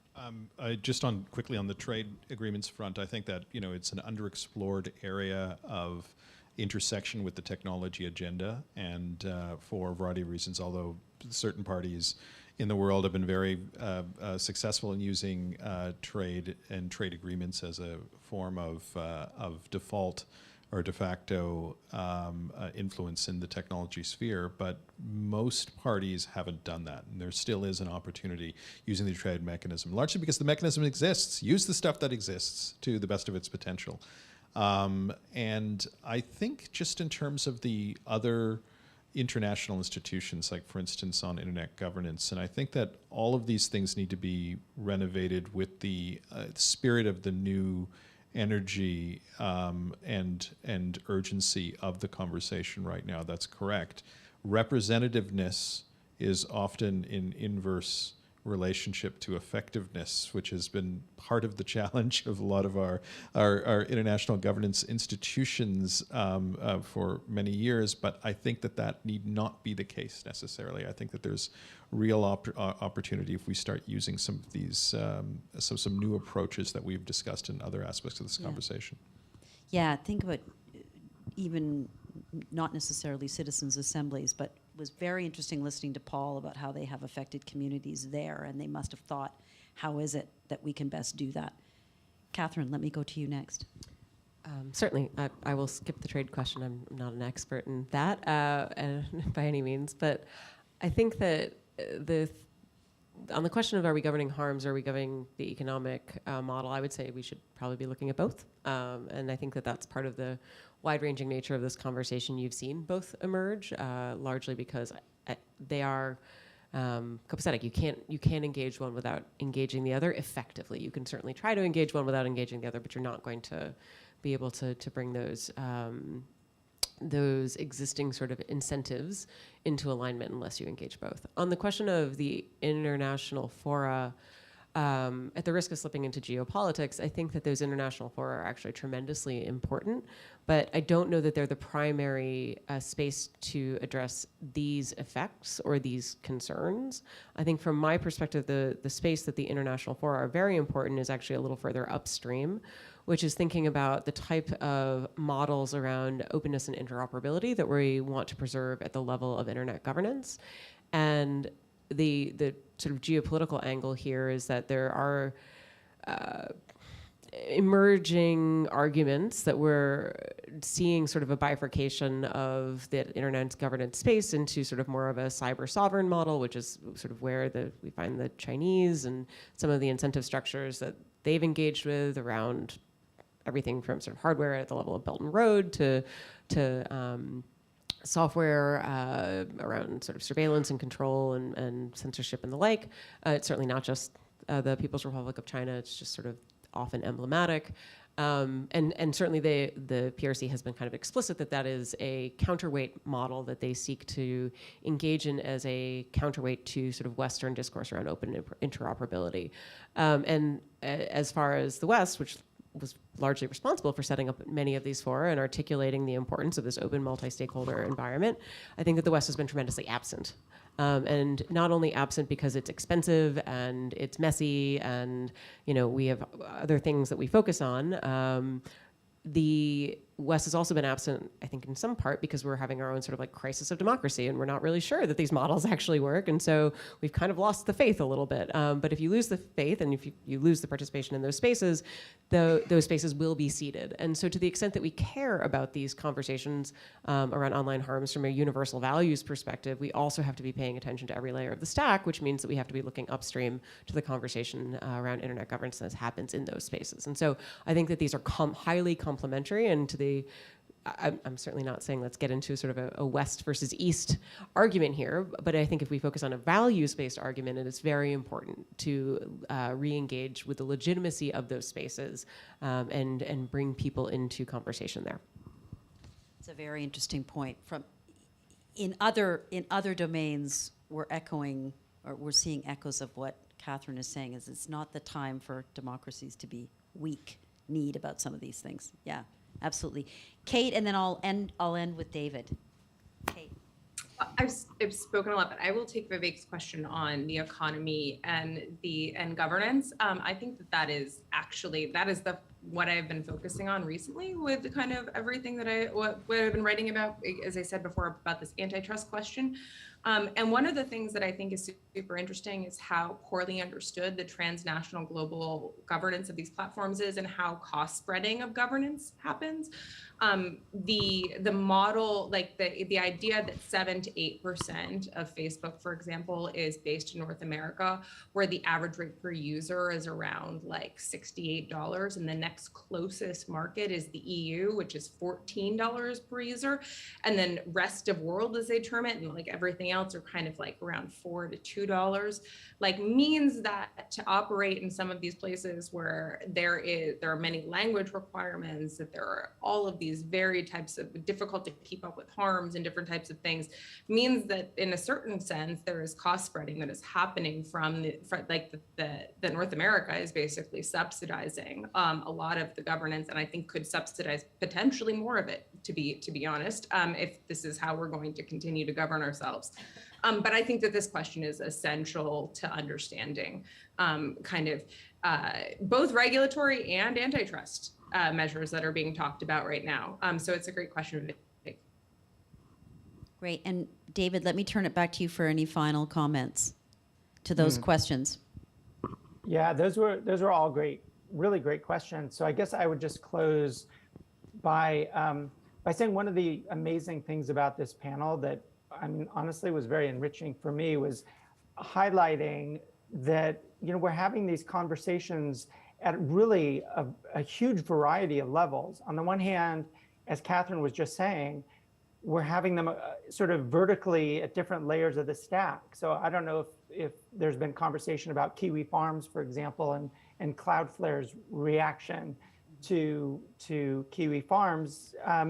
But you know, at levels of infrastructure, of vendors, at all sorts of levels beyond over the top, we're having these same kinds of discussions. So that's happening in one space.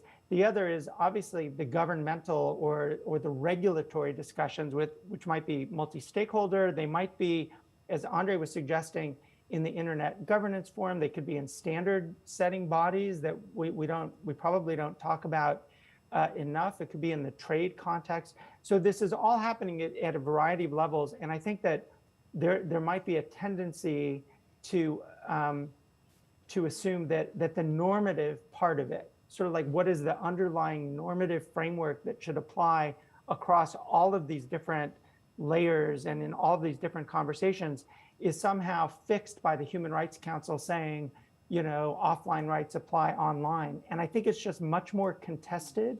And again, I think her comments highlighted this, that they're so contested that we need to be having these conversations in different spaces, and we need to have some regulatory frameworks that are actually implementing, you know, some forms of governance that are rooted in human rights standards. We see some of that, and those are the standards, those are the models that, to my mind, we need to be promoting. I mean, the Let 1,000 Flowers Bloom statement, I think maybe I shouldn't have said that exactly, because maybe it brings some sort of, well, what followed that in Maoist China? It wasn't so great. So, you know, we don't want to see that. But I do think the idea that like investing in these models, standards and norms that are rooted in human rights, and experimenting is fine right now. But the normative foundation absolutely needs to be reinforced and articulated in ways that we're just at the beginning of. Yeah, absolutely reinforced. Yeah, very good place to end. Thank you so much to the five of you, Paul's not here, for being willing to take on this question, which we know is a hard one, but it was enormously rich, the discussion. We learned a lot, and we did exactly what we hoped we would do, which is brainstorm, try to take it forward, give you all more to think about. And so join me in thanking the panel. We're gonna reconvene at 3 o'clock. So join me in thanking the panel.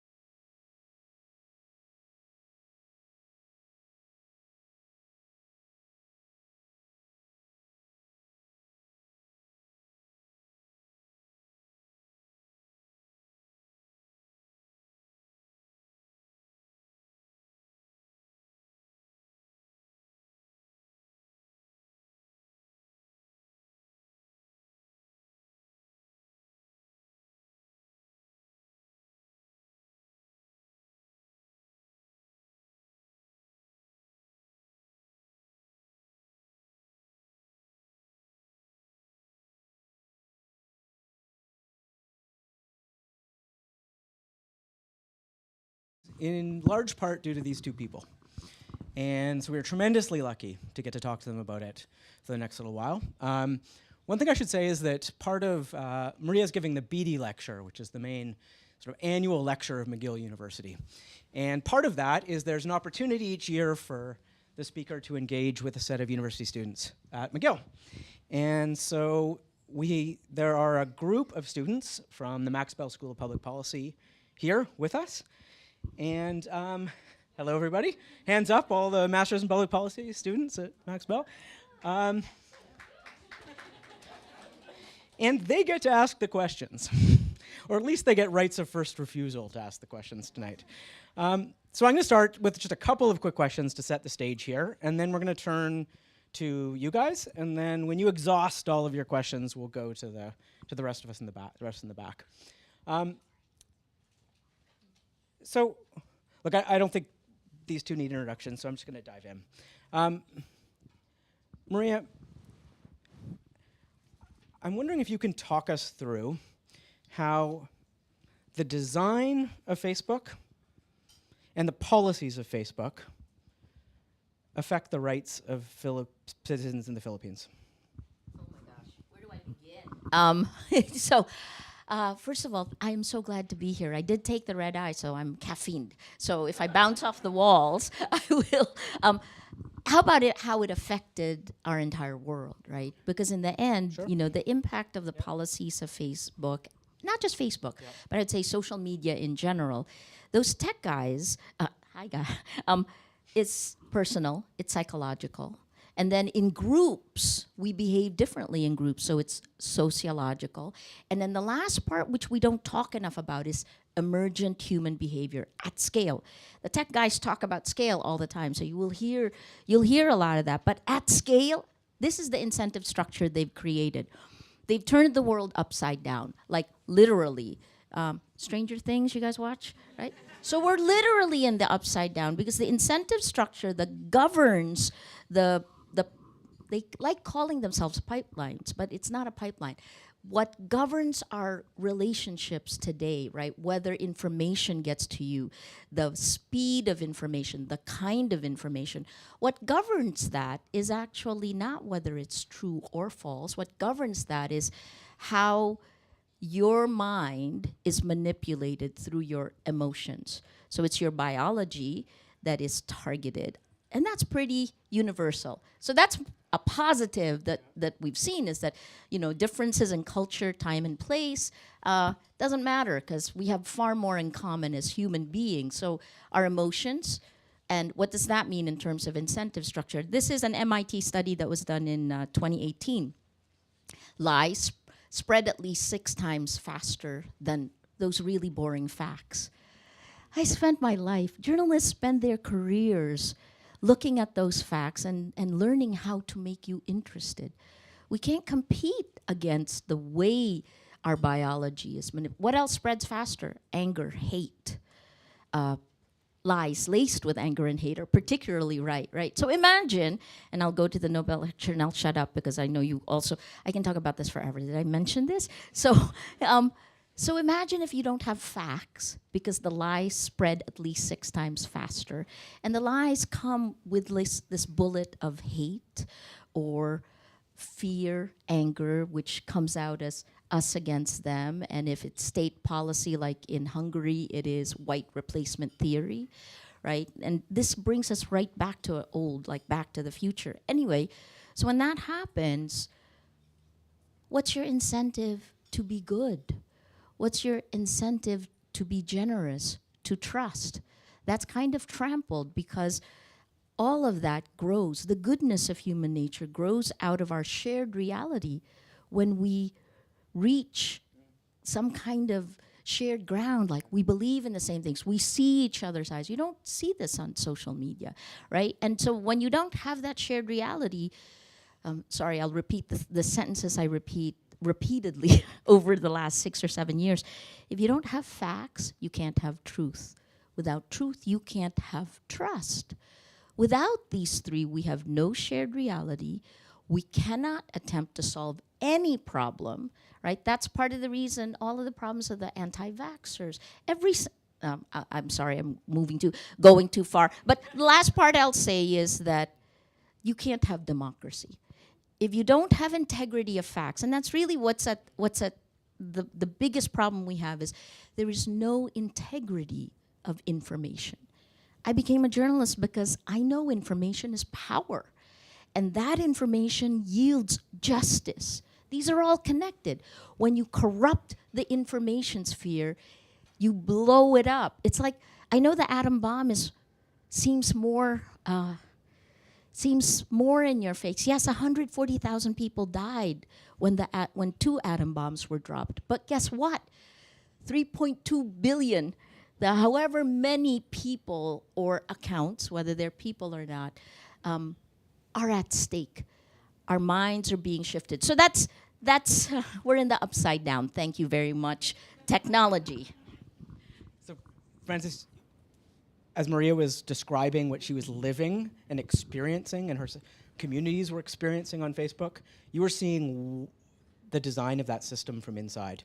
Why was it designed like that? And what was the knowledge level of these kinds of harms? And what's the incentive for them to be disallowed to happen inside these systems? So it's really hard to look at kind of the consequences that are playing out, and to just make sure we baseline set here. The consequences that are playing out is we have not had one major mass casualty ethnic violence incident from Facebook, from social media. So far we've had 2. So we're talking hundreds of thousands of people have died because people understood the fastest path to a click is anger. Like, fastest path to a click is disgust with the other.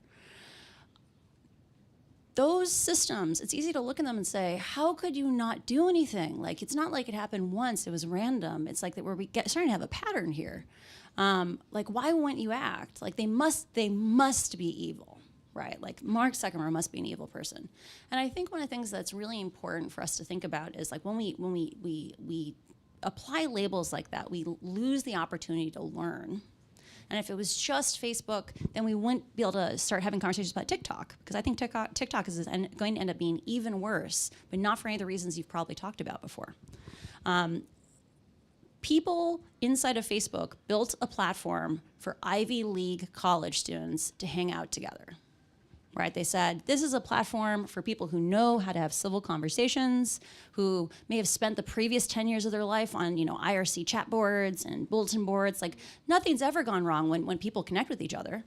And as they went along on the arc, if you open a Facebook account for a Facebook employee, because such a high fraction of them, even today, went to the Ivies, lots of their friends went to the Ivies. Their perception of what the product is within their own little privileged lens. But when you look at how those products were built, they were built to sift through huge mountains of content, and instead of having your attention be directed by human beings. So the way it was back when Section 230 was written, the only place you had user-generated content was like a blog or comments on a blog. Like a person put it there for you to see. Now we have 100,000 posts that are available for you to see every time you open up Facebook, Instagram, TikTok. They're looking through 100,000 things and saying, what's the thing we should give you? So if there are any biases in that algorithm, suddenly the most extreme 10 things you could see out of that 100,000 are the ones that you are going to get.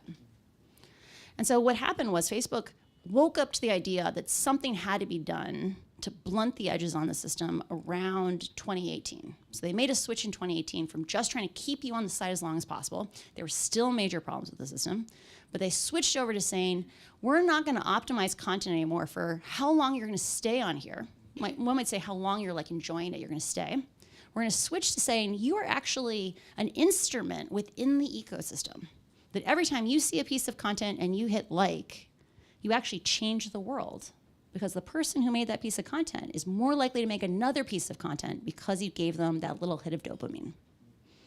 And the only problem was, it was what Maria said, the content that was most likely to get those reactions was angrier, more divisive content.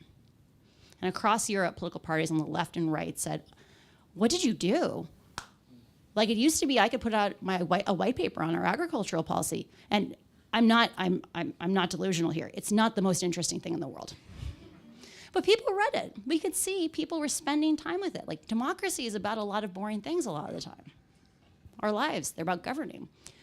Now we have to run polarizing, divisive, extreme things if we want to get distributed. If we ran that same white paper today, it'd be crickets. And so they came on and said, okay, we're going to double down on content moderation. Like, if we have to have this system the way it is so that people will keep producing more and more content, then we're going to take down the bad things. But the problem in a place like the Philippines, or like in many other of the most fragile places in the world, was that systems where you pick out the bad things afterwards, they have to be rewritten language by language by language. The Philippines is one of the most linguistically diverse places in the world. If you pick 2 random citizens in the Philippines, there's an 80% chance they grew up speaking a different language, which is amazing. There's over 100 languages, many, many, many more dialects than that. Systems like this don't scale economically to that level of language diversity because they don't want to spend the money to build it over and over again the way they're created today. So they may not have wanted to spend the money, but it seems to me, since you've been raising this awareness, particularly in the Philippines, Maria, surely there's an incentive from these companies to invest in a few content moderators in the Philippines. I mean, this isn't like a unsolvable problem. Have things changed at all since you've been talking? I mean, you've been warning us for 7 or 8 years that this is what was happening, not just in the Philippines, Cassandra, but globally. this is the way I feel, right? Yeah. So have they changed at all? No, I don't think so fundamentally, because the problem is it's embedded in the design, right? So everything else, Shoshana Zuboff will call it downstream, right?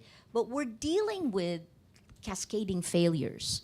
And the thing that made it cascade is the design. And why? Money, right?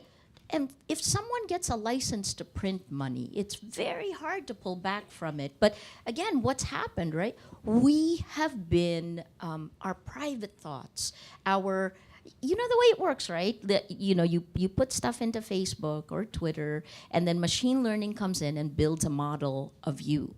Right? These are your personal thoughts, your emotions, your fears. Replace the word model with clone. So it clones you.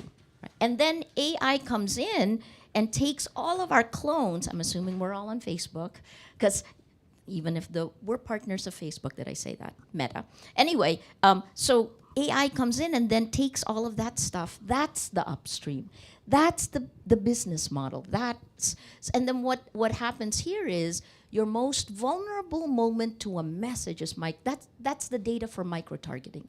It is about turning people, as we turn the real world into virtual. We live in only one world. We think they're different, but it's not. There's only one mind, one body, the way you feel, right? The way you see the world. And this is another movie. Do you guys watch Inception? So Inception, right? Would they go down to change reality? Well, that's our emotion. So, and I'll throw another one, which I think about this all the time. Soma. It is mildly addictive, right? In Brave New World, how did they dull the masses so that tyranny can flourish? And you don't even realize it. That's the combination of it. So, so content moderation for me, I just came out of a big discussion around AI and content moderation, and I'm like, why do we deal with content moderation? And by the way, you know that Facebook outsourced all of this stuff, and they, like tech people, they atomized it. So it's not, I mean, there are people who were content moderators, they're called journalists, but we don't do it on a per second basis because we actually think about it. So here, where did they outsource it to? Manila. Mm-hmm. Oh my goodness. Yeah, Manila and Warsaw, Poland. Right, those are the two. It was outsourced to Accenture, and that's where you had this thing. So, no, I think that you have to go. We can chop away because it is. I've used this phrase also. I'm sorry if I'm repetitive, but death by 1,000 cuts. It's death by 1,000 cuts of your worldview, of your emotional sensitivity, of your empathy. It is death by 1,000 cuts of our democracies. I can add one. Please. I can add one thing Please do. too. So the question you asked, Taylor, actually implies a frame of reference that I don't agree with, which is you're like, there has to be a solution here. Like, why can't they just throw a few dollars at a few more content moderators? Like, don't we know how to do this?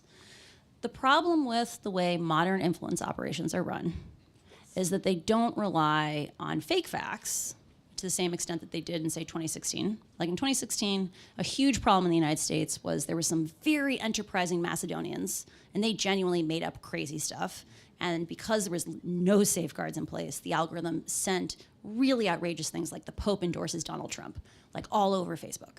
But today, they're a lot savvier, and they go in there and they say, what's that spot that's gonna, like, if I poke it, you know, it's gonna most provoke you. And I'm gonna find a true fact, like someone had a frailty, someone made an accident, and they're gonna spin it in a way that true fact feels like a blow. Well, so I'll give you an example of that. I have very dry skin, eczema. It's atopic dermatitis. And there was a period of time when they thought that would be my most vulnerable part. So what they did is they took every photo and made my skin look much, much, much worse. And then the dehumanization comes when they took my face, my nickname. I'm gonna tell you, it's done. It's You're out. reclaiming it. Yeah. They put my head on top of male genitals. Oh, wow. And they called me scrotum face, right? So it's, and then you go there, and I wake up to this, like all over my feed. And the first time it's shocking. It is a blow. But then you go there and you go, really? So how should I react? This is the Mr. Spock side, you know? And then you just go, all right, I'm going to take it. And I have eczema. I own it. And so to finish that thing, so that it becomes this thing of we can't just say, like, we have to think beyond content moderation then, because this is not actually a problem about true facts and false facts. It's about people understand the vulnerabilities, people being able to micro-target communities, being like, I can go exactly to you and I know exactly what's gonna make you feel betrayed. Inflame, make you angry, make you hate. How can you govern in this? Sorry, there's one other thing you said earlier I wanted to, you said don't call them evil. I'm really on the verge. I mean, think about it like this, right? Because I really think that, okay, I'm going to make money, right? And so we've been through these phases before. In the 19th century, it was labor was the commodity. Now it's our attention and our emotions. But there's a line, like, so maybe at the beginning, these platforms said they were immoral, right? didn't really care, right? Or amoral, both, right? Immoral and amoral can work in either one. But there is a line that you cross when you're both those words, where you become evil.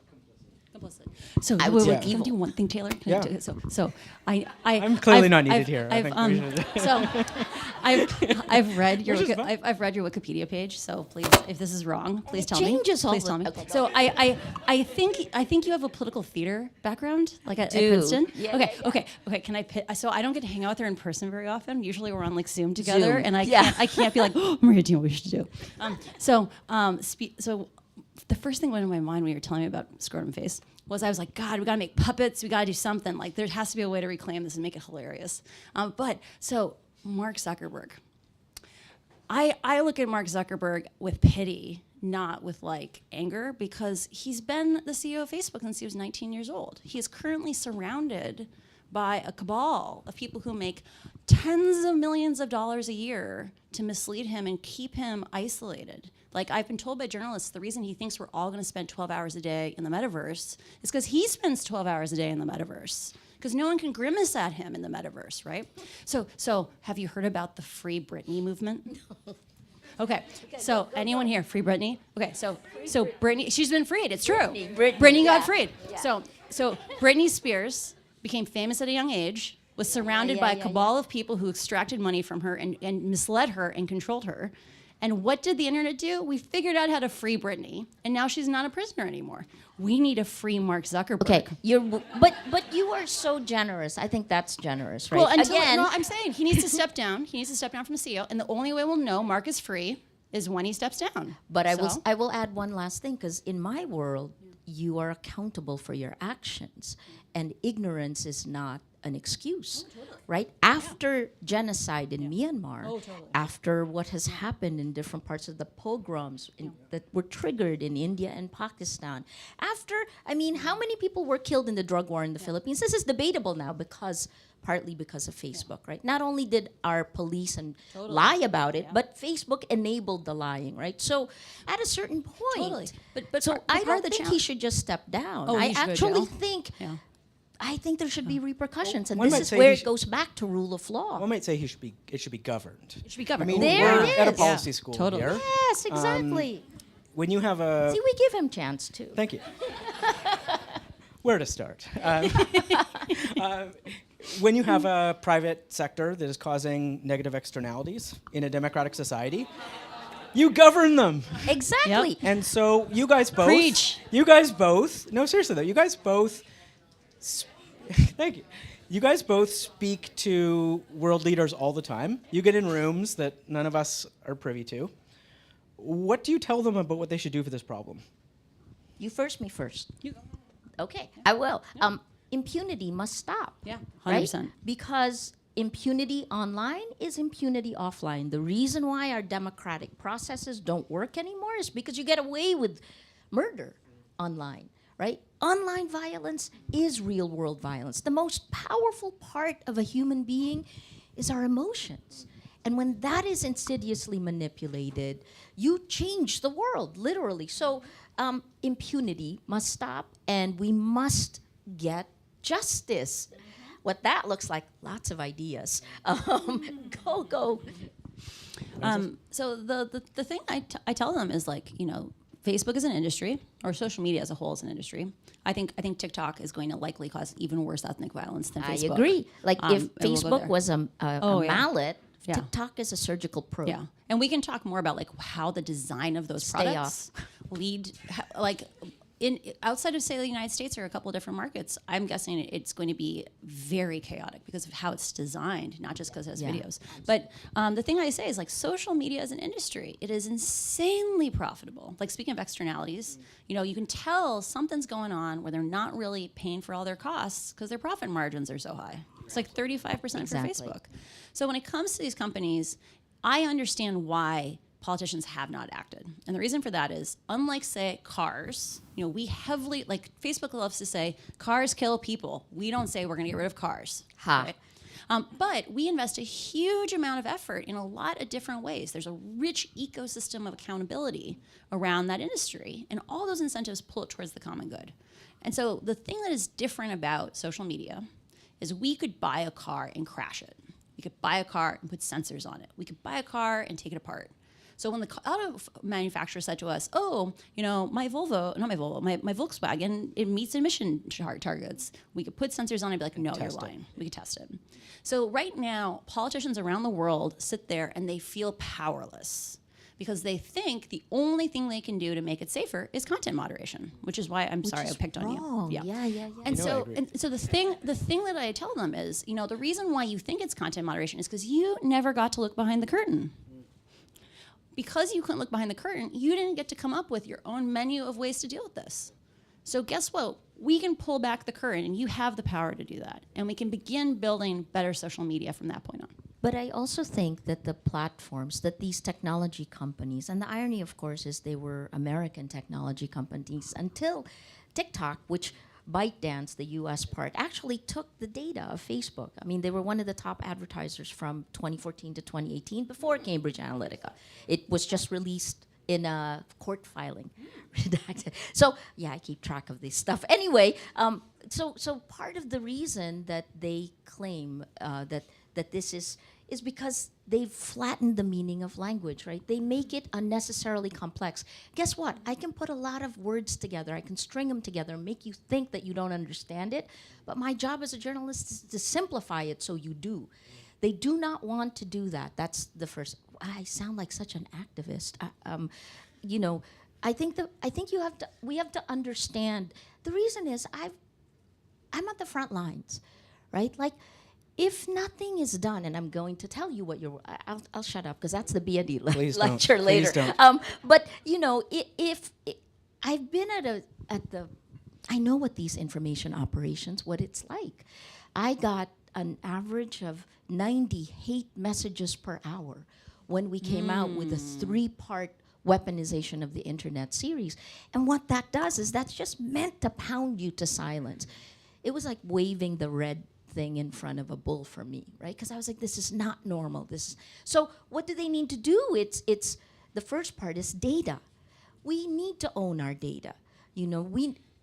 Wikipedia has a far better way of accountability. But so the first is data, especially in the global south. We could sell our data to them. That would be a transaction that could be legal, but they would get paid. And in our countries, that could mean a lot. But the second part of data privacy, the second one is antitrust. All of these strands that are separate are all rolled up. Antitrust, the third, user safety. And she will tell you exactly how we are not safe. And then the third part, the very last part, is content moderation. The reason why we go there, and we're not picking on you. I mean, that's where everyone is, right? Because that's our old world. So let's jump out of that. It is the data. It is you. It is, anyway, go. Given we have so many public policy students in the room, and it makes me so excited. Who also get a chance to ask questions. So I we'll know. Go to that. I know. If we do have to use the frame of reference of content moderation, so the seed I always try to seed whenever I talk to students is, let's imagine we said, hey, so if we're going to cover 170 languages in the Philippines, Google covered every language in the world, including like Klingon and Elvish, in their website because they intentionally made tools to let you translate Google into Klingon. They're like, if that matters to you and your language matters to you, we're going to figure out how you can help us make our products in that language. That's a decentralized, open strategy for governance. And we have gotten so used to the idea that on social media, we are subjects. Like there's a king, we follow his laws. It's almost always a he. We follow his laws, we either take it or leave it. If we don't like the laws, as subjects, our only option is to leave. What if you thought of yourselves as citizens of social platforms? Like, what if you imagine a world where we were able to we were able to put enough incentives on Facebook where they had to figure out how to do safety at scale? What would that look like? What would be the processes we would do to design a system where you scaled up content moderation to that extent? And so that's like go write a paper on it. You can send it to me. All right, questions. Also, to be clear, there's a business opportunity there, which is the best startup ideas are where you take an elite privileged object or service and you make it available to everyone. We deserve to have safety everywhere. And the only way we're going to do that is by figuring out ways where we involve people as citizens. Hi. I'm Aftab. Unfortunately, I don't have a Nobel Prize, nor am I yet, importantly. Gianna, Elisa, and I, along with a bunch of others who I can't locate right now, we run a newsletter at the Maxwell School of Public Policy called The Bell. And we'll be asking you a few questions, if that's okay. Please. And after that, we'll open it up to our fellow students. Okay. This is for both of you. President Trump has called the media an enemy of the people. President Duterte in the Philippines has said that reporters are not exempted from assassination. In the country, there was a murder of a journalist just yes, a few exactly. weeks ago. Yeah. You're right. And in where I was born in Bangladesh, and our prime minister repeatedly says that the media is free to do anything and everything. But around the time that you were receiving the Times Person of the Year, a colleague of yours, his name is Shahidul Alam, he's a photojournalist. He was arrested for 100 days, beaten in prison. The rest is history. Can a free press and traditional media survive and thrive in an environment where institutional tools such as defamation laws or near digital security rules is happily and willingly mobilized by the state? Is censorship leading to media platforms, especially in the global south, to engage in self-censorship? That's my question. Thank you. So thank you for the question. At this point in time, the standards and ethics manuals of every news organization hasn't yet changed to the point that it is unrecognizable, right? Our main task is to hold power to account. It's a mission, right? But if you follow the incentive structure that these tech platforms, these tech platforms have done, right? Because their incentives reward crap. I mean, think about it, right? What gets distributed the most? It isn't the investigative journalism that holds power to account. You know, I know this because I see this every day in the data of Rappler. And you know, what is rewarded are the things that don't matter but hold your attention. Right? So in that one, slowly you have seen a slow degradation of the quality of our journalism, aside from the fact that these very same platforms are taking the advertising, the business model of news organizations. It is dead because we cannot micro-target. We don't want to. That is insidious manipulation, right? And should be outlawed. Anyway, sorry, I went too far. But here's the thing, right? So what we are doing right now is we're your punching bags. We're holding the line, but we're doing it at great cost to ourselves. And no society should demand that much from journalists. So will we survive? That's the biggest question. We will not survive without your help. And Francis talked about you have to stop thinking like a consumer and start thinking like a citizen in a democracy.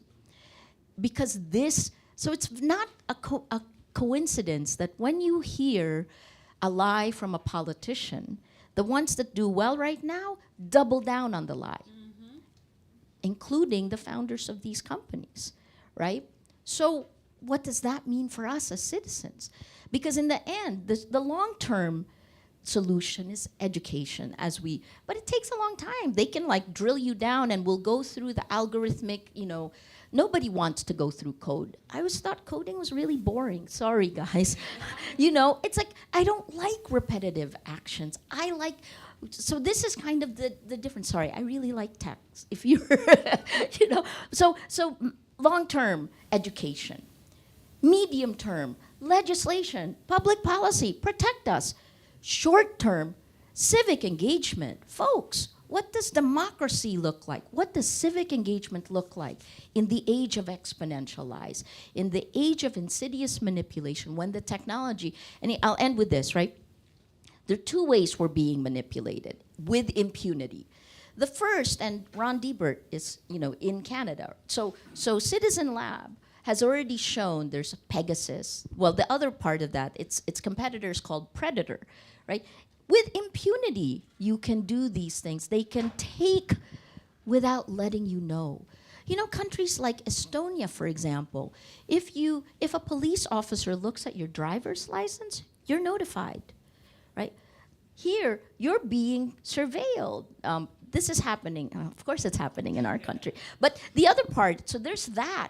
And then there's the other part of Soma, of Brave New World, of insidious manipulation that literally changes our worldview. And I'm going to quote to you Yuri Andropov, who's a former KGB chairman. Disinformation, disinformatia.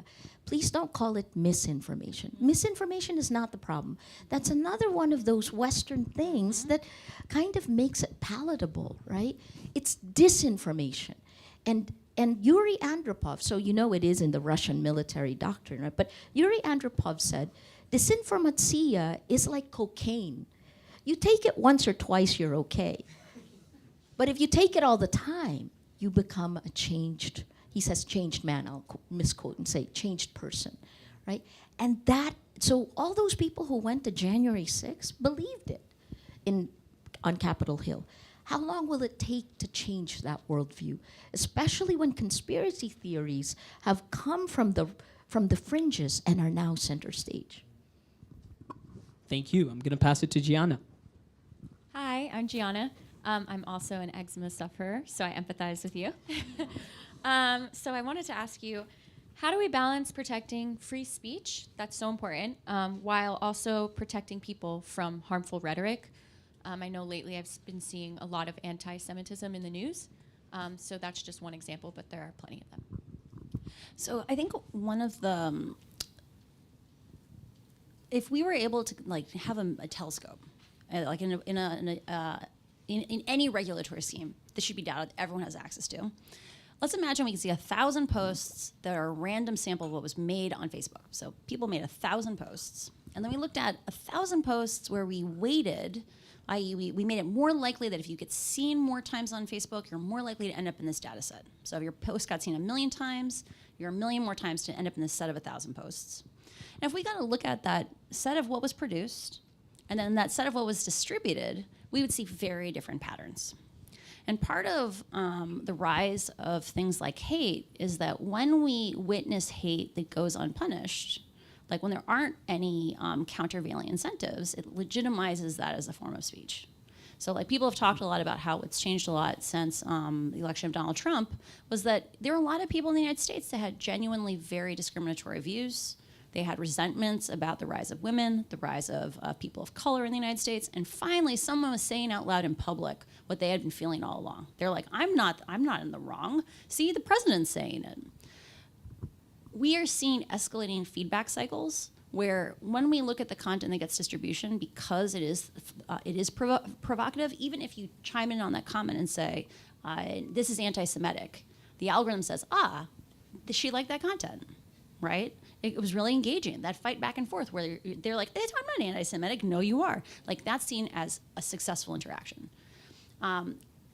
We need to be able to see those things taking place, and we need to understand also patterns of amplification.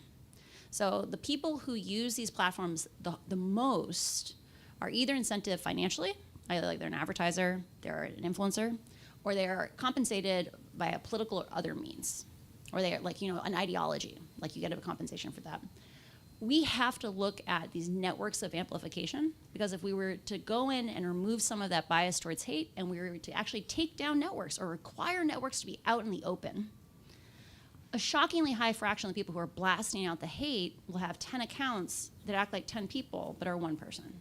And that creates, again, a perception that it is okay to have these ideas because you're not alone. And so I think that's the direction we should be going, because it's scalable, it's definable. Like, it's very hard to define hate in the law. But working on either of those things are things that we can write laws about and we can greatly mitigate in the system. So that's a fantastic tech, right? Because I think Francis will look at what exists and how can it be better. But the reality is that what exists is so flawed that you must think of something better. Sorry, not to. And I think she is also. So the quick answer. I don't for defend the me, companies. I'm just trying to figure out how to. Yeah, you know, no. assume But that I they understand. use You can it. see Yeah, where we yeah. came from, right? I'm a journalist. She's a tech person, right? So in this case, think about it like this: it's not a free speech issue; it's a distribution issue. This is what she said, right? But here's what happened in the real world, in the old world, before they came along. Your crazy neighbor would always talk about those conspiracy theories. And he's always been there. He's always been there, right? And then all of a sudden, his conspiracy theories started becoming headlines, right? In your paper, so like the old world. So now these are the headlines. This is why I say we're in the upside down, because you could have sued that paper in the past, right? But now you can't, because now that changes reality. That's what's transforming, right? The lies, the crazy neighbor now is deciding what the world looks like. Those 6% on the outskirts are deciding what the world looks like. It's not a free speech issue. You can still say anything you want to say. It's the fact that tech amplifies your crazy neighbor, because like in the past we would gossip, Taylor, did you hear what my neighbor said? Like, that's kind of crazy. Consequences. Right? Yeah. And you kind of don't pay attention. It doesn't land in the headlines. And then your crazy neighbor becomes the president. But then chicken or the egg, yeah. right? How did the president? Actually, I want to tap into one more thing too, which is I kept making allusions to like the dystopia of TikTok that's coming. So one, I enjoy TikTok. I'm not going to hate on TikTok in terms of like I too have apparently I like cake decorating videos. That's all it gives me. But you know, I'm sure there's other things on there too. But TikTok is designed to be censored. Like this is one of these things where it's not obvious. Like I opened TikTok the first time and I was like, oh. You can tell it was made by an authoritarian, you know? And you can say, like, Francis, how could you know that by looking at a product? But I've worked on, like, 4 social networks, right? We make these little choices for intentional goals. TikTok makes no promises to you about what you receive, right? That's the core of TikTok. The only promise they make to you is you're going to want to watch another video. You know, on Facebook, when, you know, how many of you remember Facebook of 2008? Come on, you can make me feel old. I know, not very many of you. Once upon a time, Facebook was about your family and your friends. There was a user promise. It was like, if you make content and you share it, your friends will get it. They make content, you'll get content. That system is diffuse. If your crazy neighbor makes a thing, you feel safe chiming in and be like, now, honey. When we move into TikTok, they intentionally push towards hypervirality, because they want 80 or 90% of all the consumption in the world every day to be a few thousand pieces of content. Like if you have a funny dance, everyone in the world can enjoy that funny dance. And if you can get it down to a few thousand pieces of content, you can manually vet every single piece. So this is where does anyone remember the video of the woman doing the makeup tutorial and like 15 seconds in, it becomes the thing about the Uyghurs? Anyone remember that video? Okay, a couple years ago, there's a makeup tutorial. She's talking about a smoky eye. She gets like 15 seconds in, and she's like, so there's a genocide going on, just FYI, and a lot of people are dying. And the reason she waited 15 seconds or 20 seconds is because TikTok was only censoring. They were vetting all the videos for only the 15 seconds. And the reason they do that is because you cannot have hyper amplification without having those safety mechanisms. And right now, TikTok doesn't have moderators that speak Swahili, right? They don't have moderators that speak major languages in the world. And so as we move towards video, we're going to see even worse problems than we've seen in terms of hacking the limbic system, like hacking our biology. Hi, I'm Elisa. Thank you so much for sharing your insights with us today. It's especially important given that many of us will be future policy leaders. And Maria, my question is for you. However, Francis, I'm sure you'll have insights as well, so I would love to hear them. So in your Nobel Peace Prize lecture, you asked, and I quote, "What are you willing to sacrifice for the truth?" And you know, it's clear from this discussion, but that you know, disinformation is a huge problem online. And you know, unfortunately, the Nazi chief of propaganda said it very well, that you tell a lie enough times, it becomes the truth. And, you know, in an age where many are getting their information from social media, and they might not even know that what they're being fed is disinformation, and, you know, making it worse, they're assuming because something is the status quo, they've seen it so many times that, oh, it must be true, when in reality it's actually disinformation. What can we do as future policy leaders and citizens of the world and social media to ensure that the truth that we're willing to sacrifice for is actually the truth? And how can we differentiate that fact from fiction in the media and online to make sure we're not accidentally aiding in the dissemination of hate and violence rather than combating it? Oh my gosh, that's such a cool question. Let me, because in the end, so what's the fundamental premise of the social media platforms? Each of us has our own feed. Each of us is, that the world is personalized, which it isn't, right? So starting from that point, I was like, like there is a public sphere and we act differently and we're shaped by what's in the public sphere. So that's the starting point that is different. Yes, we are individuals, right? But in terms of governance, in terms of solving problems, we come together. And some of our best parts of history are when humanity comes together, right? So, okay, so first, please, like in the Nobel lecture, that word disinformation, replace it with atom bomb, explode it, right? Because that is how potent it is. It's like a Trojan horse, that word, but it is the impact of that. Okay, so I think that's the first, is if we agree to that, then perhaps the world, our leaders will come to a place. So how do you know that it is the reality you live in? Well, we're in a room, right? So in the end, everything is anchored in the real world. And I'll tell you what happened in February 2022 that shifted the world, geopolitically and in my world, in the Philippines, right? A comedian stood up, he's president of a country, and decided not to leave his country, even as Russia was coming to literally probably kill them, right? And because he did, he inspired his people like us, to go fight. Wow. And then the second thing that happened in my country was we had a vice president who's been the target of information operations since 2016, daily. I see this. We have the data to prove it. And all of a sudden, they started going house to house. And you're like, how are you going to win an election going house to house? That's never happened in the Philippines. That was how they were fighting disinformation. And all of a sudden, her rallies began getting hundreds of thousands of people in city after city. The trajectory was just, she started too late, right?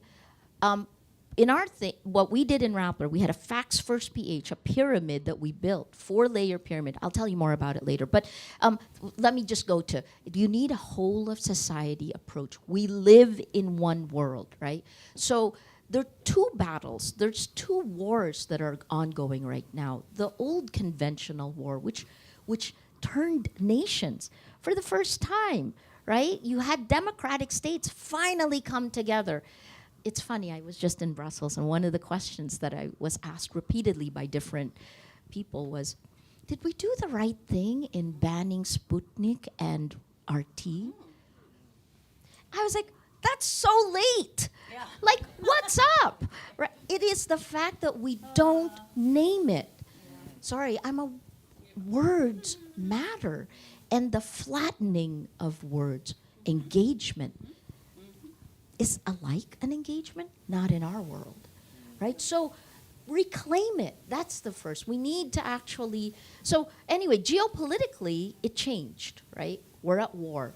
But the other war you don't acknowledge is the individual war you're involved in, because it is a battle for your mind. It is a battle for your emotions. So how do you make sure it's the right one? You go to public policy schools. He's my friend. No, but really, like, we can actually, I guess part of it is people like Francis have to give lawmakers and citizens the language, right? We need to rename, reclaim, and demand rule of law. So I'm a Cold War Studies minor. so I have an electrical engineering degree. I'm an analog electrical engineer, not a CS person, but neither here nor there. And I have a history minor in Cold War studies. And I did my thesis on civil disobedience against civil defense. And I was like an active student of, there's a bunch of things that happened in the 20th century that we look back at them and we're like, wow, that's amazing, right? Like India is free today, right? It's having some issues with their democracy, but the British don't rule it. The Soviet Union fell, like one of the most pronounced totalitarian systems in the world. Apartheid ended. The dictatorship in Argentina fell. Like, it's this question of like, how do we reclaim our lives, right? And I have a very sunny demeanor. I, like Maria, can laugh at everything. But I also think there's a real chance that we may face a very dark period of time sometime in the next 10 to 20 years. And so the thing that I always do is I talk about how do we build networks of resistance in our real lives with people we really know, because as we lose our ability to understand what is true, the way that we have to continue to root ourselves in the ground, because the first step to taking control is understanding what is real, is you have to make space in your life to talk about what is happening around you. And that could be your local life, it could be the news. My personal social media is all like Signal group chats. I have a great one called Doom. It's a bunch of zeros instead of O's, a bunch of exclamation marks, and it's all like war and things like that, global warming. Find groups of people. They can be with you in real life, they can be remote, but small groups where you can talk about things. And like you said, this is a room. Don't let algorithms choose what you focus on, right? That when you make that group chat and you talk about the news, you're all seeing the same context. You're not seeing a slice of the same context. Because we need to remember that we are going through a period where our social fabric is fraying. That I like to look at social media, and it's very hard for me to be absolutist. I'm like, don't do it, walk away. Because for a lot of people, the places where they got social connection, they no longer have. They don't go to church, they don't have bowling leagues, they don't have any of these other things in their lives. We underfund our community centers, at least in the United States. I don't know what Canada's like. But we need to figure out how to build those networks of connection for ourselves, because we are weaker alone. People who have power have incentives to keep us alone and isolated. And when you're on your phone scrolling, you're not in the streets. So connect, talk. Because the fact that you heard this today inoculated you a little way, no matter what happens in the next 20 years. Remember, you are always a human being first, you are a citizen second, and an employee third. I want to light a fire a little bit more, because Francis said a decade. I have a timetable for when democracy dies. How's that? What's your timetable? 2 years. 2024. And I'll tell you where that data comes from, right? Look at the elections that we've had, and we won't leave you with like nothing to do. There are things we must do, right? But you, of course, have seen the elections in the Philippines, right? There are 30 plus elections this year. In May 9th, Filipinos overwhelmingly elected the son of Ferdinand Marcos, the guy we ousted in a people power revolt in 1986, right? Stole $10 billion in 1986 dollars.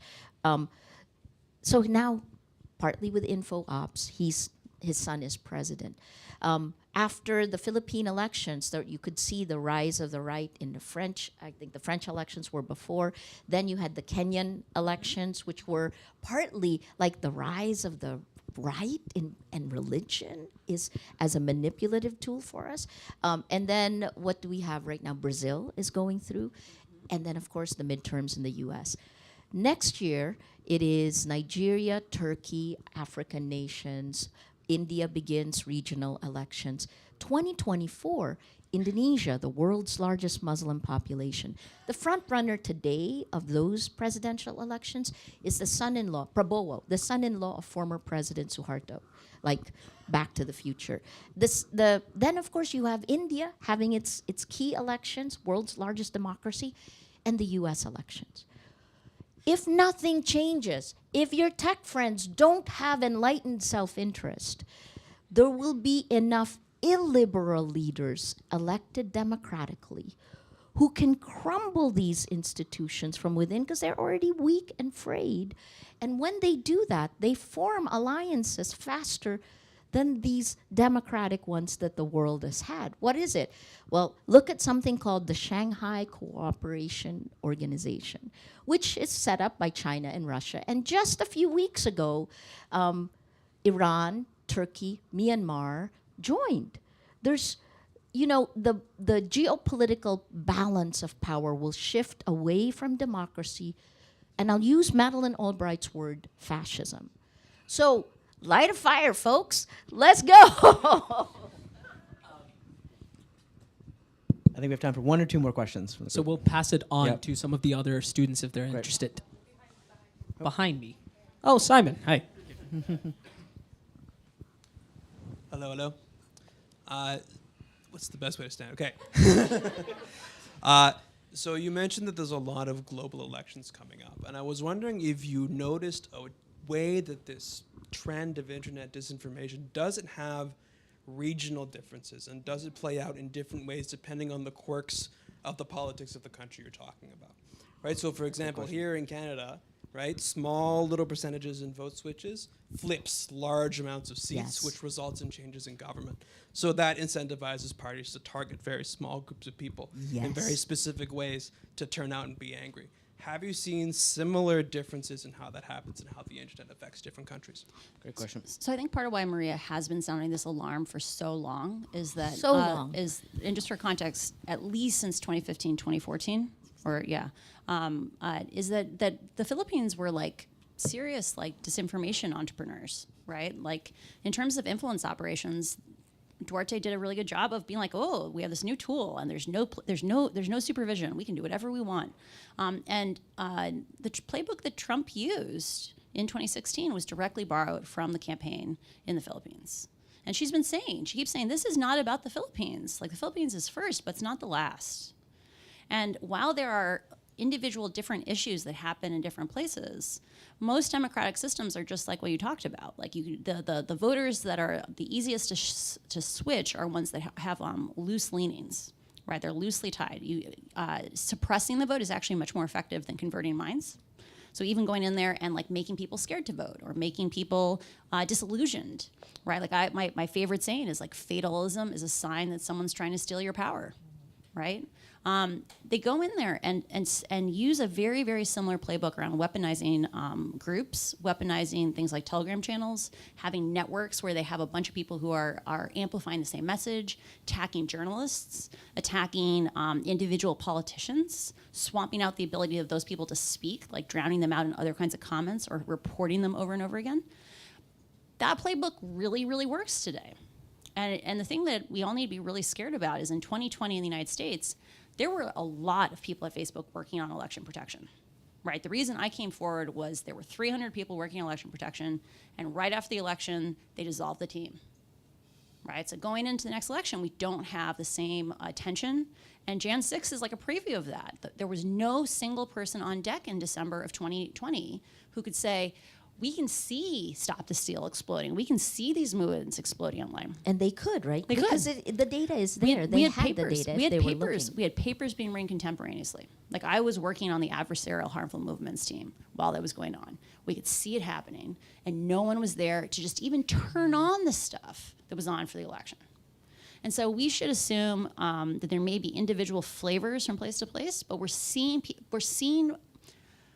there are more right-wing parties in the world that didn't have access to the traditional means of power because they were saying reprehensible things.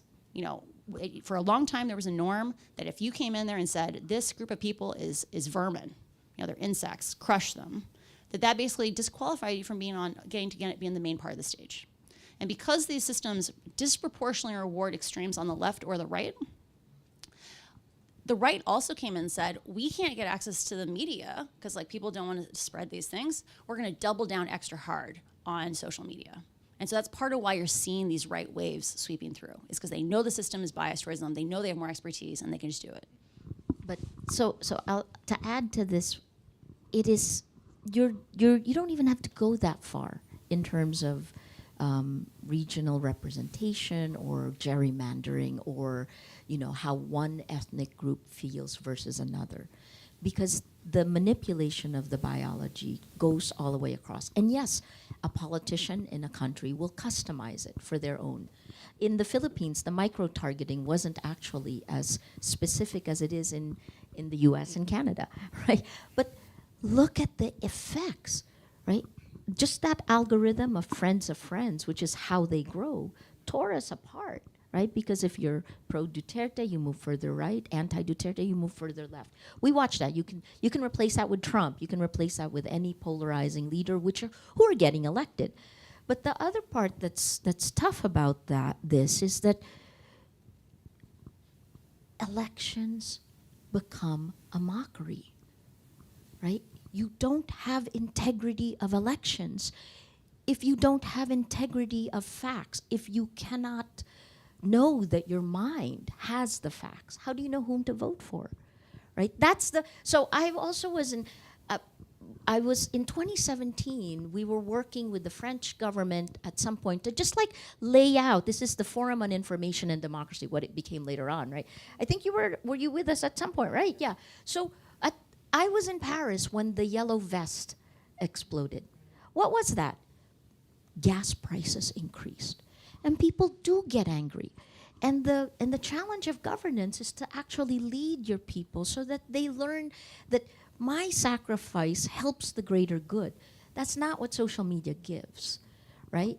So it's like, it makes you literally like get afraid you're not gonna get a piece of whatever it is, and that if you don't go out and act or do something violent or do something, you will lose. This is wrong. I just realized I'm very upset. But I'll tell you why I'm very upset, right? So part of it is because I am now at the last layer. I have absolutely no idea how we got here, except we live in the upside down. I'm now filing at the Supreme Court. This is my last approved travel at the Court of Appeals. I don't know whether I can travel in November. And I will have to ask the Supreme Court to do that. And I could go to jail, like, soon. I won't give you the timetable because I don't want to give them ideas. But the point is that the consequences in the real world are real. One more? Yeah, one more.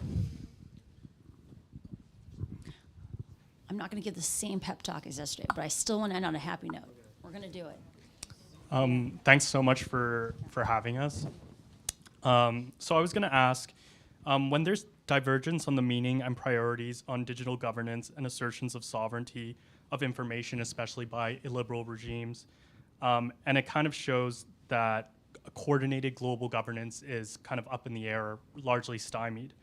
Can we form transnational communities for global governance that moves away from states to forge what you perhaps mentioned, Francis, of cultures of digital safety at scale, for example? Can we move away from this state-centric model? I think there is a real deep need for international cooperation and coalitions, particularly amongst mid-tier countries. And Taylor's going to like slightly chuckle because like we spent a couple days together in Ottawa, and my favorite thing to talk about is Canada leading coalitions. Surprise, surprise. Surprise, surprise. Canadian politicians love hearing Yeah, that. I'm like, you know what I really want you to do? Do you know I've been like whispering to other countries about for a year? Canada should lead a coalition. No, but I think there's a really big opportunity for. So I talk to enough governmental leaders and I watch enough things that I'm watching kind of where on the continuum of the decay is each individual country.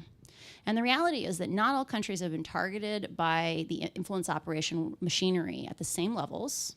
Right, so the United States got hit really hard for a while because they were the hegemon in the world, and China and Iran and Russia saw that there was a huge asymmetrical opportunity, that it doesn't cost that much to run an influence operation, and the United States was entirely unprepared for what to do about it.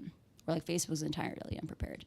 And even things like India, the fact that India has so many more English speakers than, say, Brazil, means that, yes, Brazil is going through a lot of the similar things that India is, but they're a lot less close to having, say, a mass casualty ethnic violence incident. Right, so I spent a week in Brazil last summer, and it was just really interesting to see, our information networks are interconnected, but there are insulation from different languages. And I think there's a very large opportunity to begin, if you can get together a coalition that has 100 million people in it, like you don't need 1 billion, you don't need even 400 million like the European Union. If you can bring together the Nordics, Canada, New Zealand, Australia, South Africa, maybe a couple of others. Like if Lulu wins the election, I think Brazil wants to move. Like they feel like they had their last election stolen by social media. They want leadership. And I think there's a really, I want to, if Taylor will have me, I really want to spend a bunch of time in the next year working around how do we pass the online safety bill in Canada, because the model is really good. It's the best of both the DSA and the online safety bill from the UK. And it would be a template to say this is a democratic approach to how we put some accountability on these tech companies, because the Nordics haven't been hit as hard yet because they speak small languages. Canada is being hit, but it didn't get hit as fast as the United States because it You're wasn't still strong. We're still strong. There's still a chance. And so I think we have to start working together to kind of any chance we can. We still have some time. And we need to have those frameworks in place so that we can do things like have consumer choice. If you can't see the data on the platforms, if you can't see what's happening, you can't actually choose alternatives, right? And so there are opportunities, and I think international work is really, really vital. I want to jump into this one because in the last 3 or 4 years, right, I'm not only frantic and saying we have to do something, right, and Rappler continues doing the investigative reports, but we're also looking globally because the only way you can scale is global, right? They've scaled. The tech has scaled. So I don't know if I'm supposed to say this. So this one is for you for now, right? But there are two. This is live. Oh, just this so you is know. live. Yeah. Oh, hi. All right, I'll say it. Okay. What the hell? So what we did in the Philippines, I did an MVP. It's an MVP for something that we want to try globally. The MVP was to do a facts first PH pyramid, and we actually did this with Midan, which is a startup from San Francisco for a data platform that will cut across 4 layers of a pyramid, right? And we did it with Google. The Google News Initiative, right? Because, I talk against surveillance capitalism, blah, blah, blah. Anyway, look, here, first layer of the pyramid are the facts. So 16 news groups in the Philippines working together, creating more fact checks. Fact checks don't spread. You guys know that. You don't like reading it because it's boring. So those 16 things is the supply. The second layer, we called it the mesh. Did you ever watch? You can see I watch. Do you watch Don't Look Up? Oh, yeah. Right. So remember how the planetary defense system came on, plop, plop, plop. It came on and then it pushed it away. The mesh is civil society, NGOs, business, the church came in. That's about 140 groups, right? And then the third layer was a takeoff from the Election Integrity Partnership in the United States. Academics who were doing disinformation research and who every week would tell our people, so the data's coming up, right? We're sharing data, 8 groups that every week told Filipinos, this is who's being targeted, this is who's winning, these are the networks of disinformation. We should have like an Interpol for networks of disinformation, and they should be pushed out. Anyway, the last layer is the layer that no one talks about, but is absolutely needed. Because most of the time, governments talk about it in terms of policy when it is a rule of law issue, which creates the law, right? So the layer 4 are legal organizations in the Philippines, Integrated Bar of the Philippines, Philippine Bar Association, the Free Legal Association.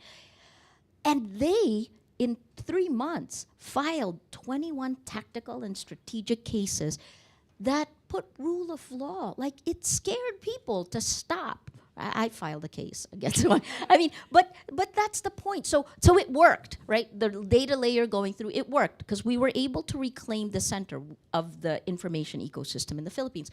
What I want to do is, if you're familiar with the Global Movement for Democracy, it is a group of about 2,000 people, 2,000 human rights and citizens groups, and what we want to do is to, I just accepted the chair. And we're meeting, guess where? In Taiwan. Come join us, right? Because this all converges. The detailed knowledge she has of how these systems are atomized and atomize our biology is directly connected to geopolitical power. So at the end, October 24th, You know, this is one of the things we're going to see if it's possible. But you must do it. And yes, Canada should be at the forefront. You're part of Defend Media Freedom, but also because you had truckers. You already know. You already know. Can I leave one more? So, Please do. Given I get to talk to public policy students, I have one more nerdy thing. So, we don't have accounting standards for real humans, right? So, right now, every single publicly traded and even privately traded tech company that is an advertising business or even subscription, advertising business has an incentive to not take down bots. Right. Every time, you can lose 1% of your users and your stock price will fall 10 or 15%, maybe 20%. Yeah. And so because we don't have an accounting standard for humans, we are actively in this situation where, like, the Twitter whistleblower, one of his revelations was there were multiple executives that blocked efforts to take down bots because their bonuses were tied to the number of users. And so going out there, like, accounting standards aren't sexy. Like, we don't march in the street for accounting standards, but maybe we should. What should that be? Like, what does it mean to have a dollar? We have GAAP to do that, right? What does it mean to have a liability? Again, GAAP. Let's start having conversations around what should a platform have to do or disclose so that we take that incentive to have these amplifiers of lies off the system. So we have opportunities, and you guys can do things. So, as always, you have both terrified and inspired in about equal measure. Yeah.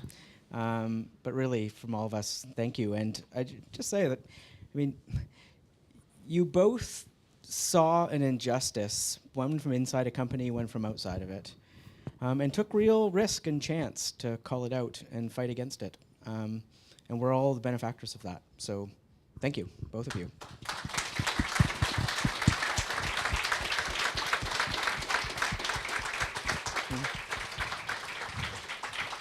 Can I end on a happy note? Okay, so I already gave my last happy. Who was here last night? So I won't repeat my last happy note. Okay, new happy note.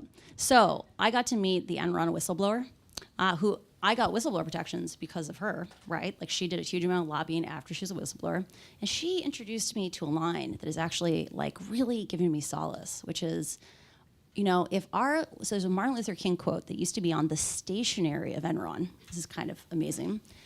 It was a quote from Martin Luther King, and it said, "Our lives begin to end when we refuse to speak, like, a truth that matters." And she said, we need to celebrate and spread a corollary, which is our lives begin to soar when we live in the truth. And she has been a whistleblower for 20 years. She's been doing stuff on it. It was, like, really heartening for me because, like, I saw, like, my life was not over by living in the truth. And I want to really plant a seed in each of you, which is you're going out into your lives. You're deciding choices right now that will influence where you go in the next 5 or 10 years. And you might make wrong ones, but you can change. You can make new ones. I know it's scary to take a risk. I know it's scary to live in the truth when a lie is easier. But I want to really emphasize that your lives can begin to soar when you stand up for things that you believe in. And that each of you is so smart and talented, and you have so many skills and so much to give to the world. And I want you to take that risk. The next time you face something where you're like, oh, I could do this, I could do that, I want you to remember your life begins to soar when you stand in the truth. So thank you. And one more. And I'll add to this, right? Like, don't forget your values. Don't forget your values. Everything begins with values, right? We didn't do anything differently in the Philippines. This Nobel Prize, like, I'm still doing the scream. Like, the monk painting. Like, I have no idea. I didn't change. I've been a journalist for 36 years. And I've just been doing my job because I couldn't do anything else. So believe in your values. The world seems to tell you, in the Philippines, it was like compromise. Be quiet, be quiet, be quiet. Why are you so noisy? But when you do the right thing, doing the right thing is the right thing. If you want to win a Nobel Prize, go! You've now inspired more than you've terrified, officially. So we should close it here before we go dark again. So thank you both so much. And everyone's invited to Maria's lecture this evening, too. So.